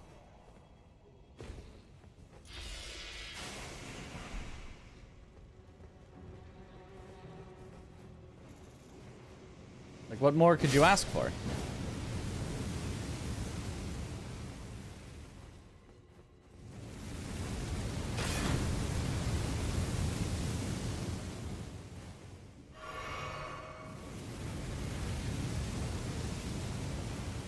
Best Deadpool movie? The first one.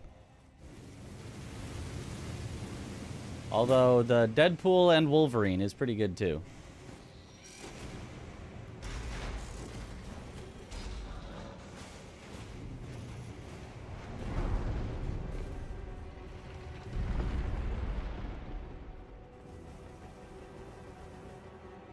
The Jarburg Cemetery. Do you mean from the last run? We did that the last run. Like your take on Deadpool movies. Thanks.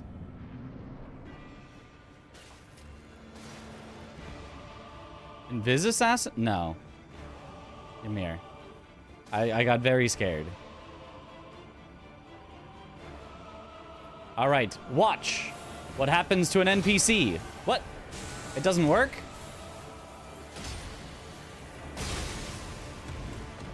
I mean, that's still pretty neat, but... Ah, it doesn't work while he's doing the thing. That's what happens to an NPC.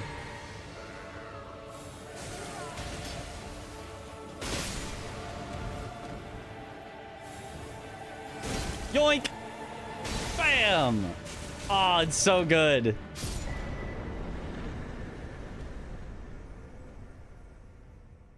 You can Midra them. Yep, it's so good.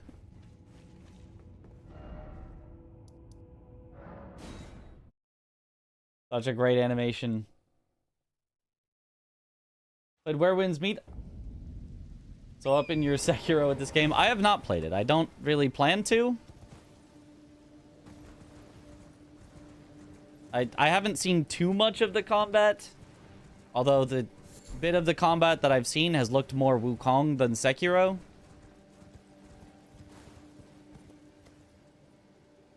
And everything outside of the combat looks not like something up my alley.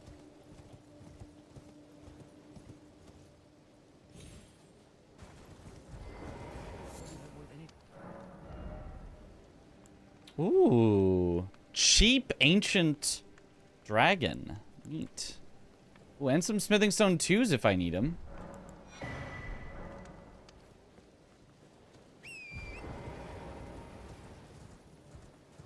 Grab attack should just insta-kill you. I mean, yeah, it really should. Like, sword through your brain all the way down your spine, then exploding from the inside out. Does seem tough to live that. We lost the run? Yep. DLC scaled enemies can just two-shot you, even with Morgoth's Great Rune.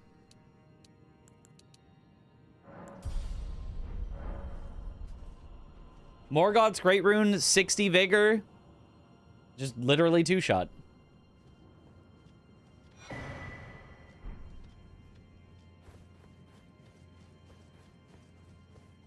It technically happened in 3 hits because I also got hit by something that was not the DLC enemy.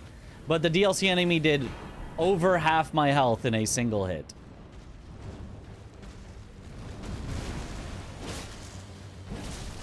And then the other thing was a Royal Revenant, which, yeah, is also disastrous.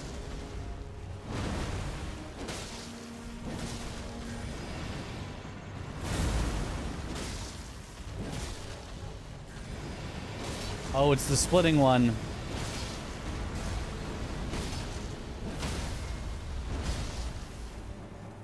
Did they both stagger? No, okay, it's just this one. Bye-bye.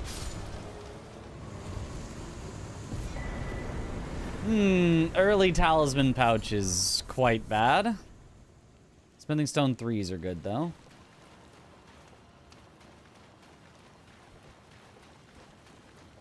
I mean, it'll still be fine if we can get our bad talismans out of the way early, but...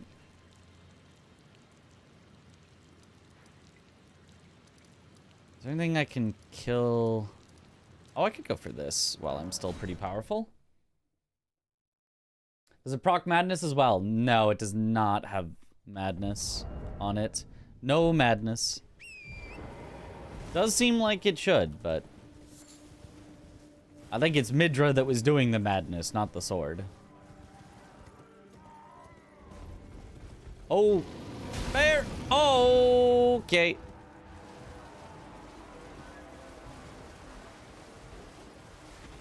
Oh, bear! Ow. Sir Gideon off near the all-knowing. Yeah, I'm coming back for you in just a second. Gideon, wait for me, baby. We'll take him down while we can stab him in the head. And hopefully that'll work, although I could die here. It's very possible we'll die here and have to restart, but 5 bosses in, it should be fine. And I'll be glad to get Gideon out of the way if we do get him. Bear with me, I repeat, bear with me.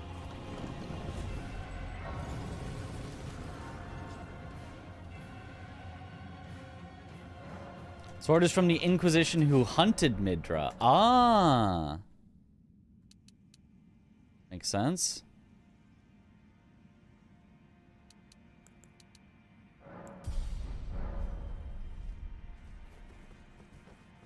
Does this...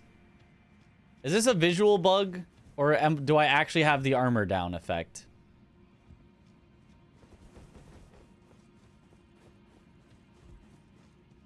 Because I rested. Do the bloody finger invasion for more stabby? I mean, you don't have to do that. You can just despawn that. So, it's just a waste of your time to do that. And a chance to die.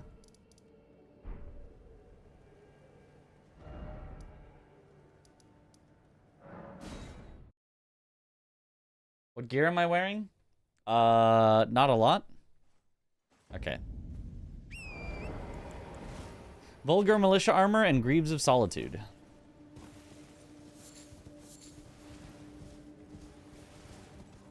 That's just Gideon's magic thing, yeah. And I guess if I was gonna fight Gideon, I guess getting rid of it doesn't do anything.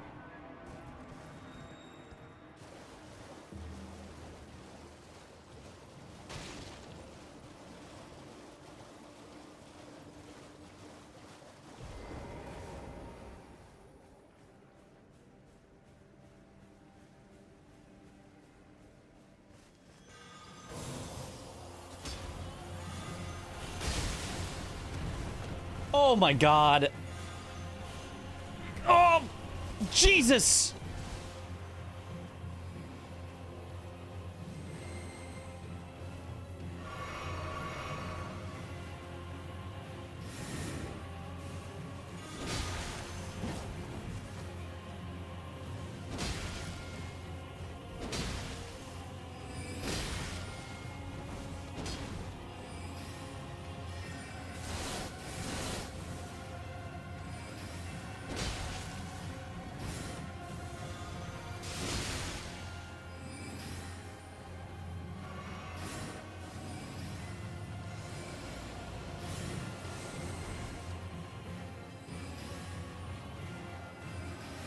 You stop with the things that wall me out.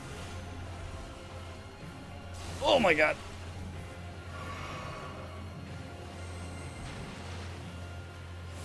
Oh, this is bad. Yeah, yeah. He stopped an inch too far for it to hit. All right. And then I was just stuck there. So nothing I could do. All right. Oh well.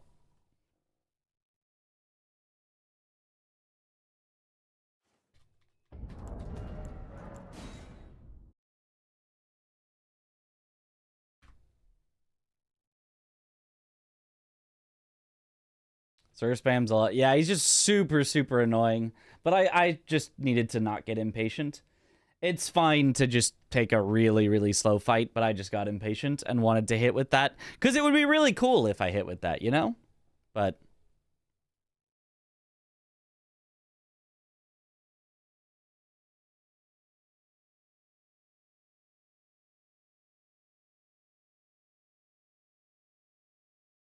when you're not backstabbing him and killing him in like 10 seconds, or Gideon is kind of a monster. Yeah, no, he's horrendously scaled.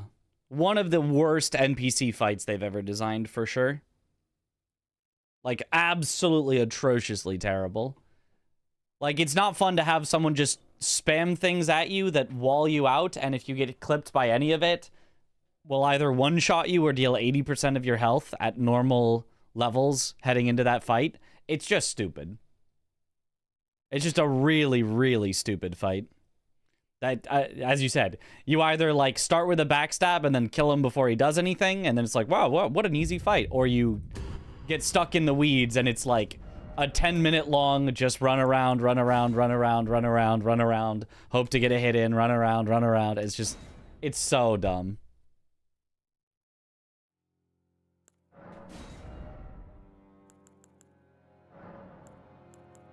All right, all the things we will not be getting.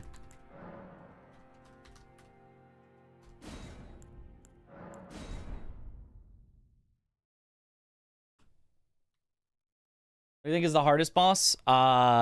Promised Consort. For sure.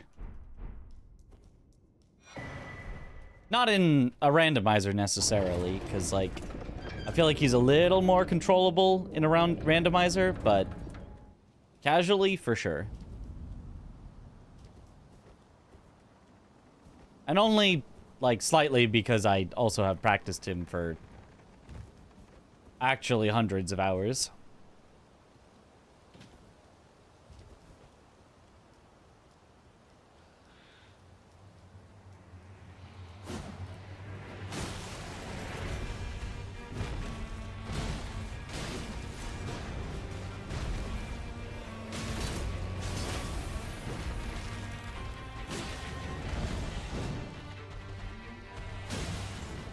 Man, the R1 on this weapon is so bad. Aha.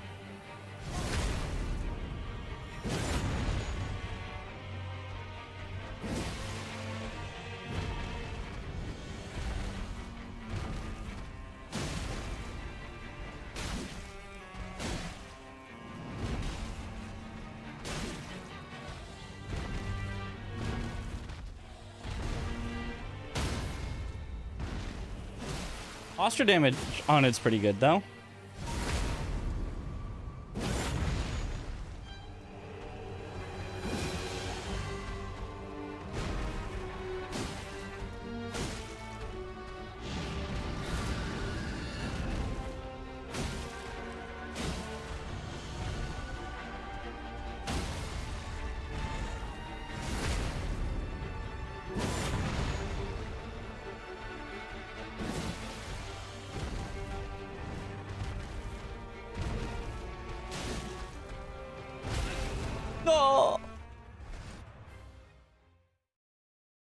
Unique movesets are cool, but usually not that good, yeah.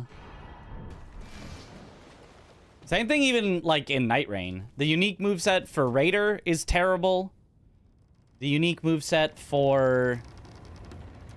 well, maybe that's the only one that's, like, bad. The rest are just, like... whatever. The only unique moveset that's actually, like, good... oh, I didn't need to grab this Grace. Is Iron Eyes, is, like, goated. Way better than the usual. The rest of them are, like, as good or worse. Wilders is good. Wilders is good, but it's, like, the same. Well, like, it... I didn't even know he had a unique moveset for a while, because it just feels like you're swinging a greatsword around like normal. And like, oh, I guess that is a unique moveset. But it's just the regular greatsword moveset, which is like a good moveset. I like the regular greatsword moveset, but it's like that's just the regular greatsword moveset.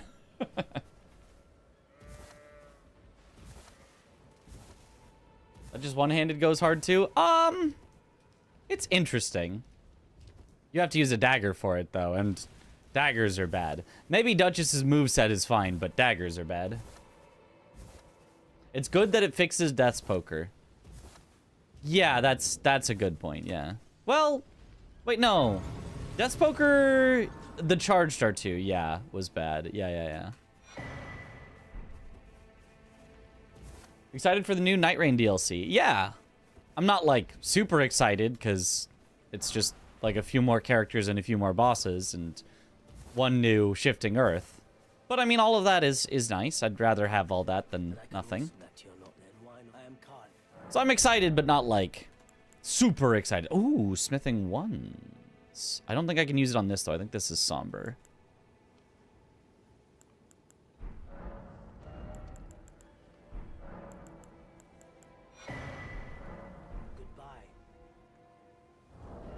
Yeah, this is definitely Somber.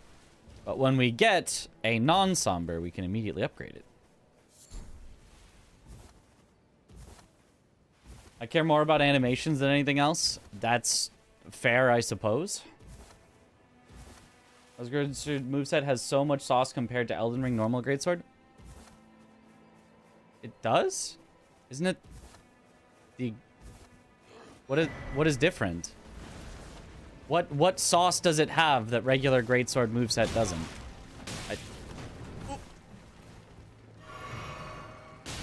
Ow. For 10 hours, see all the new stuff, then stop playing. Yeah. Because they're not going to fix the randomization. They're not going to fix... I mean, if they introduce genuinely terrific Night Lords, I mean... Maybe. Because to date, all the Night Lords that exist in Night Rain, I find to be pretty good at best. I don't have any of the Night Lords that I'm like, that's a great boss. There's a few that are pretty good, but none that I'm like excited to go fight again, like I'm excited to go fight Midra.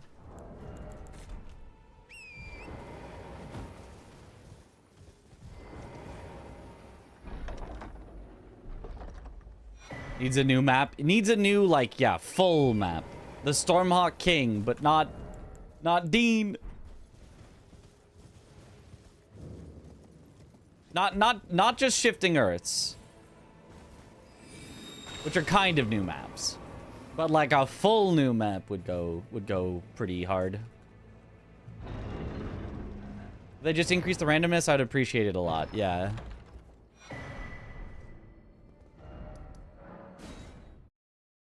You think Melania was the last DLC boss? How hard would it be? If Melania was the final boss of the DLC instead of the base game, how hard she would be? Yeah? Her numbers could have gone crazy.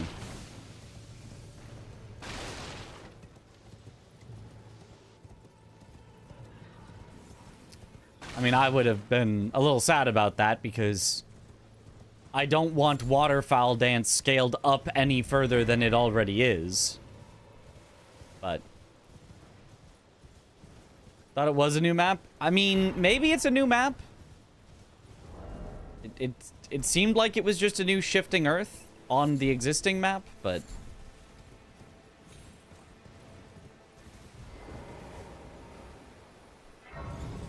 prefer the Night Lords to most of the Shadow of the Erdtree bosses, I won't even lie.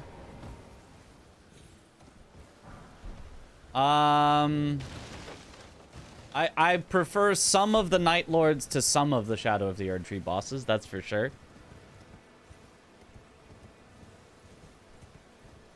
Is that the giant hand?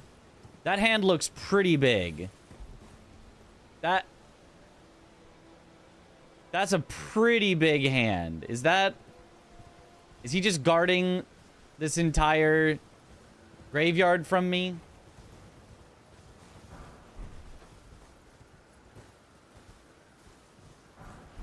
I honestly don't even think it is. I think that's one of the regular giant hands, not the giantest giant hand.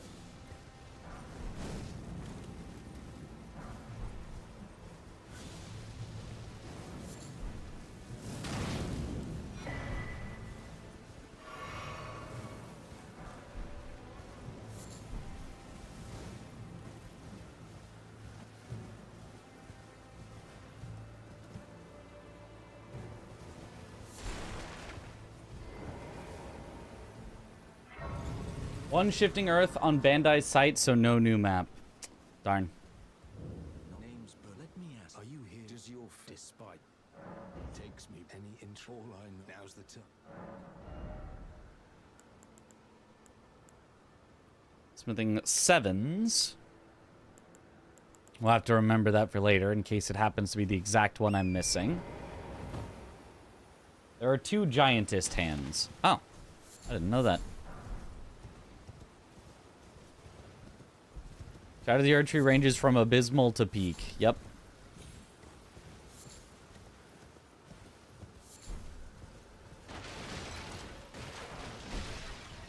I will say that at least outside of maybe like, well, yeah. I might make the statement that there's no Shadow of the Erdtree boss that's boring, at least. It's just some of them are abysmal because they're just like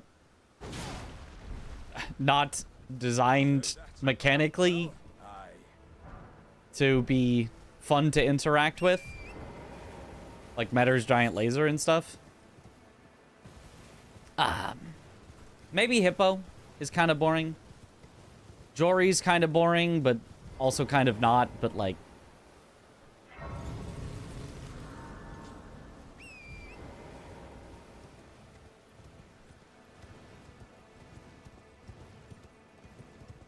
also said and more, so maybe that's a new map. I feel like you'd lead with a brand new map if you were adding that. FromSoft does tend to undersell themselves, but like I don't know that they'd undersell themselves that much.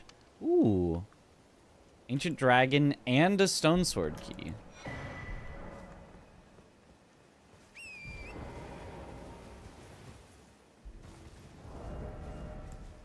Yeah, 2 Sombers so far. I need to find a smithing. Roughly the size of Limgrave, yeah.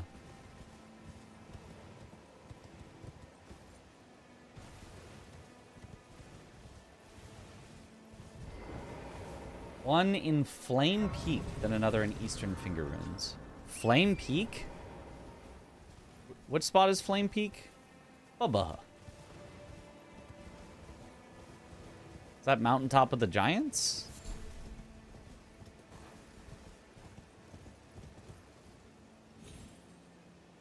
Outside Fire Giant. Okay, it is. Where I figured it would be. Are you sure it's as giant? Hey, Flame Spear again. I think the one in the DLC is bigger, right?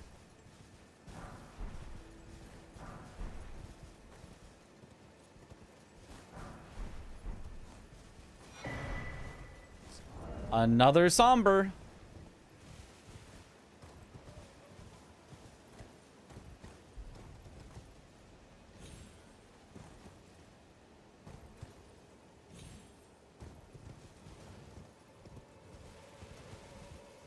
When it falls on the Burge, it's a big one. Yeah, but it's not the DLC one, big. Glaive, that Highland Axe, that's definitely non-somber. Oh, and some smithing stone 2s.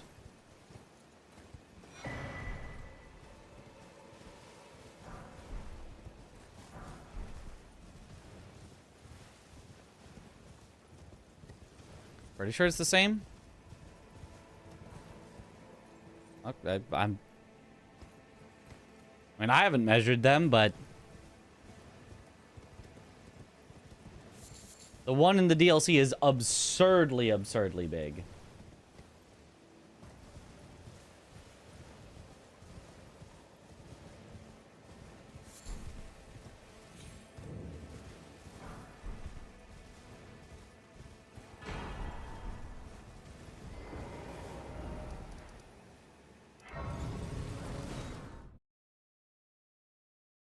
Put it off Fextra, so it could be wrong. Yeah. Who knows? It's Fextra. I'd heard Tantapon the talk thou art but call forth. I was instructed torrents. Forgive mine intrusion, tarnished. I doubt. Yeah, I doubt we shall again meet as well.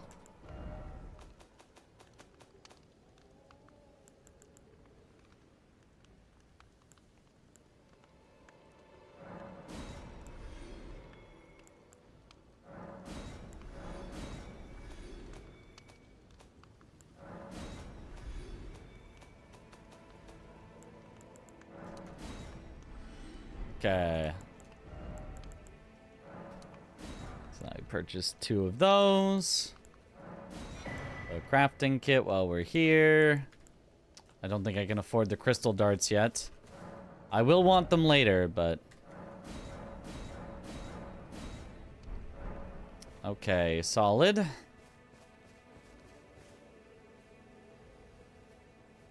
But they do feel equally massive. Okay, maybe they are then. Maybe they are. I was only going based on my own vibes for whether they felt the same or not. And my vibes said that they did not feel the same, but it is purely vibe based, so.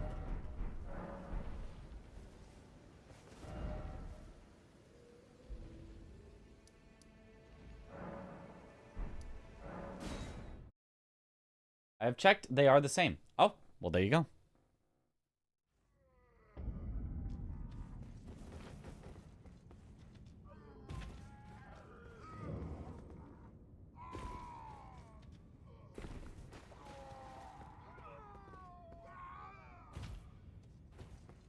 Either way, I don't think that one at the graveyard that I was at was one of those two. I think it was a step down. The big one clips in the ground a bit, so maybe that's why. Or maybe I'm just thinking of the wrong one in Flame Peak.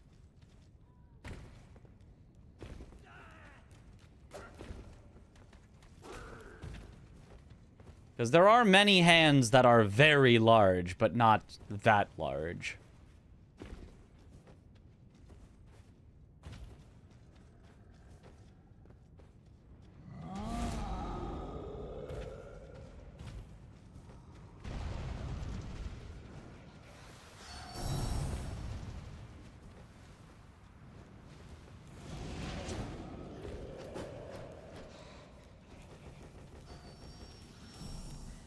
Did you ask what happened to run 10? DLC enemy two-shot me.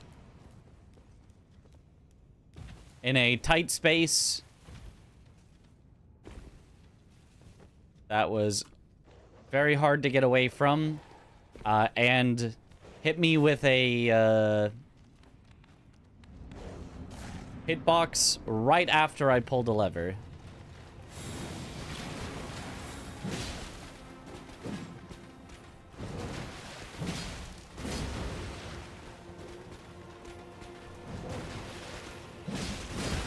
Ow.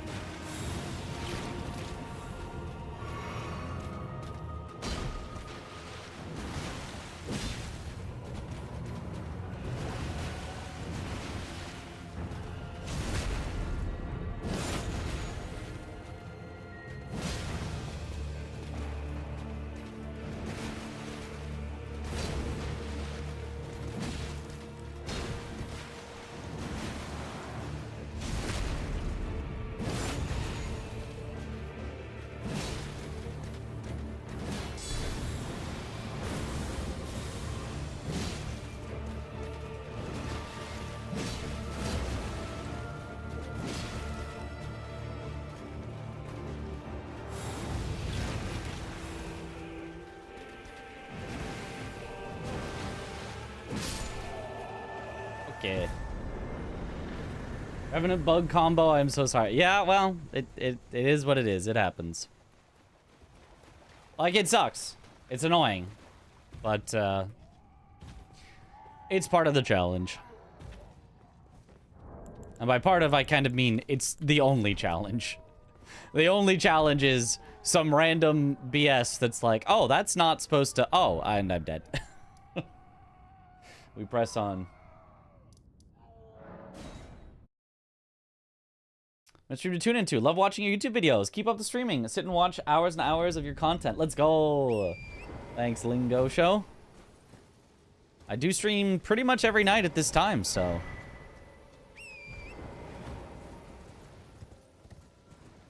Plus talismans, plus 25 FPS. Yeah, there was a lot of things that coincided. I mean, I'm mostly just counting it as that DLC enemy just did way too much damage.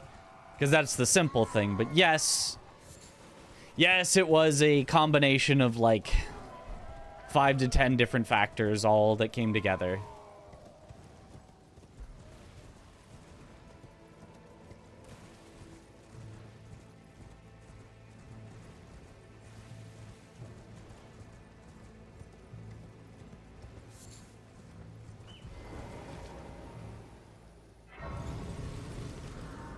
How many tries will this take? 20, 50, 100 plus? It'll take exactly 12.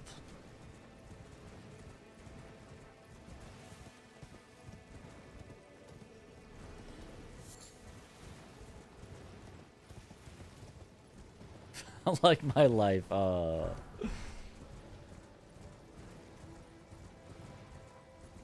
Easy, pre-recorded.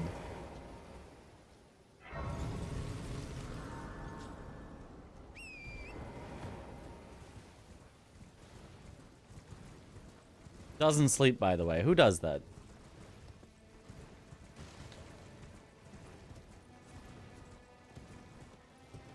Yeah, but I mean, it's the type of challenge that you don't make any progress on. It is not a challenge that's like, you know, I will learn from my mistakes and next time, you know, I can get to that same situation and I can do something different. Oh, Mongosh, that's horrible. Oh god, please give me something different. It's the type of challenge where, you know, next time I'm gonna go into that same cavern, there's gonna be like a random ghost enemy from the DLC and like a random soldier from the base game. They're not gonna do anything and we're gonna easily make it through and, you know, it's gonna be like, okay. So unfortunately, it's not one where you can like... It's not one where every PB is going to be better than your last run. Speedruns, you know, you can pretty consistently get your time down through skill and practice. This type of thing, it's just a crapshoot. Are we going to be heavy? We are heavy. Yeah, that's rough. We are pretty heavy.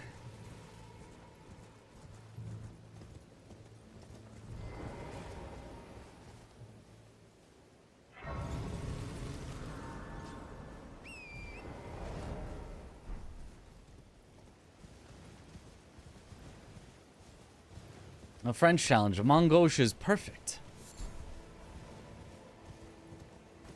Was the best luck only, I guess? Not only. It's just... You don't learn a lot in this run. Somber 2, that's exactly what I want. Now I just need a somber weapon, and then we'll have a nicely upgraded, but I also need to not be heavy. Did I get a remembrance in this one? I did. Okay, that can help us be not heavy. That's actually, that's good. That's good.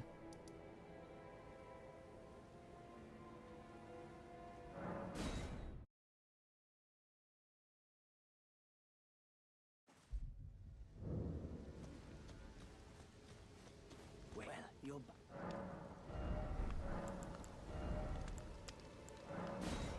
40,000. Okay.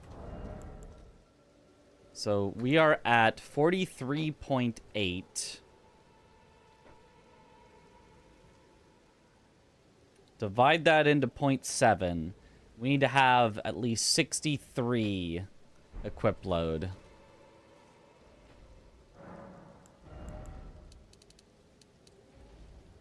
So at least 20 endurance. For safety, we could go 25 endurance, because 20 vigor should be enough for now. I think that's probably the safe bet.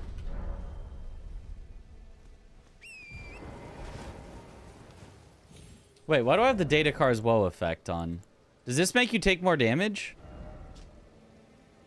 Oh, no, it's because it mistakenly puts that on Rakshasa. Rakshasa does not actually lower your damage negation at all. It just has low defense for its weight class. But it shows the Data Car's woe effect under your health. Yeah.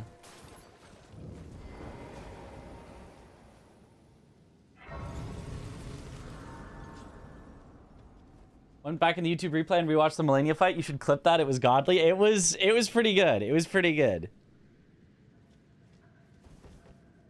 It's for most randomizer challenges. A huge part of Kaizo Pokemon is just luck. Yeah, exactly.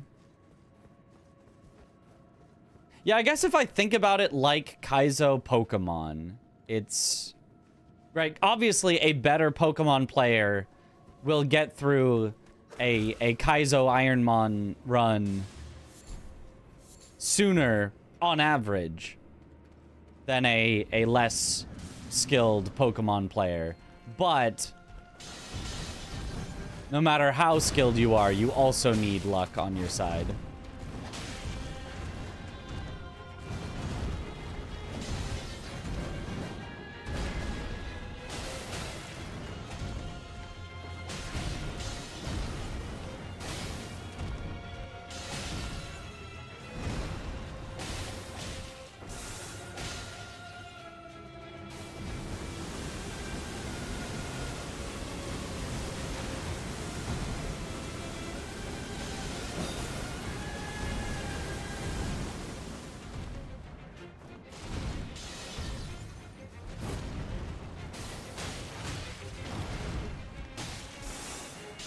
Again?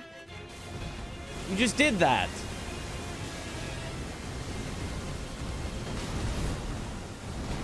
Oof, stuck against the wall there was tough.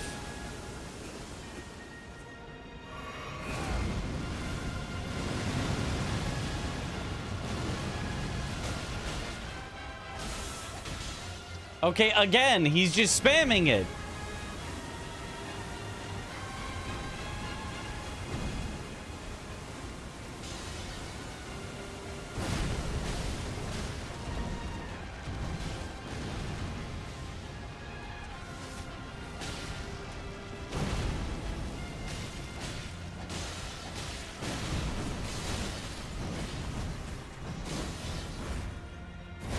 Hate that move.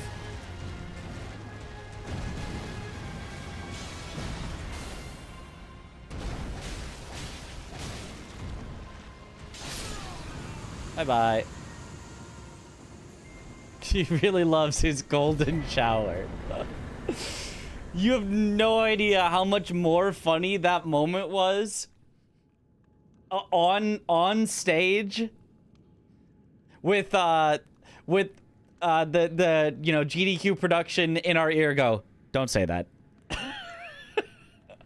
Don't say that. It was so funny.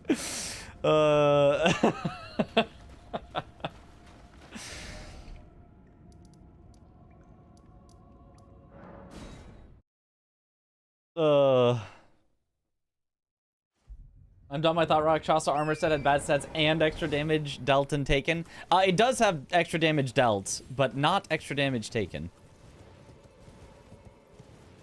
So to anyone who does not know what I'm talking about, this was a GDQ run. I think it was me doing Elden Ring any percent glitchless, if I remember right. Aggie on commentary, and so I was like, okay, I'm gonna need to concentrate for this fight. Aggie, take over the calls for the fight, and he's commentating. He's like, okay, and you know, Mitch has got the stagger here, and he's doing good damage here. All right, and Morgott using his golden shower move, and then just just like a couple seconds later, the GDQ production just like, don't say that.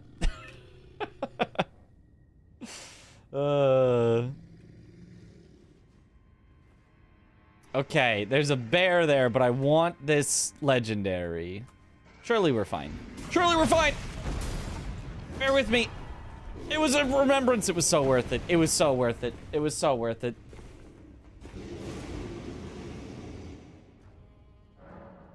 Called his Unlimited Blade Works move. Yeah. I mean, you could say Golden Rain of Swords, or, you know, something like that, but Golden Shower just doesn't, that's not, you can't. And I know it'd be Aggie.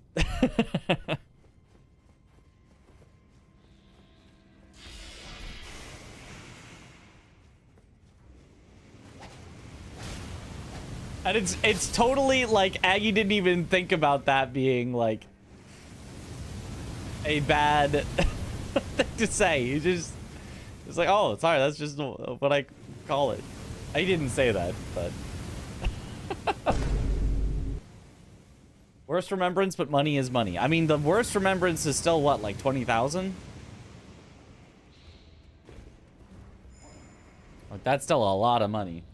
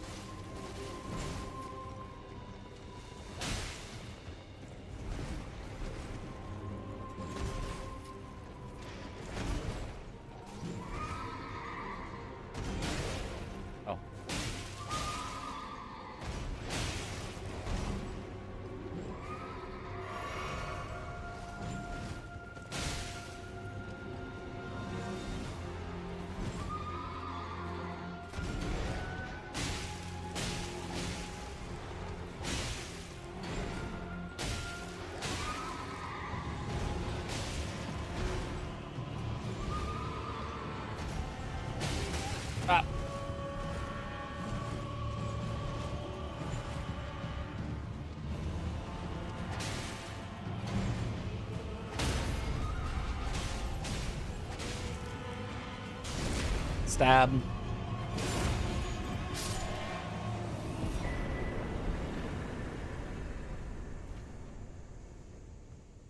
Okay.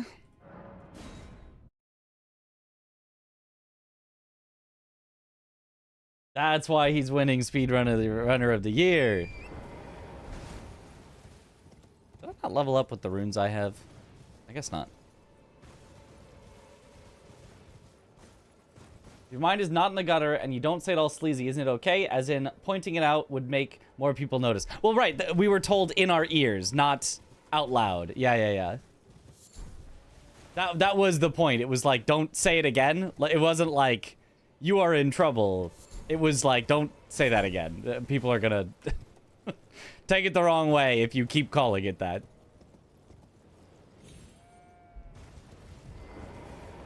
And I don't think any of us acknowledged it. Aggie might have apologized in the moment, been like, oh, sorry. But I don't remember. Usable on throwing blades. That is very niche.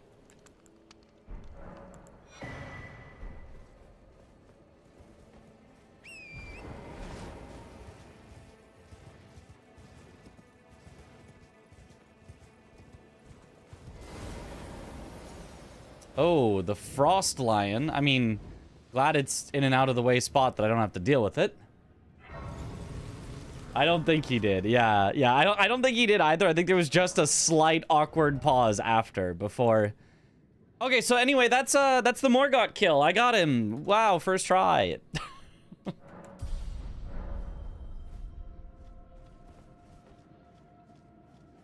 I just really didn't mean like that. No, he didn't. He just says things. That's just his personality. He just says things. Which is always funny. Ooh. Oh. Deathblight? I'm heavy. Oh god. Well. Once again, the heavy cave strikes. I've been heavy like every time in this cave.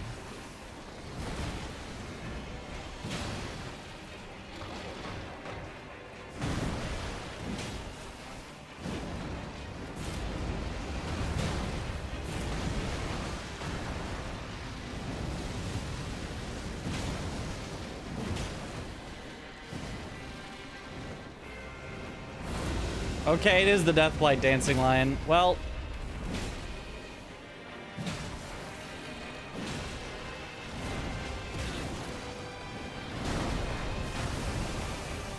And there's the Forgs, and I'm stuck. I'm door stuck.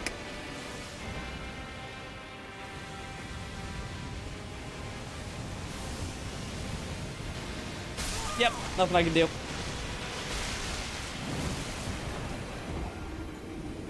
Yep, that's fine. Rather lose the run early like that than late. If I wasn't heavy, there was maybe a chance, but heavy, I couldn't do anything.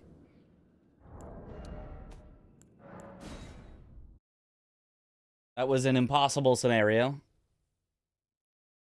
I guess as soon as I got the weapon, I could have just backed out of the cave to check if I was heavy, but... That was a perfect storm. Little bit. It's always that one cave that I grab one item and it makes me heavy. It's happened 3 times now. 3 times in that one cave, I have picked up an item and it has made me heavy.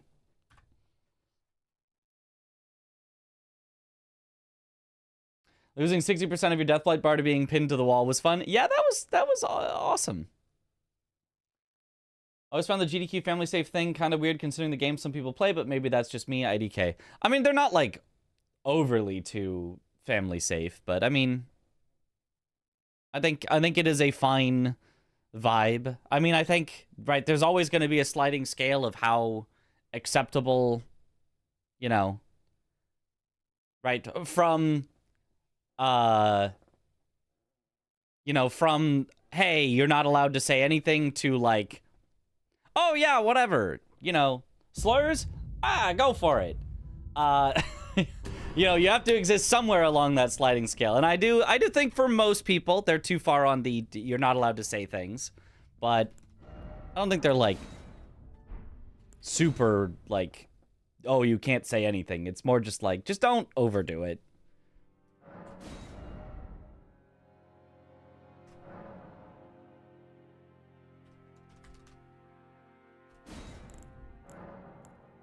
We will not.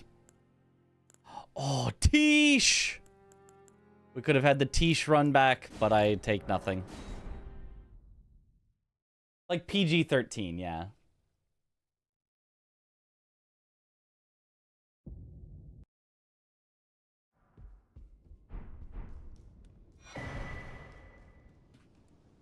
A lot of sponsors to think about as well. Yeah. And usually the sponsors are like, it's okay. It's, you know, we're not that worried about it, but they just don't want to have to get into, like, asking every sponsor, okay, exactly how comfortable are you with...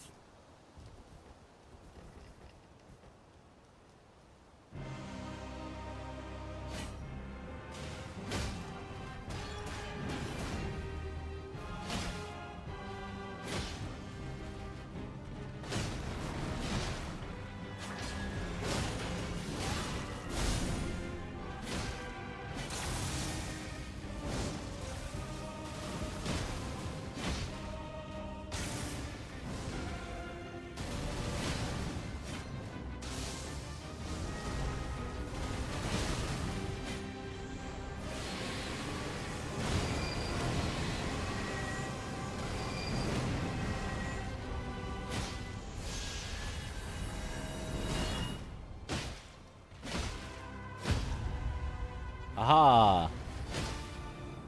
What? What? His face was on the ground and then he just lifted it when I went to riposte. That's definitely cheating.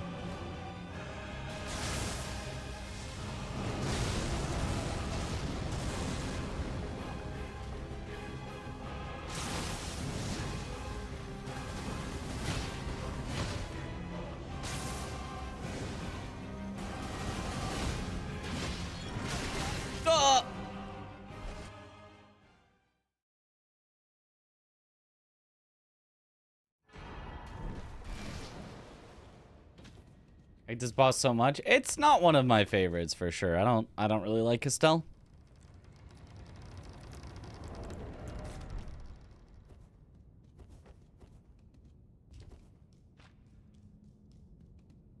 At least you get to hit his head more than... Oh, interesting. A double weapon. More than a lot of dragons, but... Estelle in Night Rain is a pain, yep.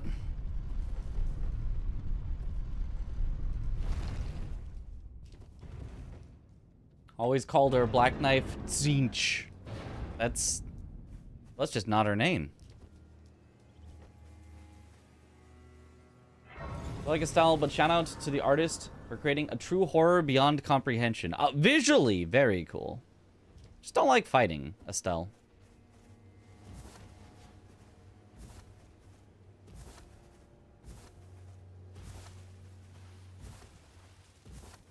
I think I disliked Estelle a lot more initially, like casually and starting out playing. And nowadays it's like a soft dislike. It's like I don't really like Estelle, but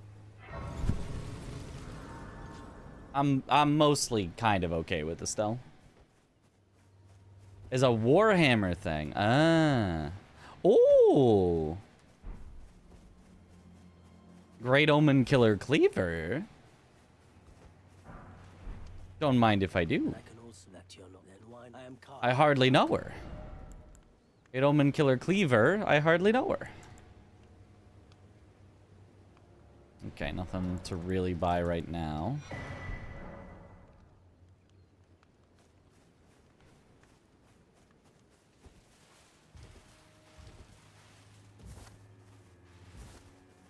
Terrible way to lose a run. Big Sedge. Big Sedge.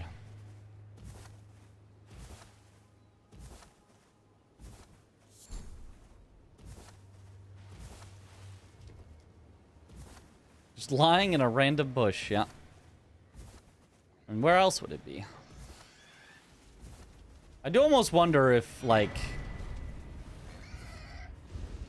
instead of a last death command, if it should just be like a PB death command or something.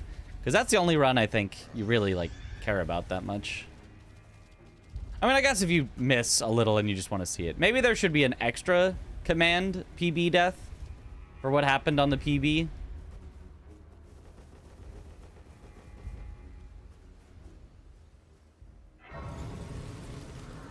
Yesterday, getting close to 100 bosses when you had to leave. Yeah.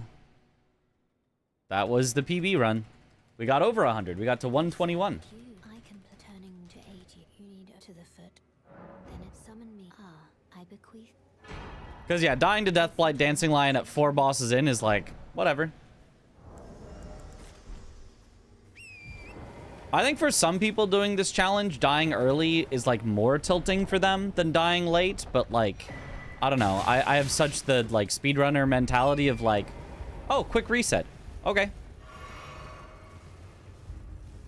Like, I think I saw...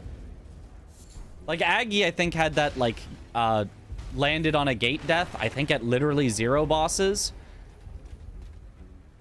And he seemed a little tilted with it. And then I think I've seen Domo die at literally 0 bosses. And be like, I don't know. This might be it for me. I might just not do this run anymore. Whereas I'm like, at 0. Oh. Cool. Got it out of the way early.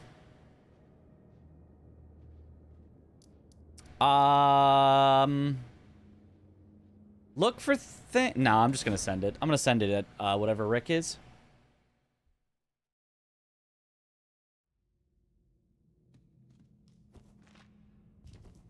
Probably contextual, to be honest. Yeah, that's 100% fair. If you're just already tilted and then there's an early death, then it's like... Yeah. Obviously, you're not going to suddenly get in a better mood by having an early death, so... Aggie still was a bit justified, I think, since it was the first one in a succession of runs where he was getting a decent start. Okay. I mean, I don't even know what's a decent start. Like, I feel like every run is exactly the same until it suddenly dies. I don't know that I've had any run that I've been like, damn, this is a great start. Or any run that I've been like, oh my god, this is such a terrible start. Aside from maybe, like, one where you're so heavy that you can't do anything. That would be a bad start. But otherwise, it's like, yep, it's a start. It's alive until it died to Deathblight Dancing Lion. Or, oh, until it died to Random DLC enemy, two-shotting, or, you know.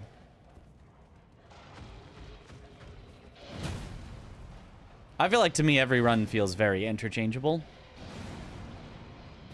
Which actually is kind of a part of this challenge that I do kind of like. That you're never like...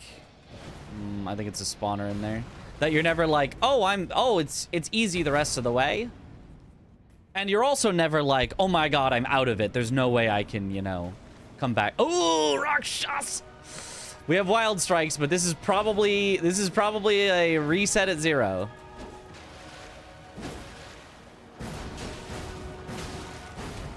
Yep. Yeah. You cannot stagger Rakshasa with heavy armor. That's a guaranteed loss, yeah. That's all right. Just ate through the wild strikes. NPCs never eat through the wild strikes, but yeah, Rakshasa with heavy armor does. So that is a rip. That is a 100-0 matchup.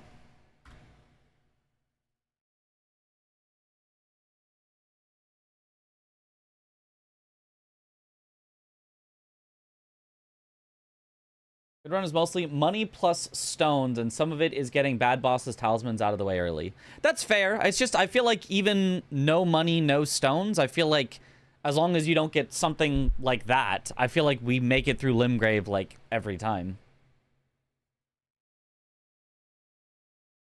Getting, like, 5 remembrances in Limgrave. Yeah, it is nice. DLC NPCs in base game are funny strong. Some of them are. Rakshasa's always crazy strong, but I feel like Dancer and Red Bear actually aren't that strong, surprisingly, when they get scaled down. They actually, well, except for Dancer's Fire. Dancer's Fire still yucks. But Red Bear, I feel like, tickles for, like, tiny little bits, and Dancer's hit for tiny little bits. Decent start was that he quickly got rid of a ton of bad bosses in the early game, Lamenter, Deathblight Lion, etc. Also a very early data car as well. Not the one that we're talking about. When he landed on the fence, I'm pretty sure it said 0 bosses killed. So he definitely didn't get any of those out of the way early.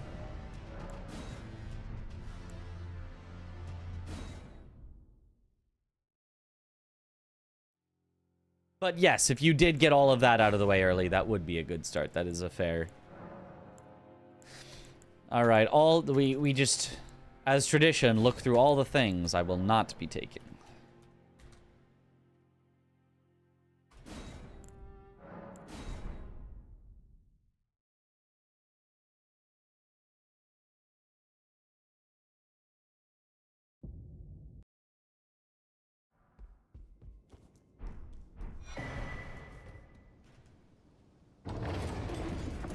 Dynastic sickle play. What the heck does that even...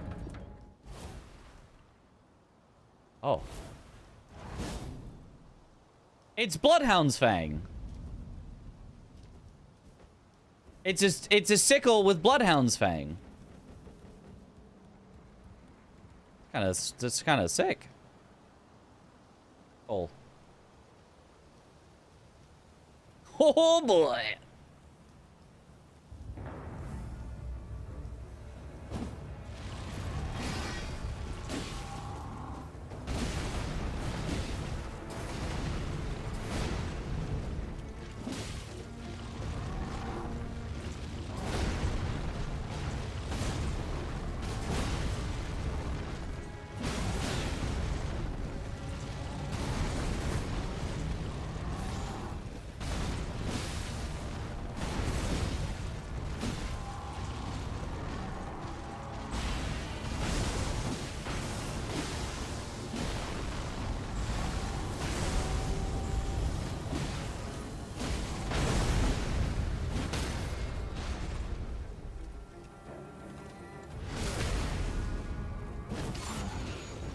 If he falls off the edge here and dies, that'd be a very funny way to lose the run. Okay, I'll take the hit before he does. Because technically, if I killed him there, it would not count for region lock. Or deathless or something. More like Bloody Helix? Yeah, it is closer to Bloody Helix, but...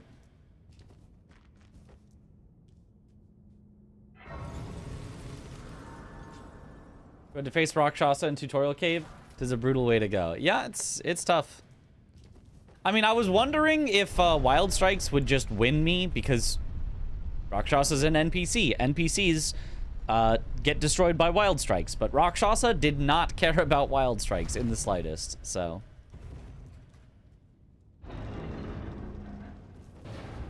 100% just made for YouTube short clips, but I don't mind. Oh, Pumpkinhead duo. You should be allowed to start Liurnia by killing them. Just make an exception for the fall death. I agree. But, whatever. I don't care enough on that one.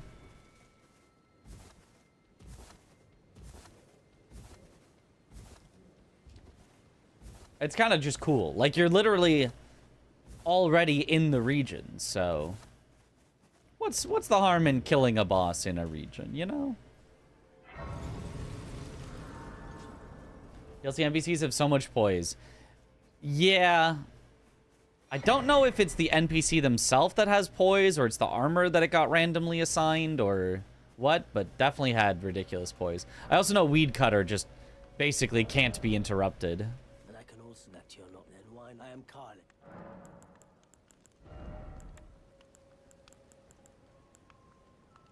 Stormcaller. Swords capable of slashing axes, hammers, and polearms. Stormcaller. That's the, like, spin around you one, so I don't really care about that one. But it is a way to apply whetstones if I find one.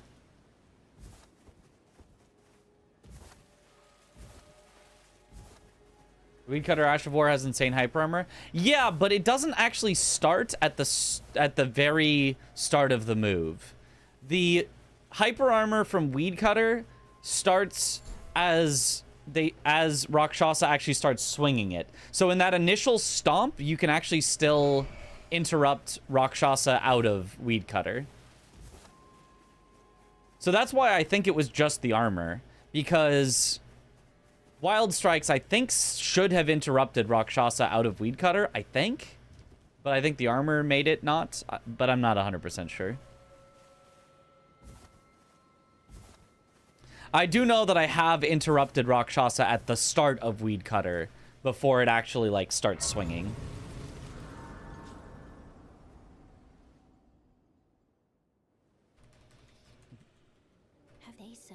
Wild Strikes. To the foot. I bequeath. It will some torrent treat him with. Okay, well, usually I grab that item in the chest, but not this time with the land octopus there.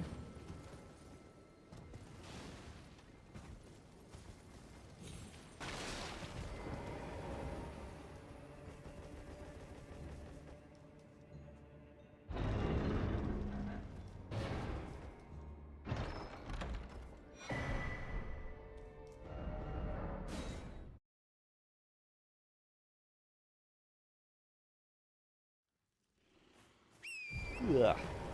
Mitch the Wise. I don't know how wise I can be here. We're still doing this challenge, and that's not very wise of us. The wise thing to do would just be to say, wow, this sucks. Let me move on to something else. But this is very close to the challenge I did want to do, which is this, but without use what you get. Because I just at some point want to have done a challenge with all 207 bosses. I could instead do, like, non-randomized 207, you know, RL1 or +0 or something. Could fulfill that, but I do want to have done something with all bosses successfully. Because I've never done an all bosses speed run. I've never done all bosses deathless or hitless. Although I have done all 207 deathless except for one fall in Onz's jail. Because I didn't know how to do the drop downs.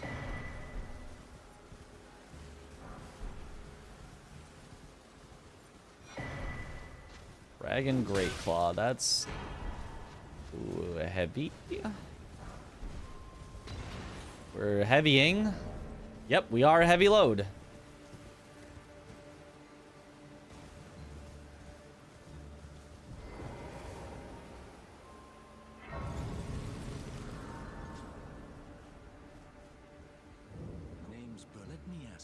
All bosses blindfolded.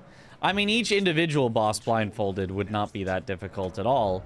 It's the, Ooh, a Somber 2. We do really want that. If we can find any ones.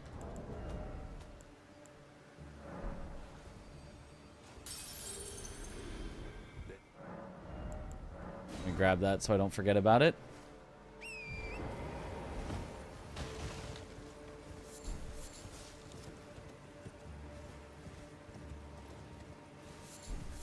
Of this challenge, whenever you pass graveyards IRL, you'll try to loot them. I mean, yeah, you don't?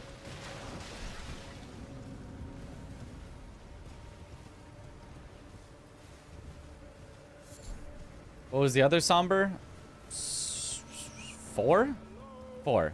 It was 2 and 4. Can you hear me? I at these. Just give and I'll pop. Don't dally. Give it your all.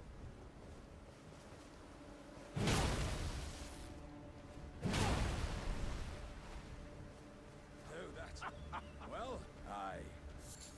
Not like they need it anymore. Exactly.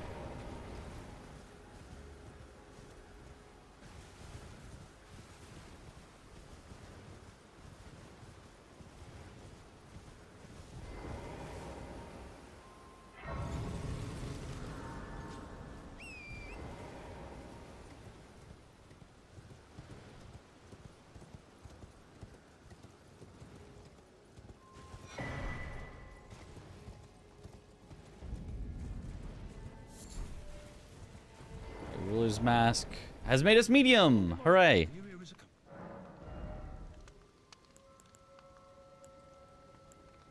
A stone sword key.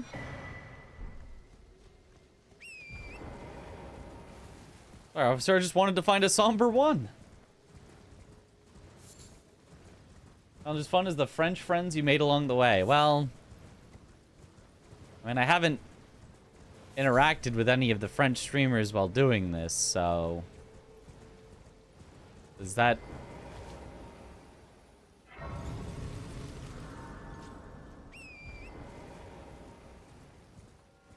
does that hamper the fun?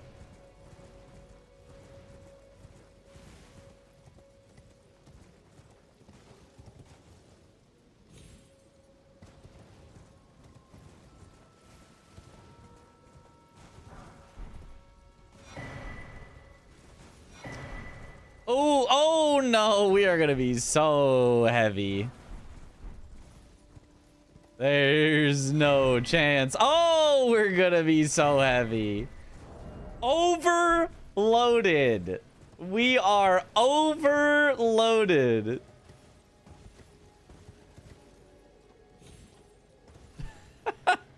Well, maybe we can find something to fight on horseback.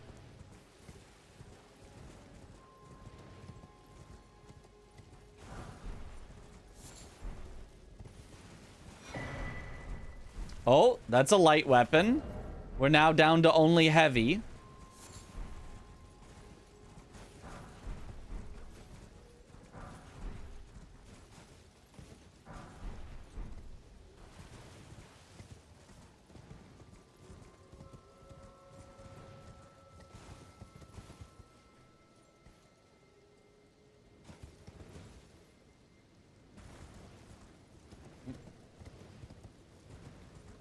Shovel and flashlight for your challenge. Perfect.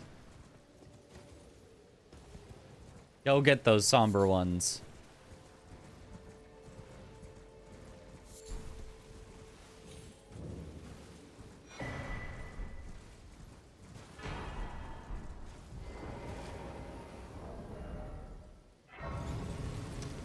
still very heavy.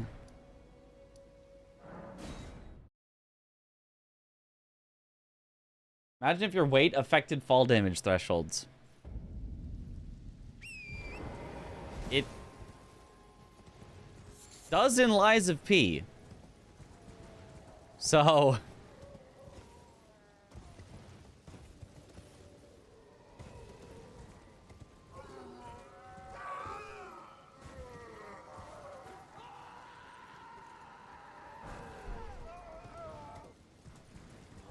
DS2 mechanic. It does. Oh, does it do it in DS2 as well?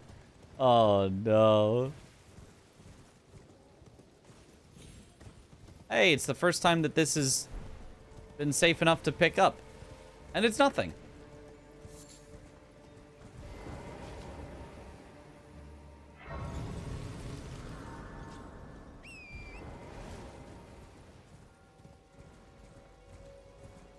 Oh, one of the random hippos.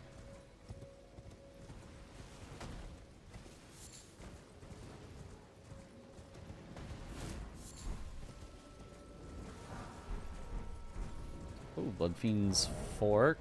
It's a little heavier. But extremely unfun, not gonna lie. Yep.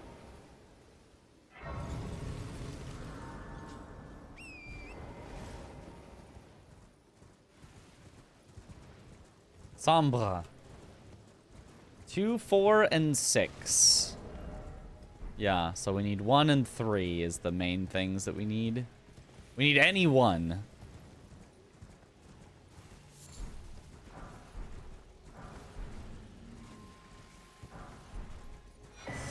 Ooh, a great bow to a great shield. About the same weight.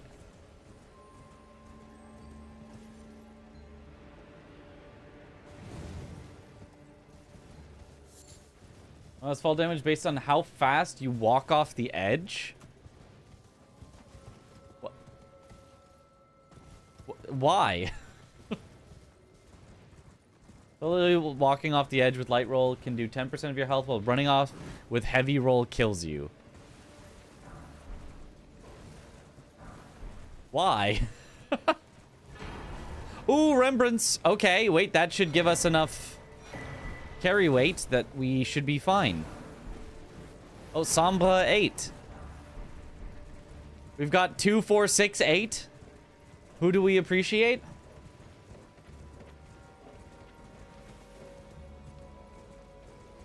Mesma. And a torch.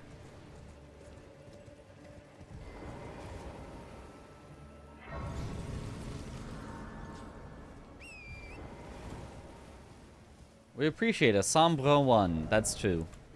That is what we would truly appreciate. Wait, what was I checking?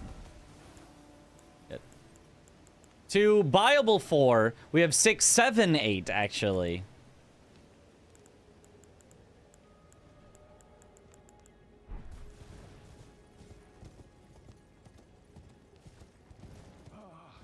Welcome. Well, you please. I'm angry. Chat, don't do it. It's not worth it.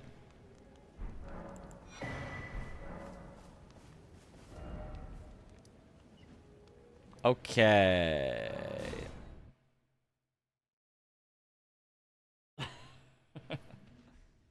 This way, tarnished. May I apply on the will? I'd heard tant upon the talk thou art but the call for. I was instructed by torrents. Tis a bell of summon. Oh God! Heavy knight armor. Wait, but somehow we're medium? Wait, was it lighter? No, it's the same as our Drake Knight. Okay. It's the crown that saved us so much weight. Yeah, and Consort's trousers is pretty light as well. Yeah, okay. And then Steel Wire Torch is obviously pretty light. Okay, neat. But a torch as our first weapon is not great. Not great for us.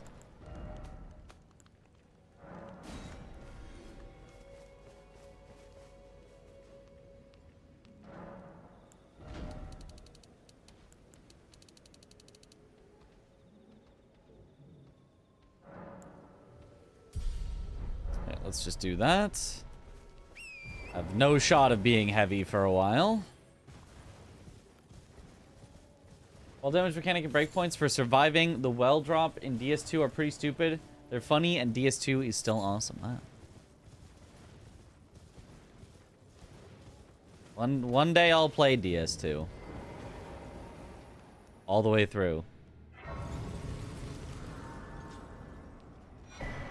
It'll be for stream, so I won't drop the game as soon as it just isn't fun, which was the very start.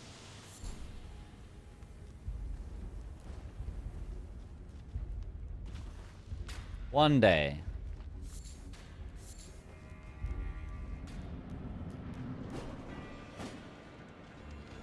Duelist. Ah.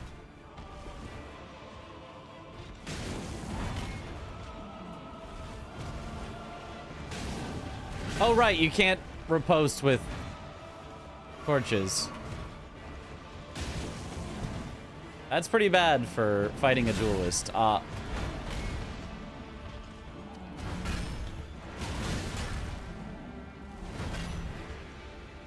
rely on backstabs for duelists.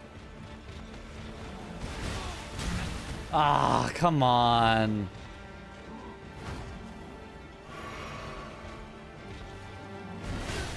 Are you kidding? What do you mean that hit me?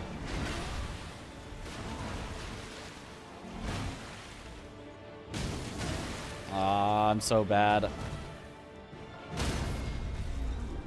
Can't even take the riposte. I hate duelists. Yeah, didn't think so.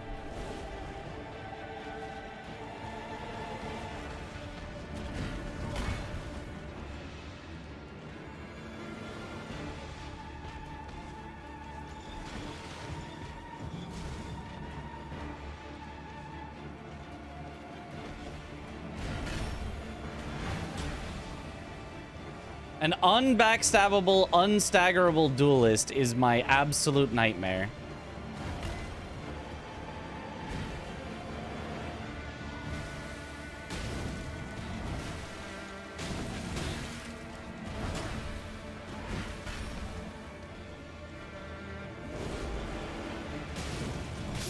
Yeah.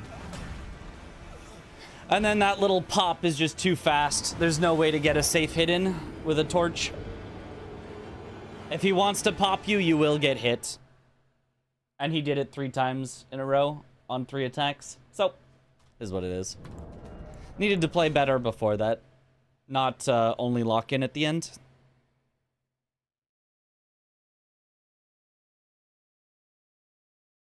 Oh well. It was a terrible start.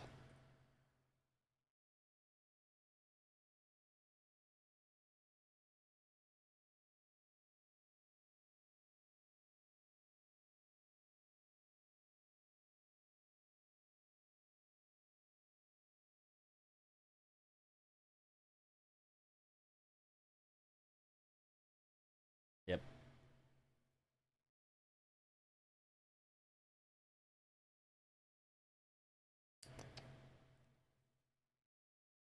I like duelists, just not with a torch. I don't really like duelists. I feel like their attacks are just annoying. They just like all feel like they come out at the wrong time. Like it feels like they wind up to hit at a specific time, and then they just don't hit at that time. They just hit at a different time than the time that they wind up for.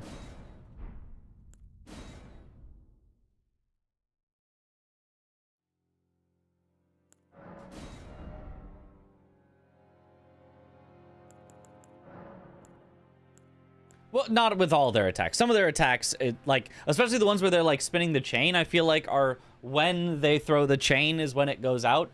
But a lot of the, like, those axe attacks, they're like, oh, oh, oh, oh, and it's like, oh, I should dodge now. And they're like, oh, oh, oh, and then, like, they just throw it. It's like, oh, okay, that was weird. It just doesn't feel like they carry their momentum through their attacks like they should. It feels like they just kind of randomly decide when to let it go.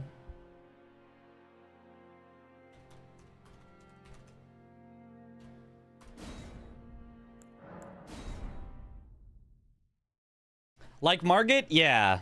But I've fought Margit thousands of times now, so now I know when he's gonna do it, but like Margit.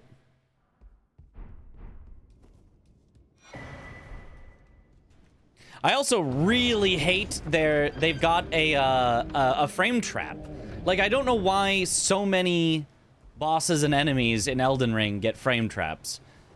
But they've got the one where they like run at you and then they like spin and then spin again. And if your first roll isn't super early, you will just get caught by the second hit. And it's like, okay, what's the point of that?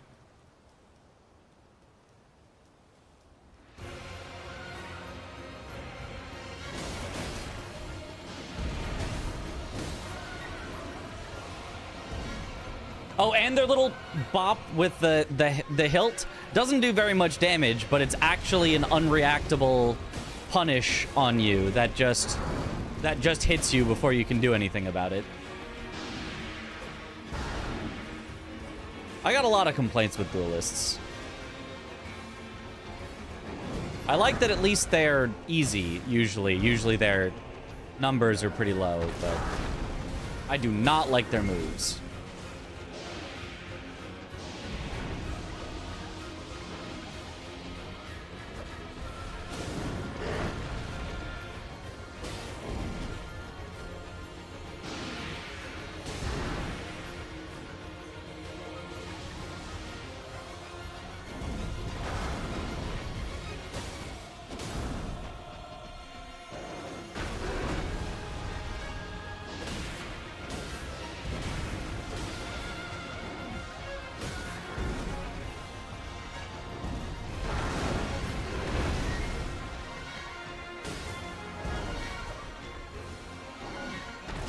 Whoops.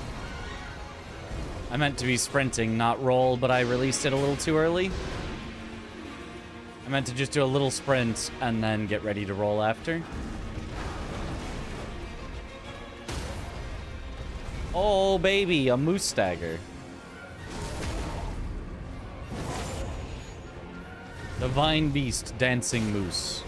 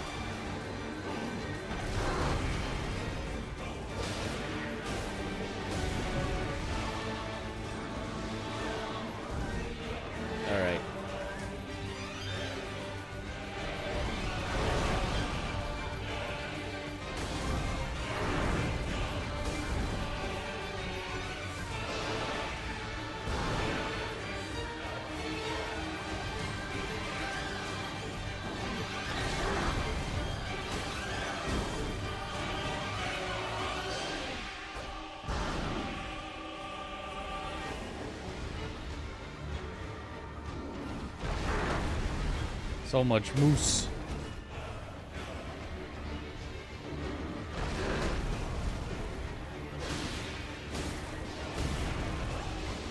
Five minutes of moose it has been.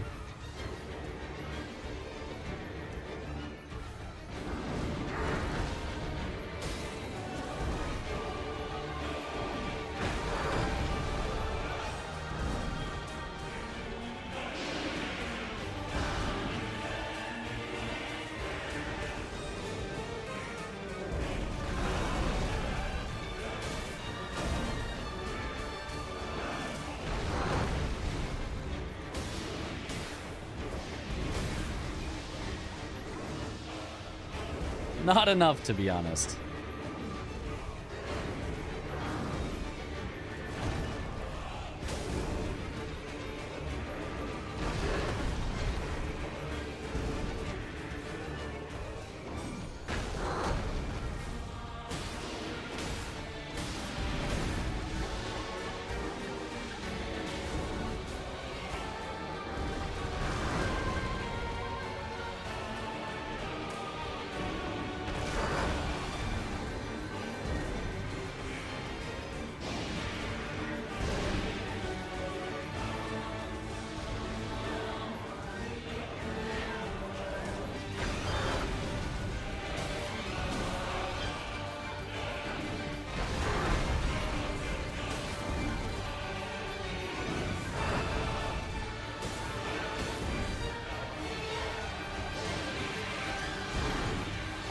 Does Moose have two phases? Because I felt like before half health, I was able to get so many hits in. And I feel like after half, it just keeps running away. No, not this one. Are you sure? Because there are bosses that I swear did not have two phases. That people were like, oh yeah, there is a second phase, and the moves are slightly different. Like Senesax. I didn't think Senesax had two phases. But Senesax has two phases. Oh no, I mistimed my roll! No! He summons animals and kills them. Well, that's the other moose.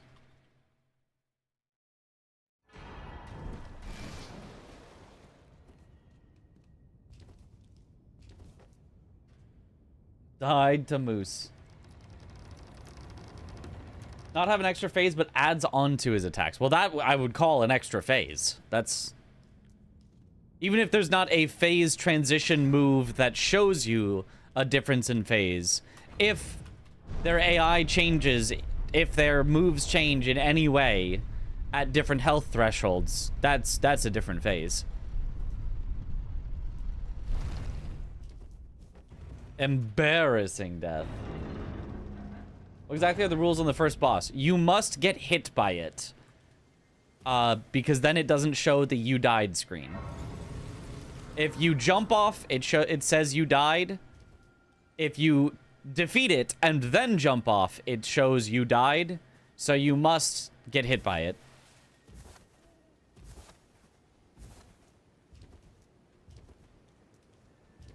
Moose steaks were made. But it is more fun to fight it than to just, you know, not fight it at all.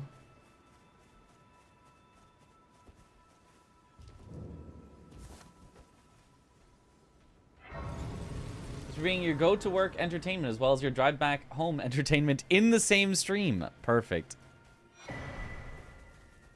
Ash of War Black Flame Tornado? That could be neat. Smithing Stone 2s. We still need 1s, but... Falks is in a shop, so we're not gonna find it. Falks is so good.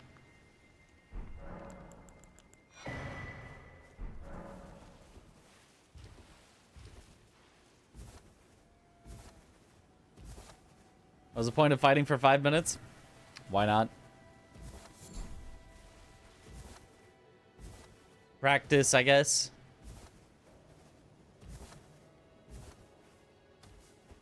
People doing the zero death run wrong? Maybe.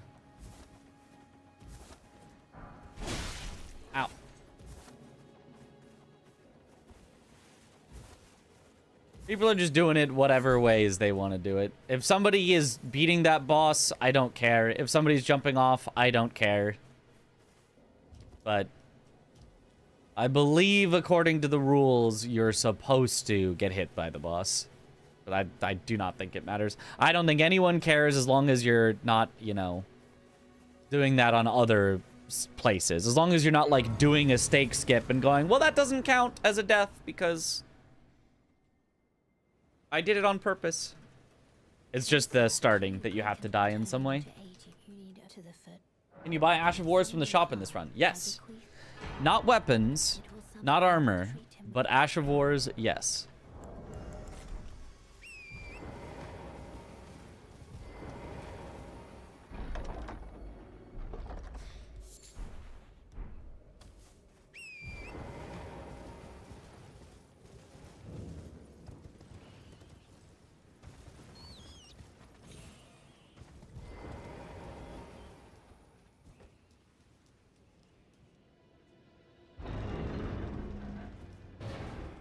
Just fight the first boss as best I can because it's fun. Yep.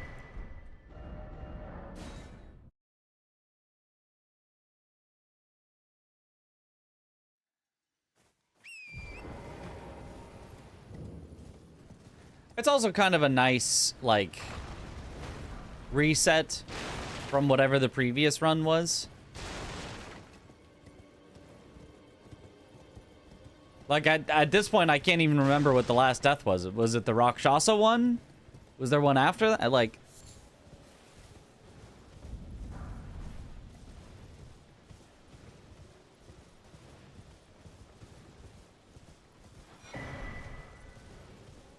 Oh, it was the duelist one. That's right. And that was like a slightly tilting loss because it was entirely my fault. I just played badly. But I just get to forget about it by fighting a moose.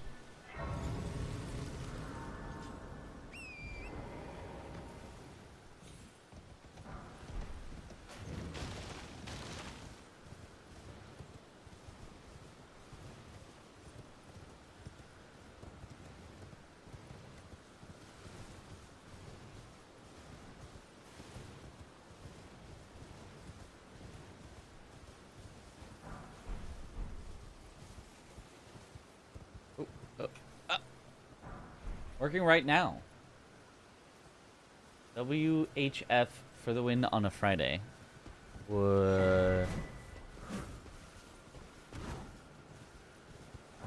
don't know what that stands for. Oh, work from home?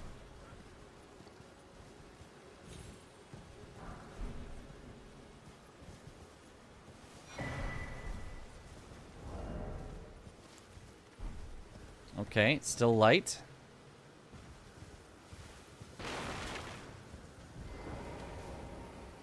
Work home from. Aha. If your day sucks, go fight a moose. It'll improve the mood for sure. Or you'll die and then you get to restart your run. More smithing twos, but not a one. No stones lie with me, not a one.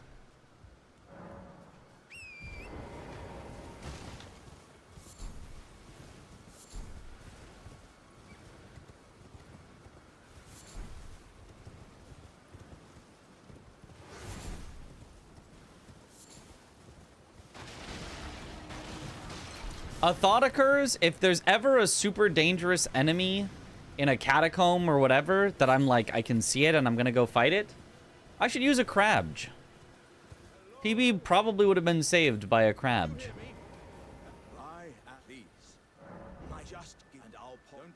And like, I knew the red bug was gonna be dangerous, so.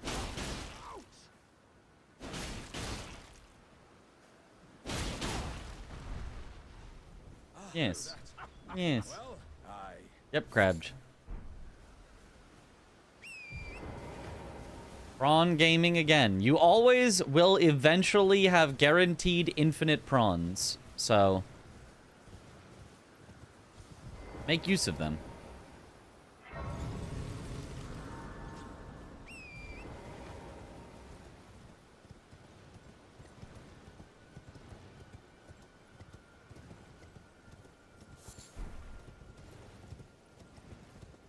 What happened to the PB? Died. Are you here as a customer? Ooh, spinning slash, swords, axes, and polearms. No, I think spinning slash is the one that gets you kind of locked in too much and gets you killed. I don't think that one's actually good. It's like spinning slash, it's like wild strikes if it was bad.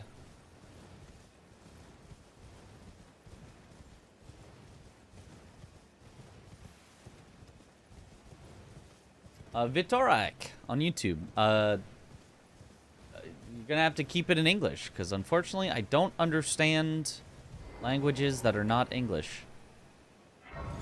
The average American speaks 0.7 languages.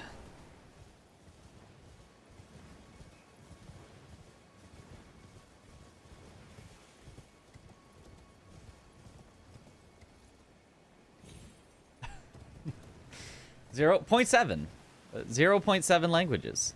So definitely true and not made up stat.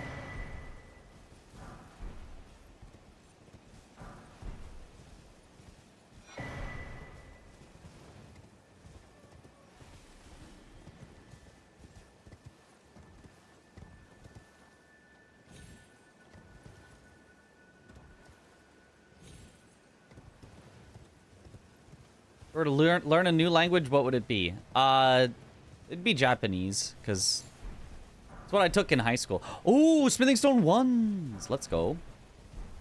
So I'd have the easiest time of taking what I already know and turning it into actually knowing more. Which what I know currently is not a lot, but...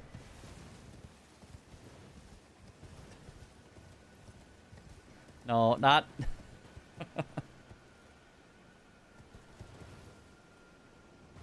I regret not sticking with learning Chinese after high school.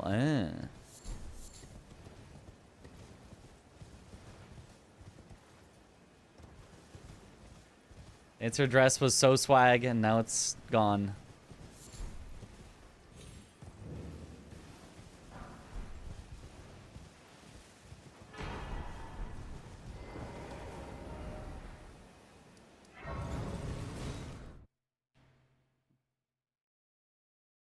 What was the hardest boss that you already killed in this run? Well, we just started this run right now, so we have not killed a single boss yet. But,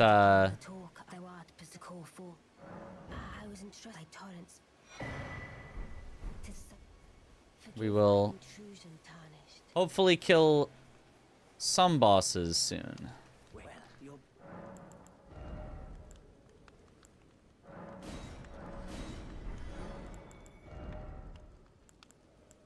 Okay, so I have some ones.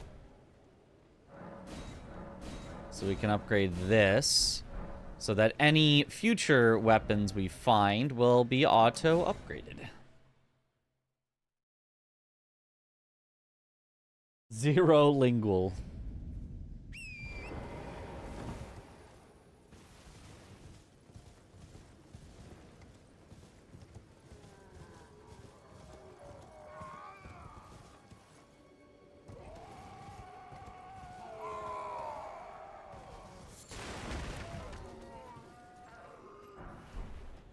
Sombre 5.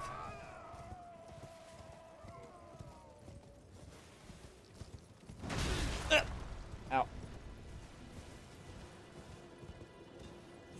Seems safe enough.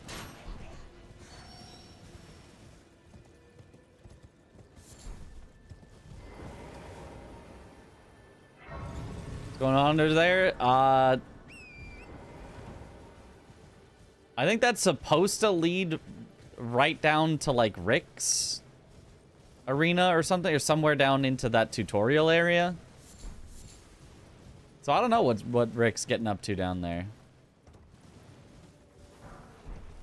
Ooh, crystal darts.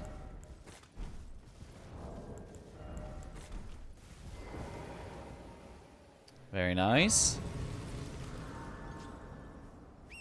What country do I think you're from? I don't know. I wouldn't have a clue.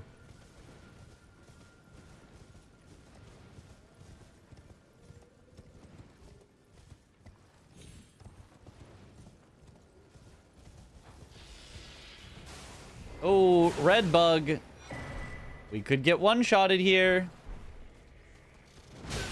Oh, not quite one-shotted. Very close, though.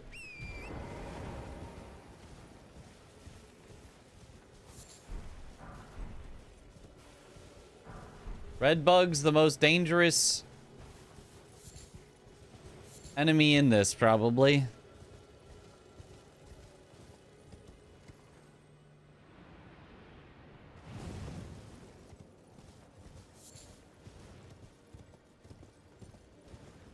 A Freaky Friday.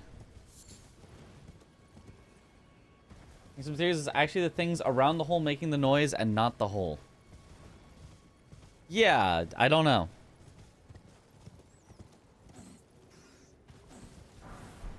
That's what I assumed based on like the directionality of the noise, but oh. Remembrance? Like, it doesn't feel like it comes from directly down the hole, but money! The hanging people, they aren't dead. There you go.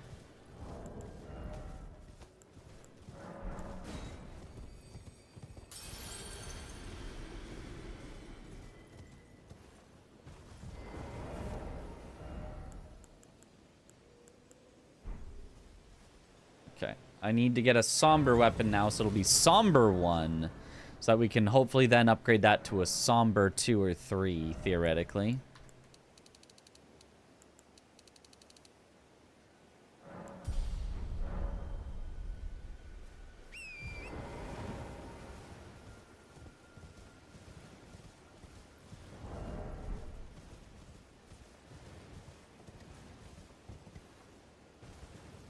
It's kind of weird how the health increase actually goes up per level. Like, the first few levels you put in health don't do much, and it kind of tricks you into thinking, that's all health does? Man, that does, like, nothing. Why would I level health? But then after that, it's suddenly like, oh my god, and now my health bar is tripled in size.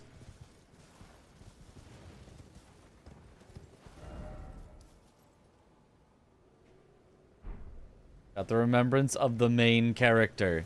I got my own remembrance? Well, I guess we just send it on some bosses and see how it goes. Not a favorite weapon of mine, but hopefully it'll get the job done.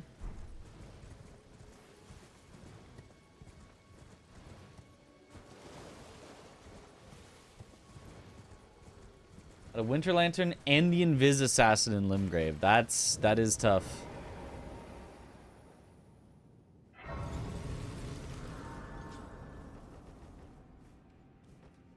Let's run because there's only 6 Winter Lanterns and 1 Invis Assassin, yeah.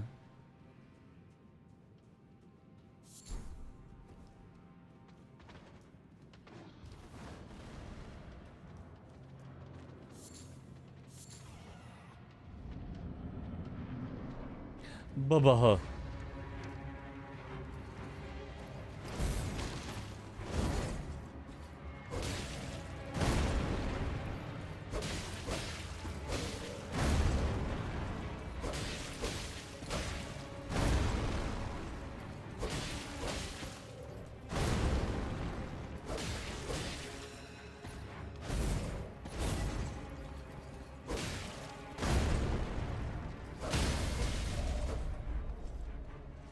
Oh, this weapon does have bleed.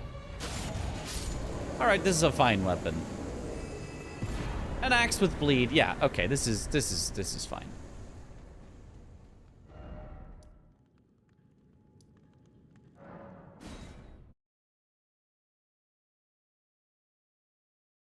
So an HP bar and 9 souls, a quarter of the screen at the end of 3/4 of the screen, as it should be. Yo, what up, Qwatch?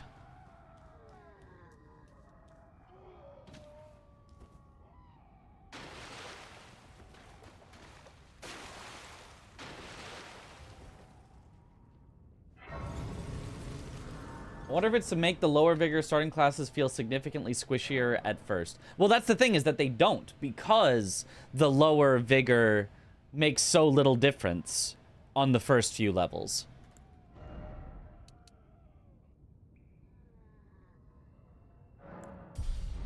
If that was the goal, then they did the opposite of that.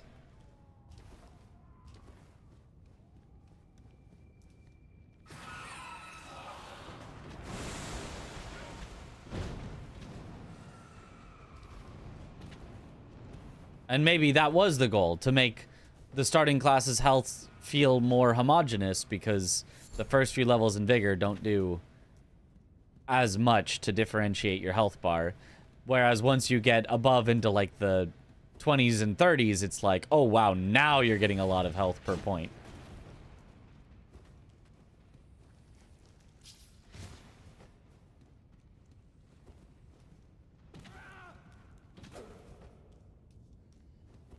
Whereas, like, every other RPG you see will just do strict, you know, from the start, diminishing returns. The first few points are always super worth it. Oh, duelist again. Can I redeem myself? I don't have a torch this time, so...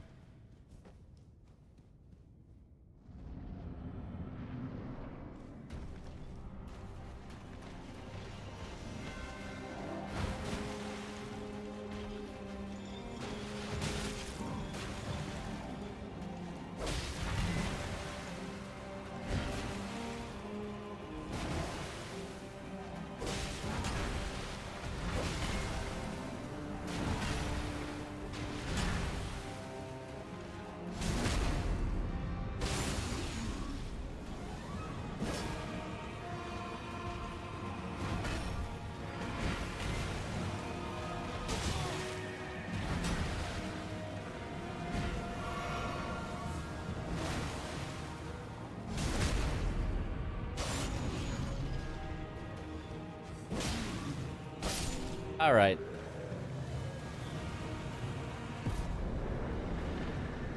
Oops, all duelists. Rick is always a duelist.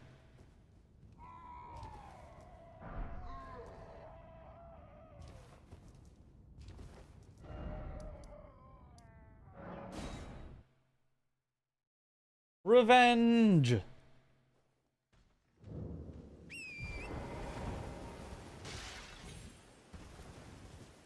Hydrate. I wants to play Mage Arena with the boys. What do you think? What is? I've never heard of Mage Arena, so I don't know.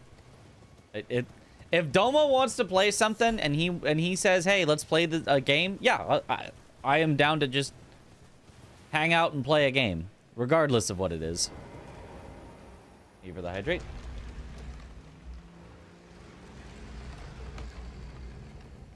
As long as it's not something that I actively know I don't like. Like, if he said, oh, let's play League of Legends, it's like, okay, no, Dom.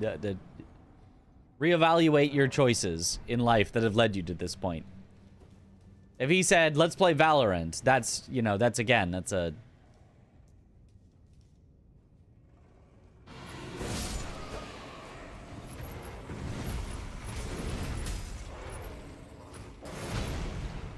I want the item. Excuse me, Sir Lion.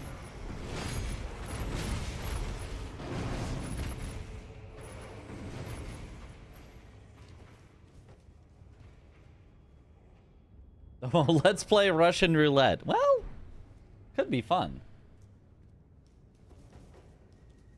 It's about the same as playing this challenge. We should play Peak again.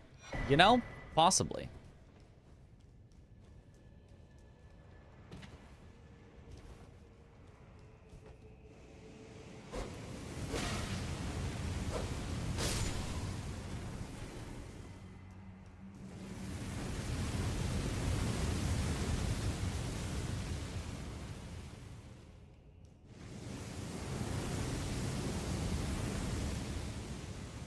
A variety day for sure.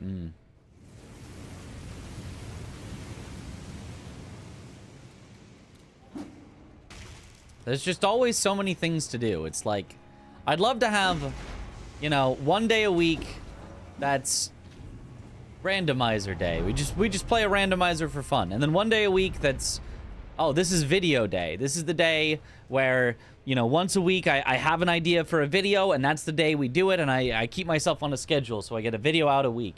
And once a day is play with friends day, and we just hang out. And once a day is, you know, and then all of a sudden, wait a minute. So you want, you know, 20 days a week to do all these things. And we're getting roasted is peak in peak. Both true. It was peak in peak.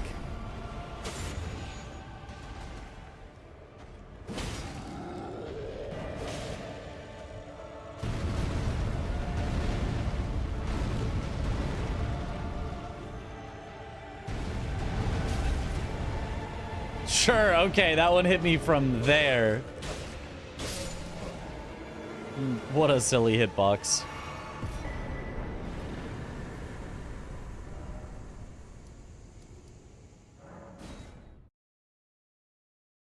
Play with Wednesday.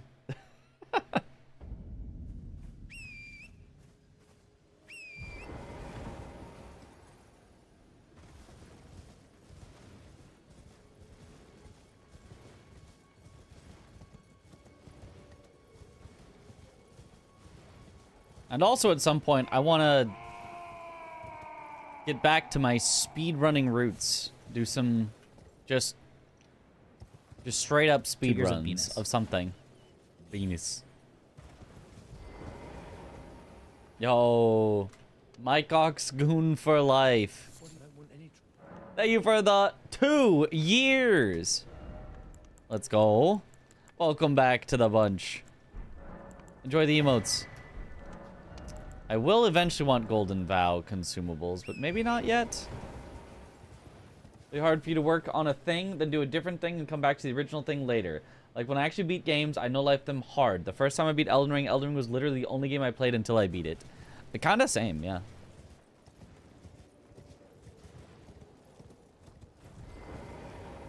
It's also just, it's really nice having, like, one thing that you really want that day in, day out, I can go, what am I going to stream today? The thing I want to beat still. And I can just do that for, like, a long period of time.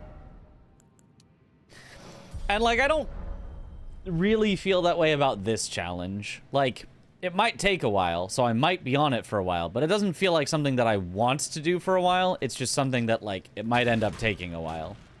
But I want to be done with it right now.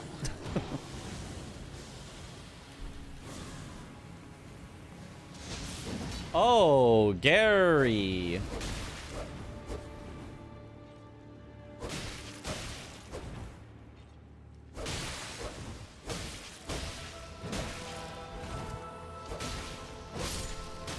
Goodbye.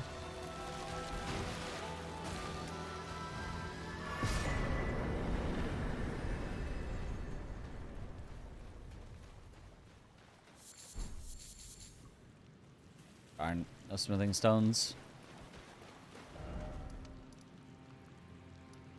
Oh, he's dead.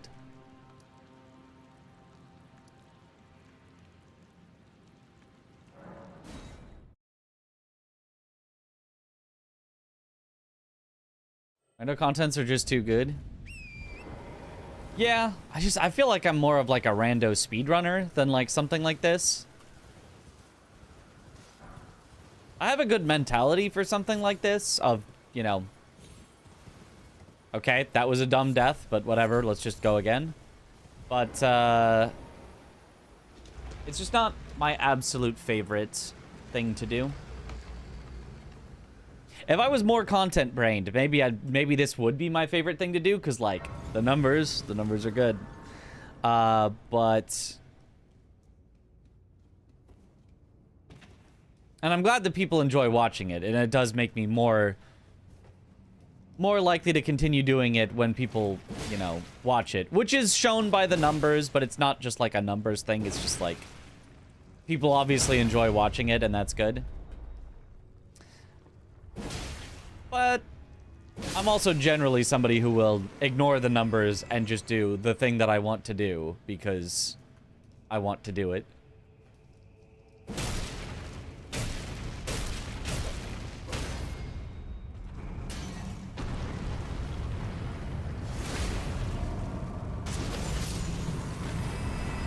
Our run isn't fast enough for you? Well, recently found your content of Sekiro and Lies of P, which you got me to play from watching you, and you've gotten me back into Souls games in general. Much love. Yo, thank you, Gab Gab. I love me some Souls games, so I'm glad you're enjoying them as well.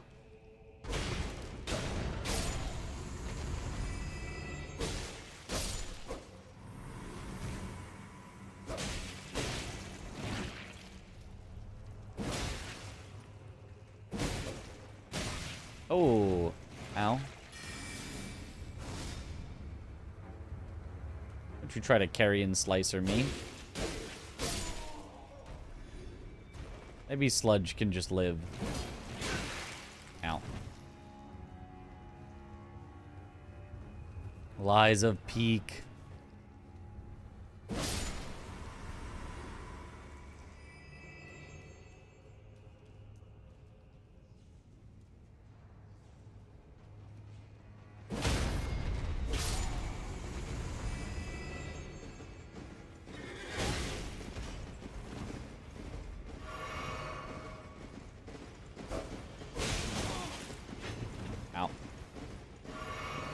Might have to be a run-through situation.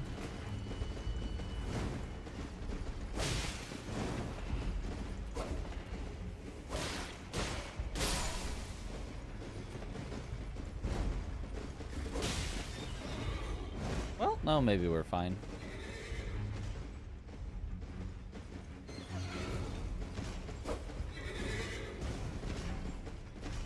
What's he doing? What's he doing?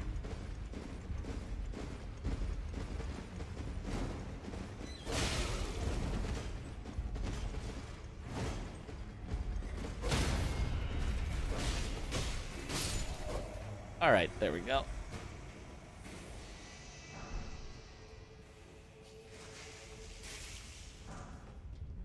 Smithing Stone 1 we already had? Yes. I need a somber. That's a not somber weapon. I need a somber weapon so that it can be made to +1 so that I can use... I might not have a somber 2, but I can at least think about using a somber 2.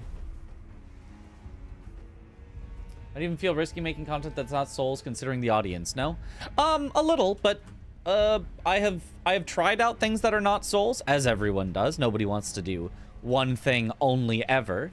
And I think a good enough number of people have enjoyed non-Souls stuff that I feel comfortable doing some non-Souls stuff from time to time. I don't want to, like, hard pivot. I really like Souls. I would like to do a lot more Souls stuff, but I feel comfortable for, you know, a day or a week doing something else. Does plenty non-Souls content, yeah. Mega Monk was pretty great to watch, IMO. That's so funny because everyone said, hey, I enjoy watching you say things, but I have no idea what's going on screen on Mega Bonk. What is happening? I don't understand it. I was like, that's fair. It is so hard to follow. French Challenge is fun to watch because it invokes the feeling you had watching Elden Ring content for the first time ever. Every single seed.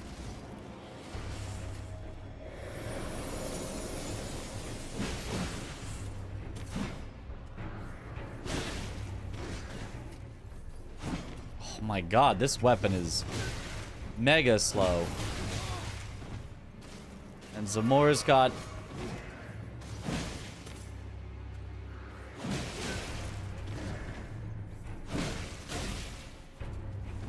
a bunch of frame traps.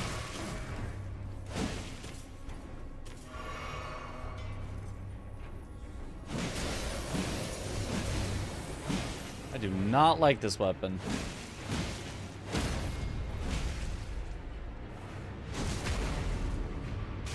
But at least some more you can get to second phase and then hit to death. Ooh, Fire Scorpion Charm. Okay, that's one to get out of the way early here. Well, we still only have one talisman slot. But man, I do not like this weapon. What is this? Guardian's Sword Spear. It's like a unique moveset or something. Why do you stomp before you swing it? Just swing it.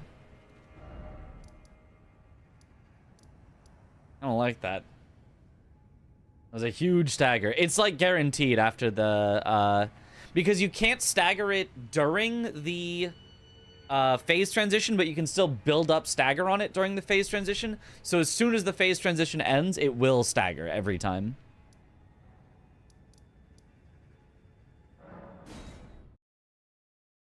From Tree Dudes, yeah. I do not like this. It's a goated weapon? What? What do you mean? I feel like it's crazy slow and its damage isn't that great.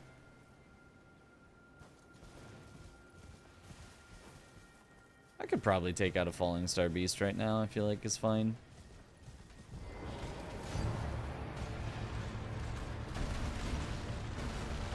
If I could take it out with that cold whip that did 0 damage in PB, I feel like we're fine.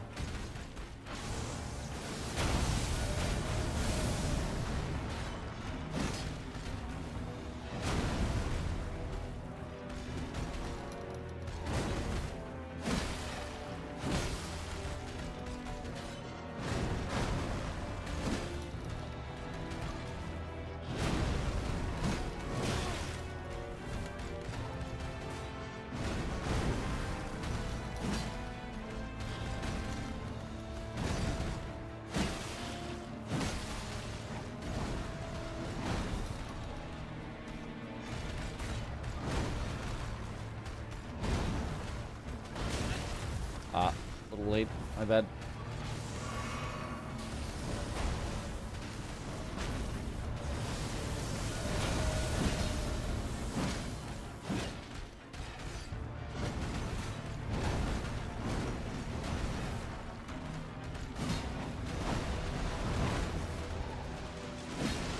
Come on.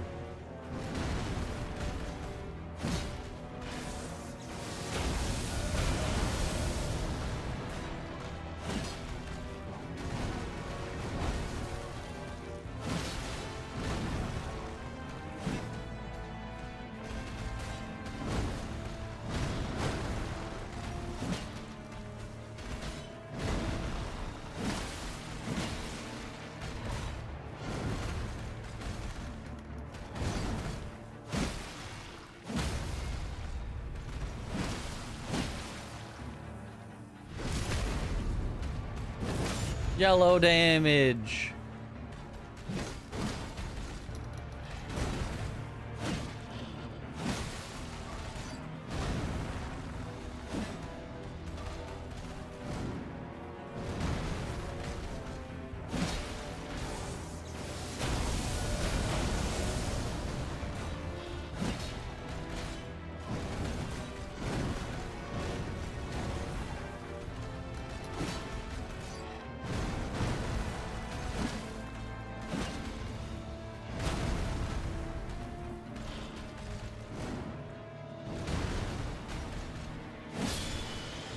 Alright.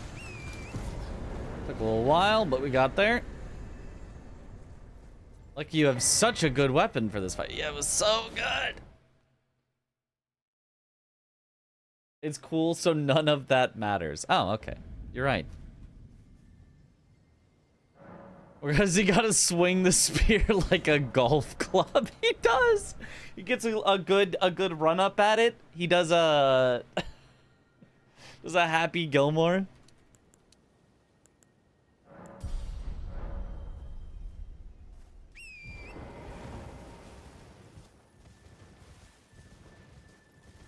Weapon has the same moveset as Loretta's War Sickle and Romina's Pole Blade of the Bud.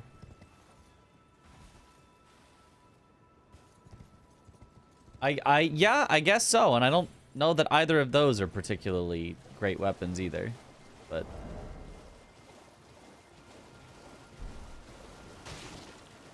a Ghost Flame Dragon. with a bunch of enemies. How appropriate. Hello.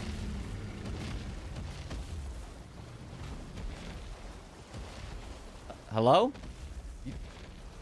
I need you to aggro so that when I come back here, all the other enemies will be dead. Can you just see me? Hello? Do you see me? Hello? Hello?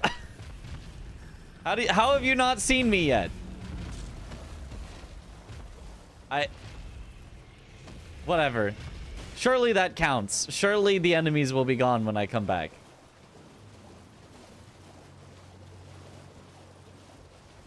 Must have been the wind. He's got a blindfold. He has literally no eyes. Yeah.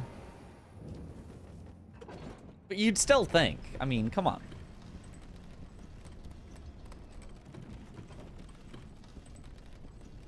Actually, the stomp reminds you of the goofy R2 on the Fire Monk's weapon. Yeah, yeah, yeah.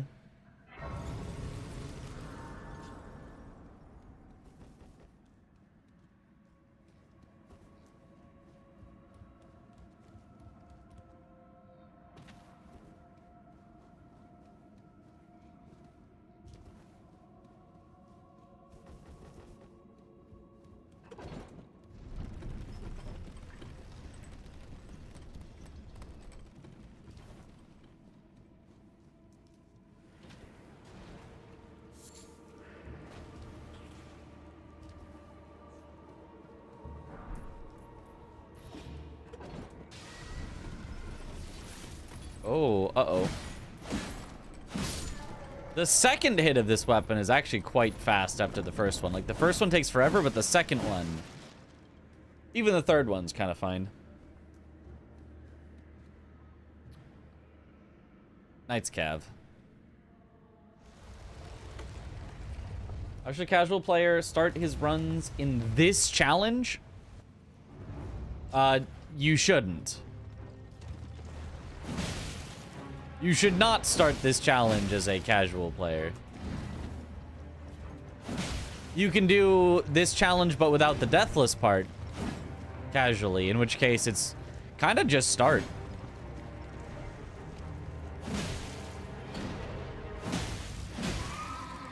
Learn as you go.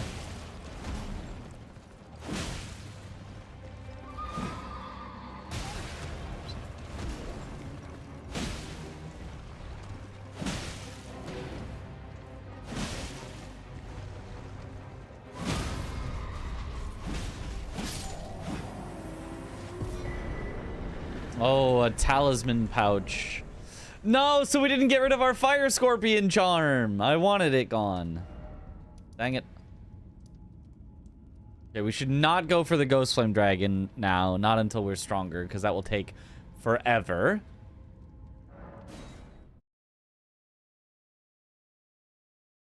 Not going for the permadeath run. Okay, yeah. Then, yeah. You don't really need to do much outside of just kind of start it and learn along the way. You'll end up with a bad weapon on a hard boss and it'll take a while, but hopefully you can get there. Make sure to level up your vigor and endurance enough early so that you can wear your armor without being over encumbered and have enough life to survive some hits. Level up your weapon as much as you can whenever you can, and yeah.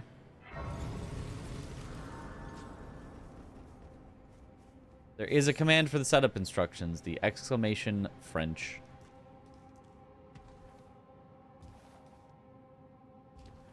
It's not like a super in-depth explanation. It kind of assumes you already sort of know how to set up randomizers and stuff, but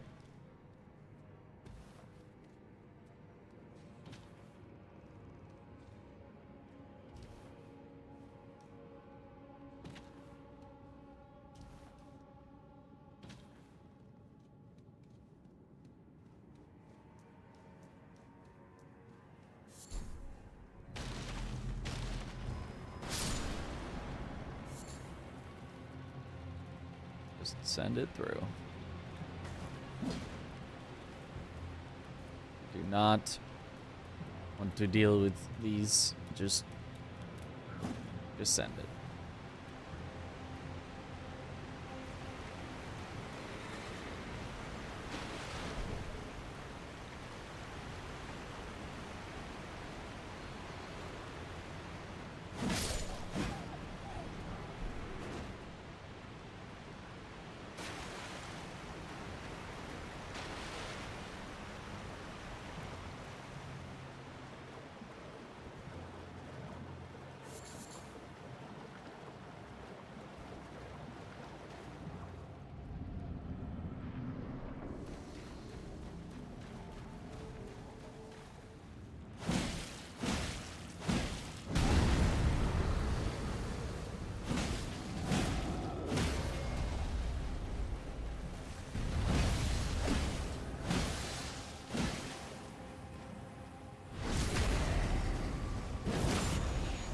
Balls.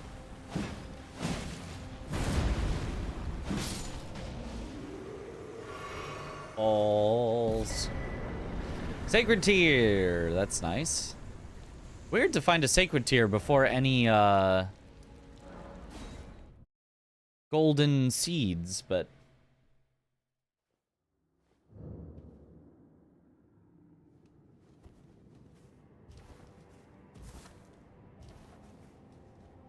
has also made a video on how to set it up, although in French. Ah.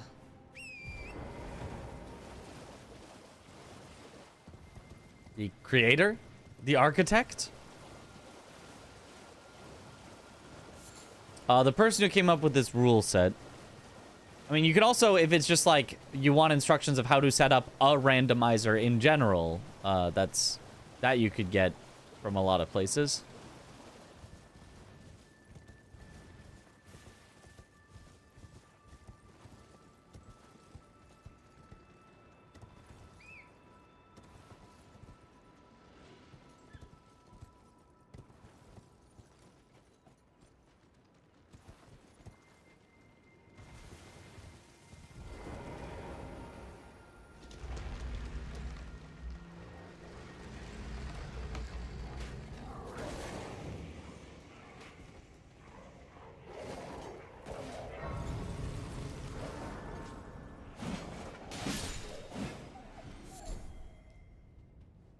Yo, what up to Goblin King? In 2 attempts, I'm at the same as you are. We doing a bet? I don't really want to do a bet.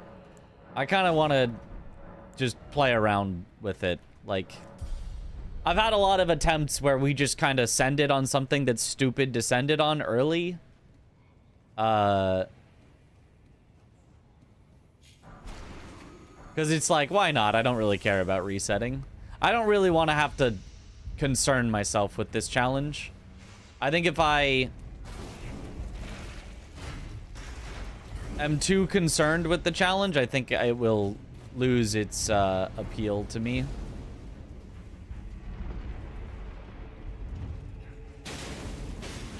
Like, I don't consider it a good enough, like, competition.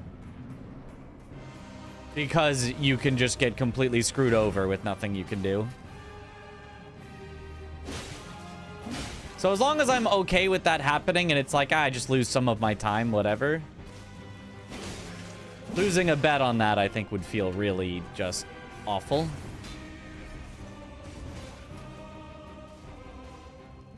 The stakes are low here. Yeah, we're just... If we have to reset 100 times, who cares? If I had to keep track of every reset and care about every reset, it would cause me greater pain.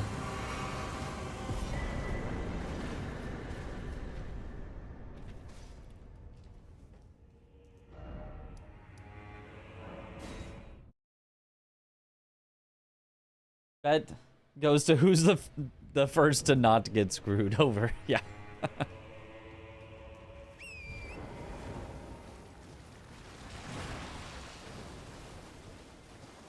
Like, at that point, I'll just make a bet in simple flips. But that would be more fun.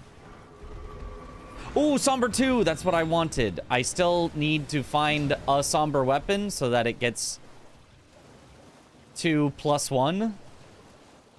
But that's exactly the next thing I needed for upgrades.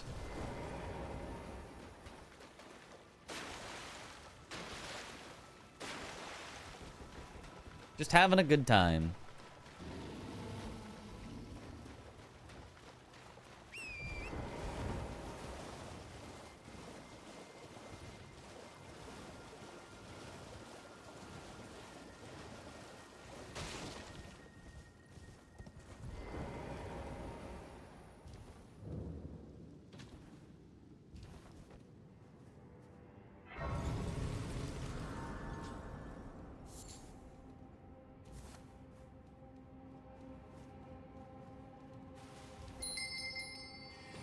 Ding, ding, ding, ding.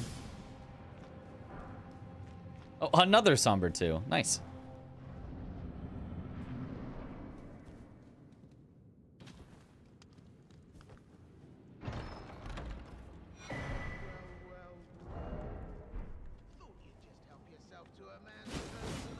Okay, it's one of those.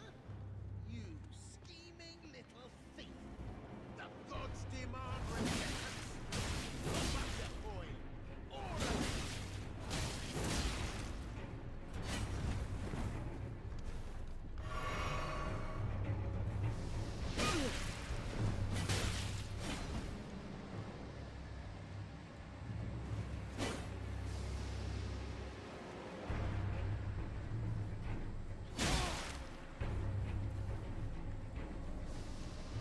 It's just being very annoying right now.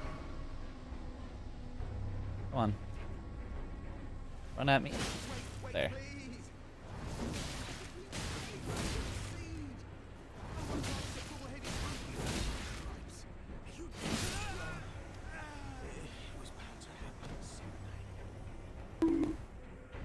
What a shit show. Huzzah. Ooh, Ash of War butt slam? We can butt slam on him? What time is it for me? 3:26 a.m.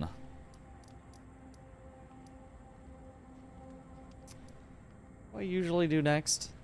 Not that the order really matters. I think I do the night bosses next. Living the dream.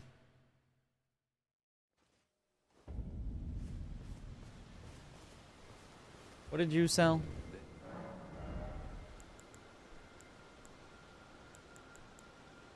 Oh, that's actually a good Ash of War. Wait. I mean, kind of. It's... Oh, can't even use it on it. Black Flame Tornado, though. I'll take it.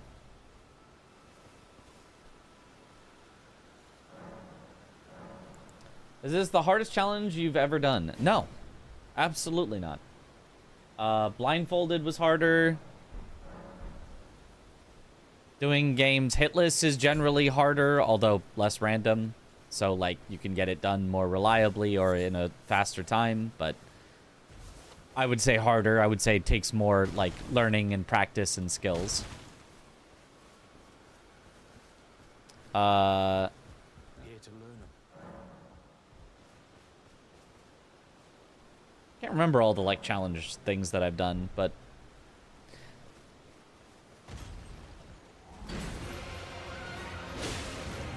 I would say there's definitely been harder things that we've done. In terms of, like, skills needed, which is what I consider for hard.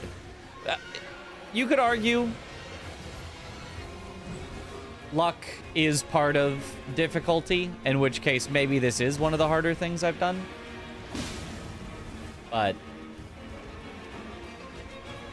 that's not usually the way I see it.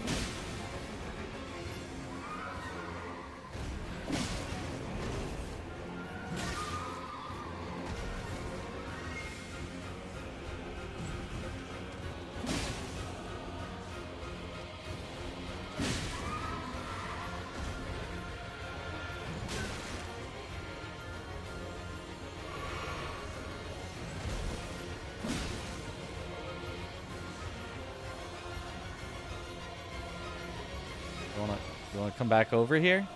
No, no, you're stuck. There you go. Oh, you're stuck again. Oh, there you go.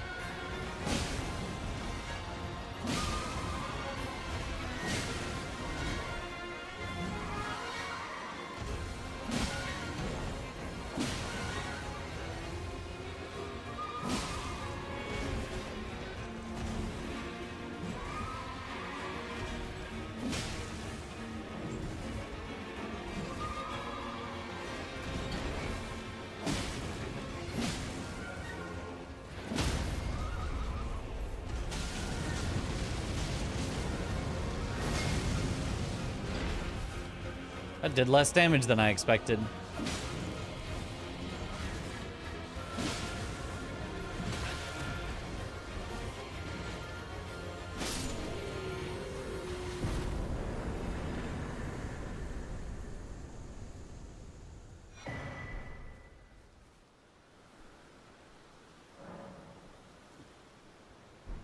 Is this the most French challenge you've done? It's probably more French than the Deathless Randomizer League, so probably. Good test of completely different skills to scripting and no-hitting the any % route where you don't see all the bosses. Feels like a good challenge to mix into the repertoire to generally improve problem solving and game knowledge. There are weapons you've never seen, talismans you've never used. It's really interesting. I would agree.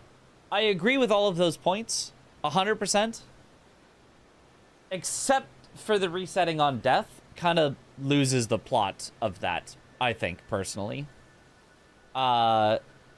Because the thing that you end up, like, making or breaking the run in a hitless run is the perfection, right? Is the did you do everything right? And yeah, totally, depending on how you do hitless, you can make it scripted, so the doing it right is just remembering the script, doing the script. But, like, you have to do it perfectly right for hitless, whereas the make or break on this run isn't the actual difficult parts of the run. The difficult parts of the run of, like, oh, here's a tough boss or whatever, usually is just not really the thing. It's like, oh, there was, you know, Death Blight in a weird area that I was forced to stand in for too long. Runs over. Oh, there was a DLC enemy that didn't get scaled down properly and it two-shots you. Run over. You know, like, there is problem solving, but it all comes down to one moment of, like, just something stupid happens. And then it's like, that is the win or loss factor. Playing 10 times better only improves your odds of making it through this challenge by a little bit. So it doesn't feel like directly proportional to how much effort and skill you put in.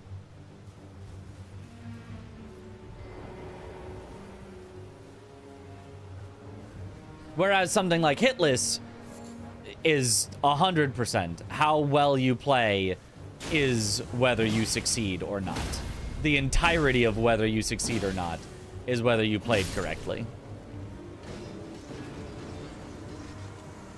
Unless, well, there might be some, like, super niche scenarios where that's not true, but...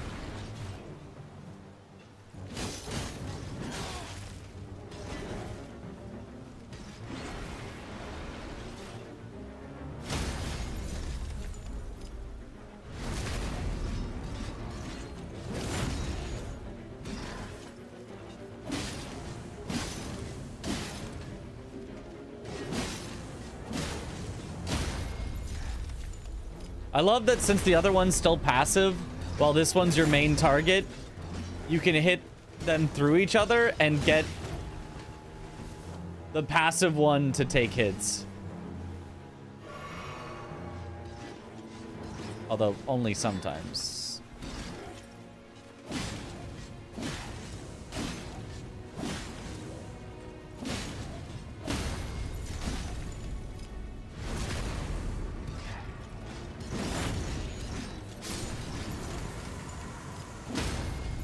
But, like, if you took out the deathless part, right? If you made it this, and maybe you add in, like, oh, and it needs to be RL1, you know, or, I don't know, maybe it doesn't need any more. But if you just had like this challenge without the death equals reset part, and let people learn from their mistakes and figure out how to get through a dungeon after they die and things like that, I think this is a great way to learn, absolutely. It's only the deathless mixed with randomizer that just throws the whole thing into whack. Or out of whack?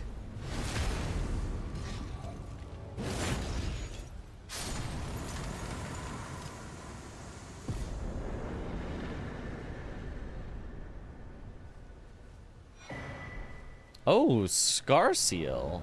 Interesting. Is one of the ones where you take more damage, so we're happy to have it early. Out of thwack. One stream Domo said, you should not take the riposte on Crystallion, because they think you do nothing while taking the riposte. Yeah, it depends. You don't... It's true, you probably shouldn't, but it doesn't really matter either. You can take it, you can not take it, it's both fine.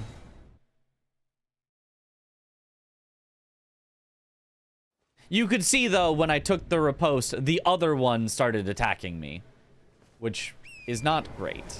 Nile, as long as we can get the ghosts to see us from far away, like we did at the Albanoric village, we should be fine. If we can fight them one at a time. If not, this could be... This could be bad. Hello? See me? Do you see me? Oh. Yeah? One of them saw me. Oh. Just kidding, he put away his weapon. He didn't... Oh. Yeah.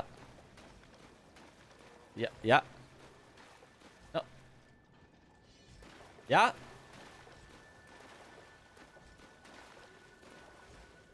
Aha, there we go.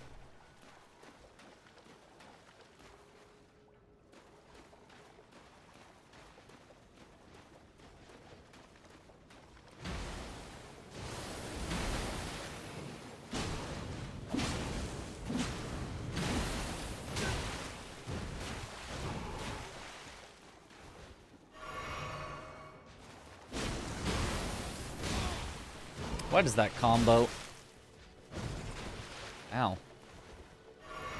Well, I might have to reset this fully. Yeah, I definitely do. Man, that guy's so annoying.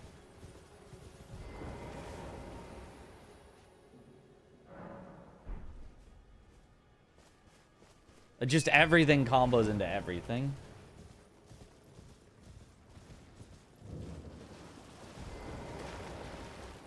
Like, I can't believe not only did they make these Banished Knights, which I think are personally really annoying and unfun to fight, and then they threw it into a trio boss. Like,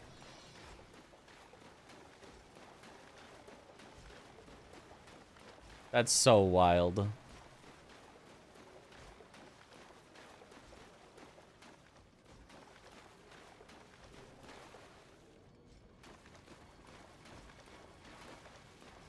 Aha.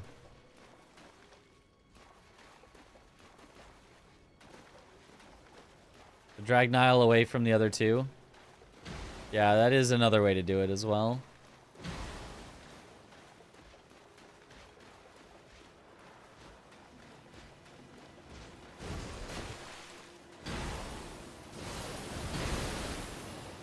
The other way is to just bait out the specific attack that you can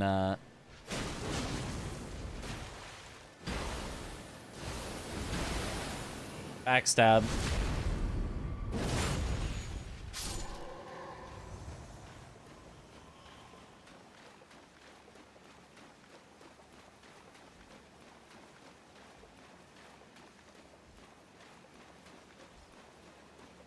Idiot.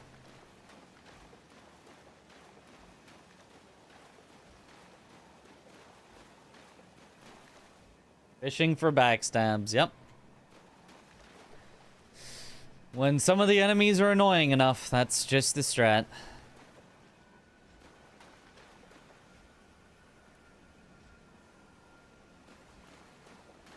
Wouldn't even be so bad without the window AoE on everything. Yeah. Or the dual swords ones that just attack 100,000 times at once. Can you see me, please? There you go. No, Niall saw me. Well, no, this is fine though, because the Banished Knight didn't. This works.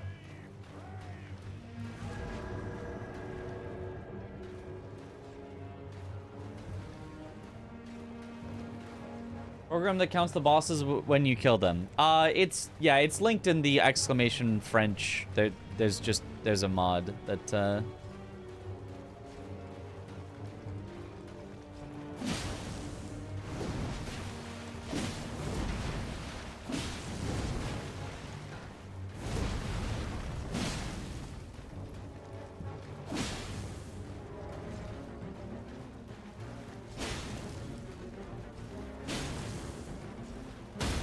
he's a little confused, I think.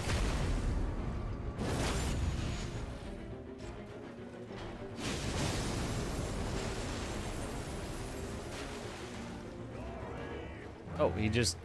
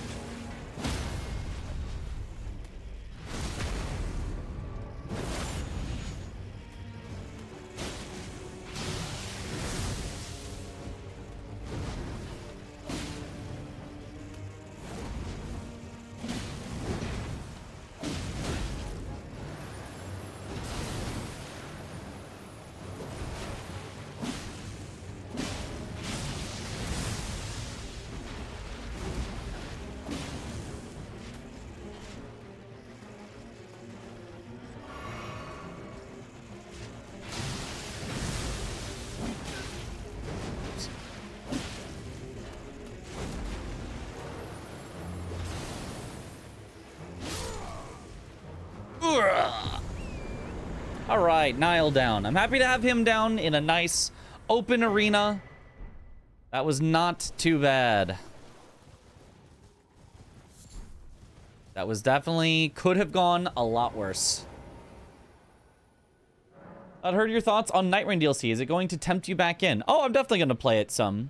But I don't think it's going to, like, be a very long-term thing. I think the amount of content they're adding is a very small amount of content. It's a couple more end bosses, a couple more characters, and one more Shifting Earth. Like, how long is that going to take to run through and be bored with? I don't know, 5-10 hours. One solid long stream and we'll probably be like, all right, that was about it. We will also eventually have to practice Night Rain speedruns in a trio for games done quick. So. Let's go for the other night bosses now. Good arena for him for sure, yeah. I'd play a lot more Night Rain if I could pause a solo run. That would be a good change. That's a change that I would be very in favor of them adding. Two bosses, 2 characters, 1 Shifting Earth, and more. We have no idea what more could mean. I mean, I kind of figure the more is just going to be... It's not only the 2 bosses, it's also... They showed there's going to be Deathblight Dancing Lion. They showed there's going to be Artorias? Or maybe not Deathblight, but they showed there's going to be a Dancing Lion. So maybe that's the more.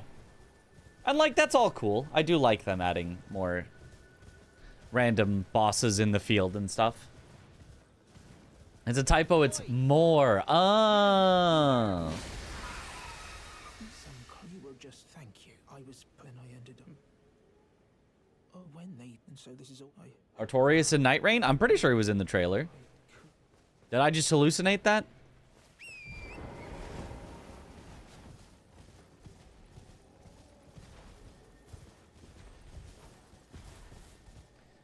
Also, will you practice more rando races for the relay rando race? Probably, yeah.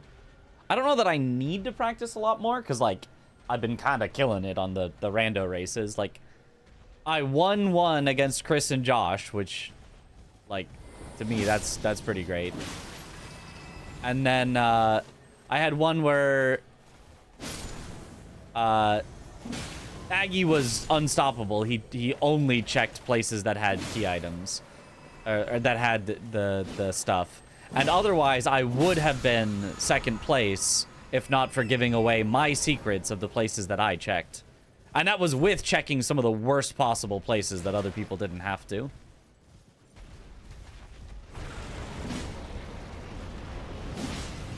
So I'm feeling pretty good on my randoing.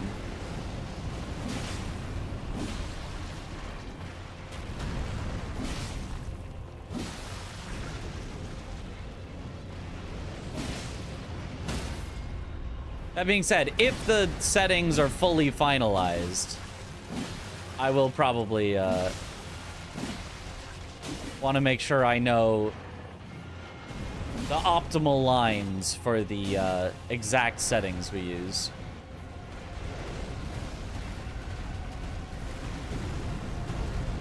Are you falling, or are you... He's stuck.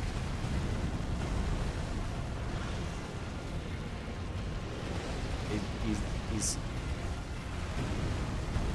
Would you like to come back up here, maybe? This is very awkward.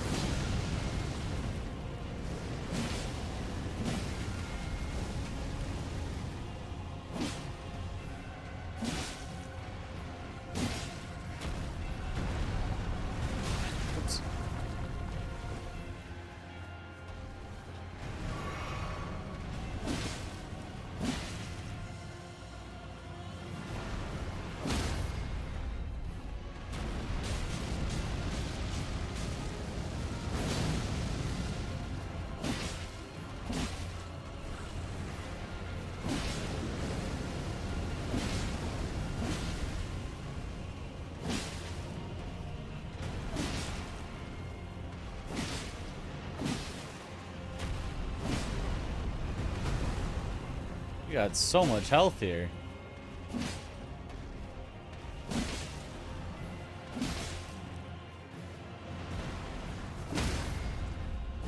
Maybe my weapon just sucks. But that took forever.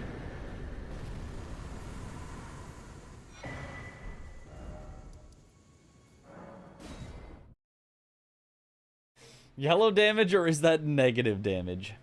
Challenge would have worked better as a competition if it was limited number of attempts and the winner was fewest deaths or most bosses. Maybe? I don't know. Fewest deaths, I could maybe see.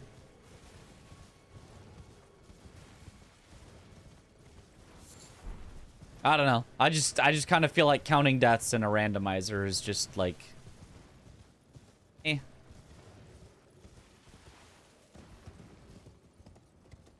Like, a speed run. Oh, Devonia's hammer. Does that make me heavy? No, we're still medium. Barely, but we're still medium. Okay. Like, I feel like a speedrun already, you are obviously punished for deaths because you'll be slower, without it feeling as, like... Well, I mean, it's a randomizer. It's always going to feel random. But without it feeling as out of your control.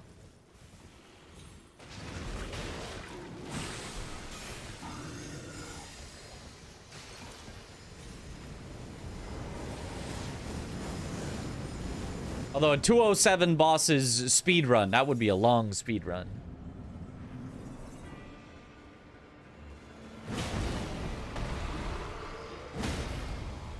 Oh, the stagger on this thing. All right.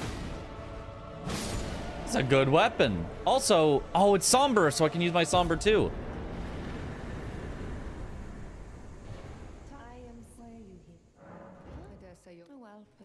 I was as a revive you still. Very well, but I refuse to anticipate. Wouldn't everyone need to use the same seed then? Yeah, if you were gonna have like a real competition, yeah. You probably would. You are a tad so now. Sure. Very well. I'll be sure to never lose.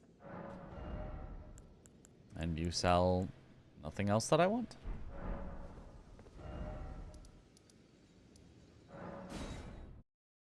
Absolutely deleted. You can practice for random race because everything is going to be random. Yeah, you can practice your route that you're gonna take. All right, was there a 3 that I could have bought from somebody? If so, I'm not sure I'm gonna find it because I will have forgotten where. But 2 is good enough for the rest of this. Actually, wait. While I have this, I should absolutely do the Ghost Flame Dragon.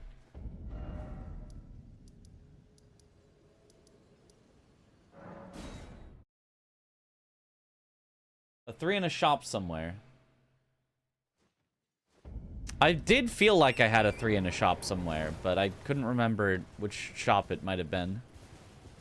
And I feel like that might have been a previous seed, so I wasn't sure.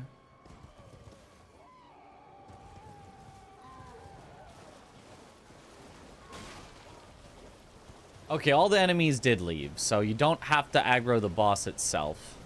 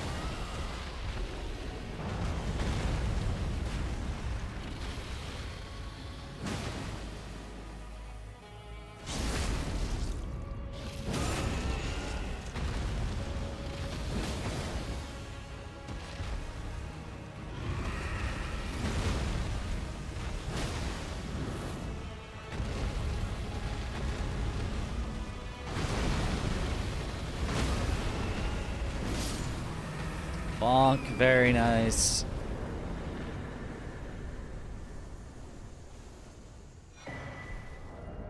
Like, there's just some colossal weapons that just do so much damage.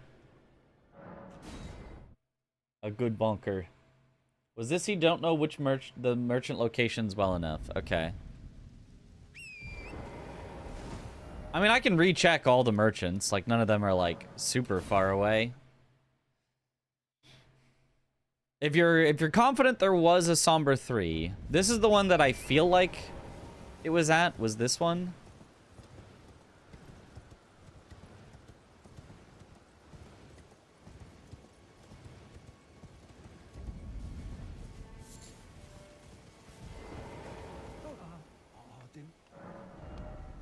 It was not this one.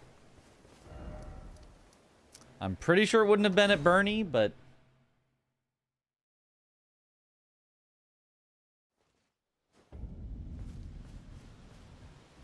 Here to learn.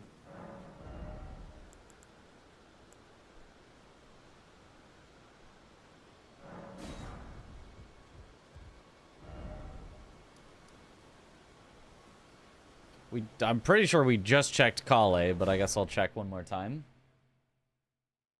Will you bet your Twitch life on it? Said no to the bet, my internet died and just came back. Ah, that would explain that you didn't say any response to it. I was like, damn, I must have really pissed him off by saying, nah, I don't want to do the bet. Okay, we are also heavy now, so... Beach merchant? Beach merchant? It could be.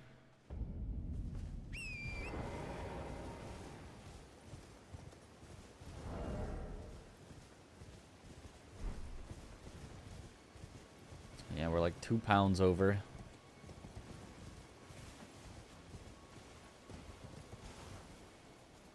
I think there's a way you can piss me off. What if I tried? Somber 6. Smithing stone 3s. That might be what you were thinking of? There were smithing stone 3s, but those I can't use in Limgrave. You can only use that once you get to Stormvale Castle to unlock Roundtable Hold. I'm gonna assume it was those. And not check the beach merchant. Beach merchant.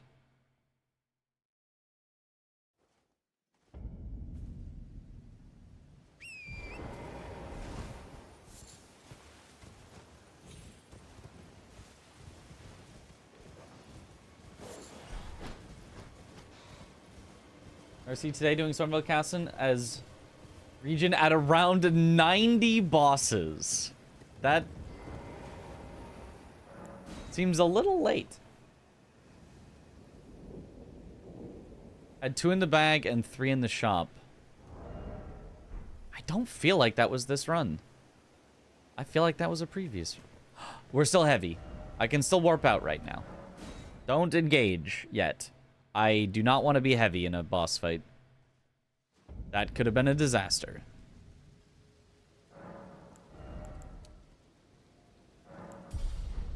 I don't think that's... yeah, that's not quite enough to not be heavy.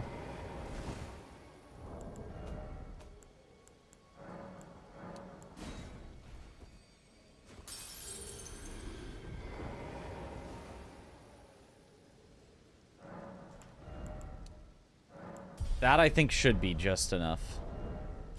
No, it's not.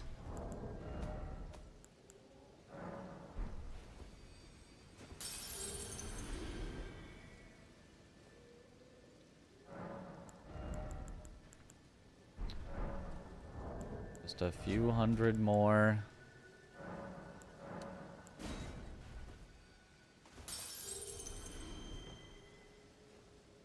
Should have known. Yep, the French challenge is do a bunch of ridiculous things altogether. Medium load, there we go.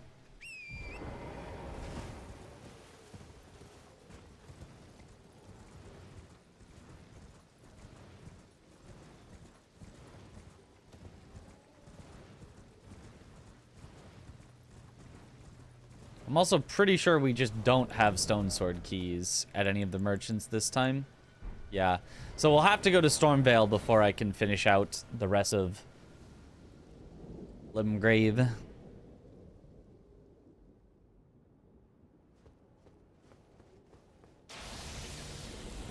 Oh boy.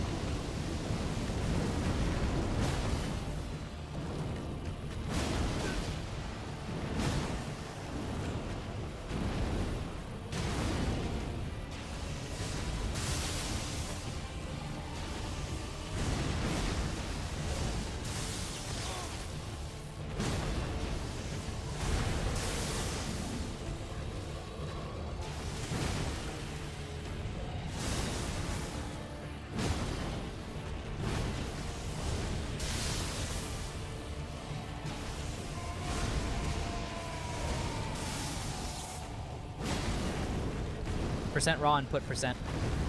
Percent raw input, percent. He's doing weird attacks, not the usual ones. Oh, phase change.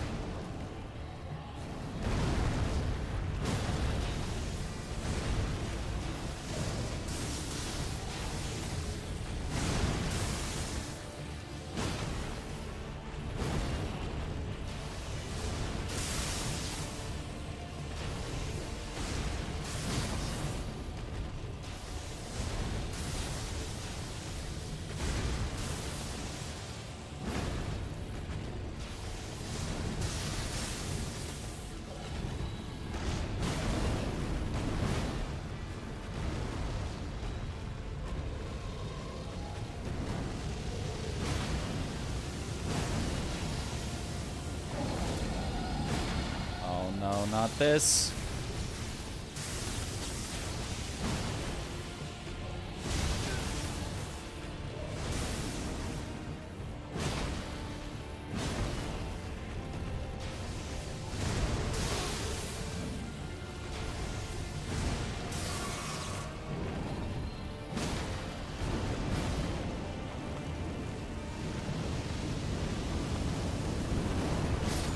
All right.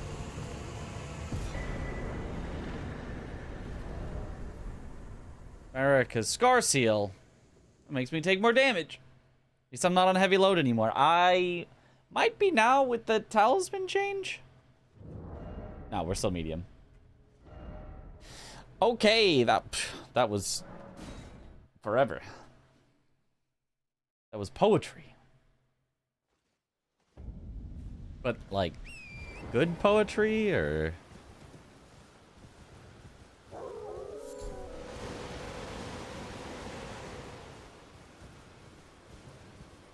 Senesac's out of the way. Yeah, that's good. That's good. Honestly, Senesac, surprisingly, is not really one of the ones I'm that scared of, just because I have practiced so much for bingo.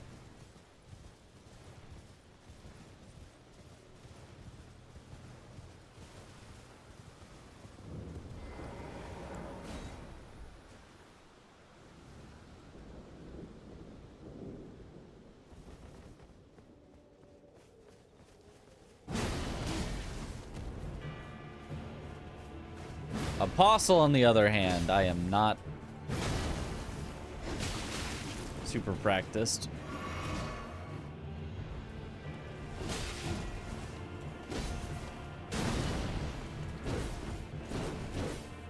Especially when I also have to beat Noble afterwards.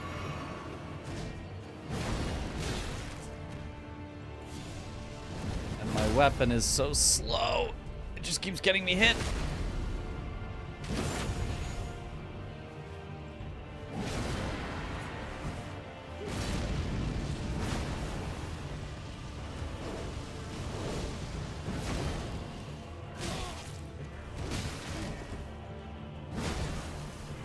No way, really? You didn't stagger? 2 charged R2s and 2 R1s doesn't stagger an Apostle? I was so sure it would stagger. Oh well.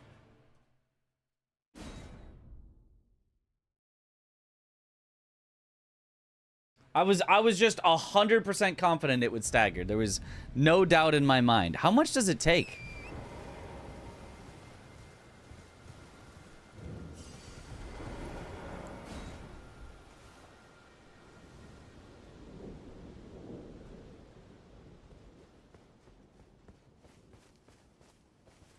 one.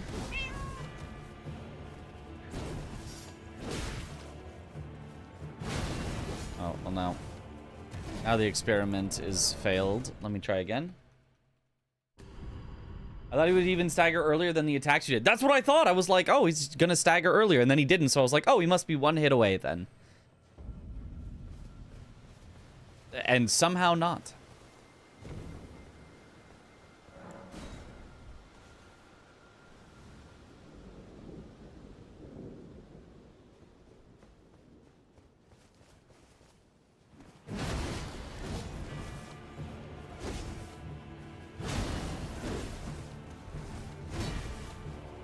Hydrate. Yeah! What? That's 2 charged R2s and a single R1. Why didn't he stagger then?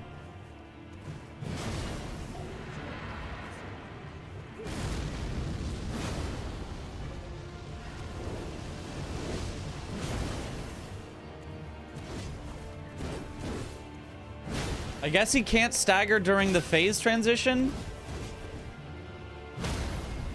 Why did it take 2 extra? What? I'm very confused. I'm pretty sure you can stagger him out of that move.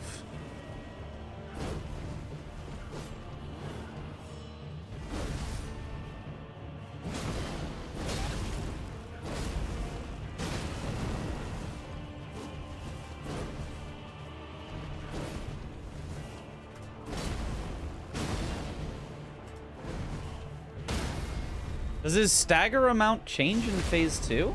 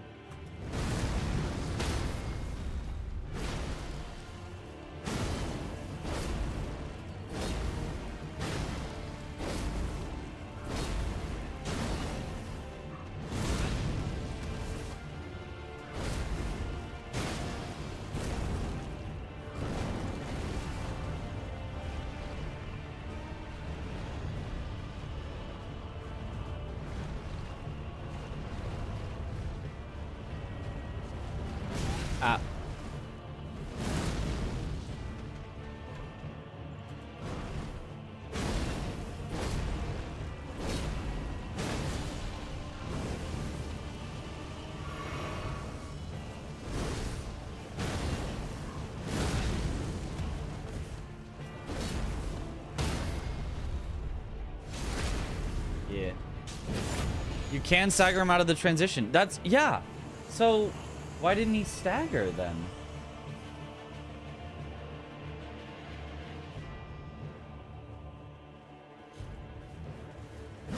Why would the same attacks sometimes stagger and sometimes not? Weird.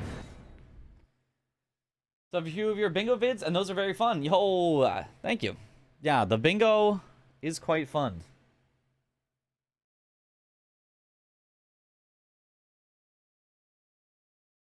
So I don't know. Oh well. We weren't super far in, so well, an hour 40. Another yet another hour 40 lost. But I think I am probably going to go to bed here.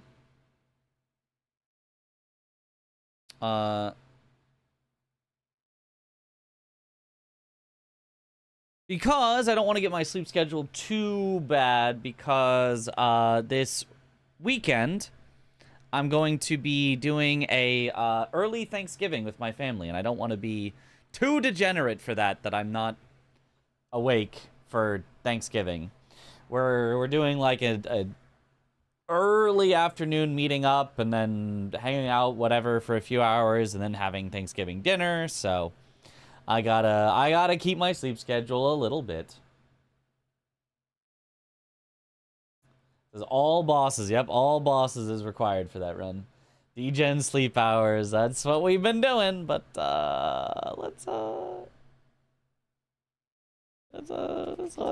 we gotta not a little. Is it like 4 a.m. or something there? Yep, 4 a.m.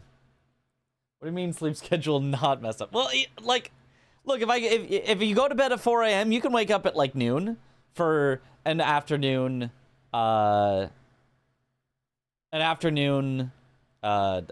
Thanksgiving meeting. That seems fine. You can do that. That's fine.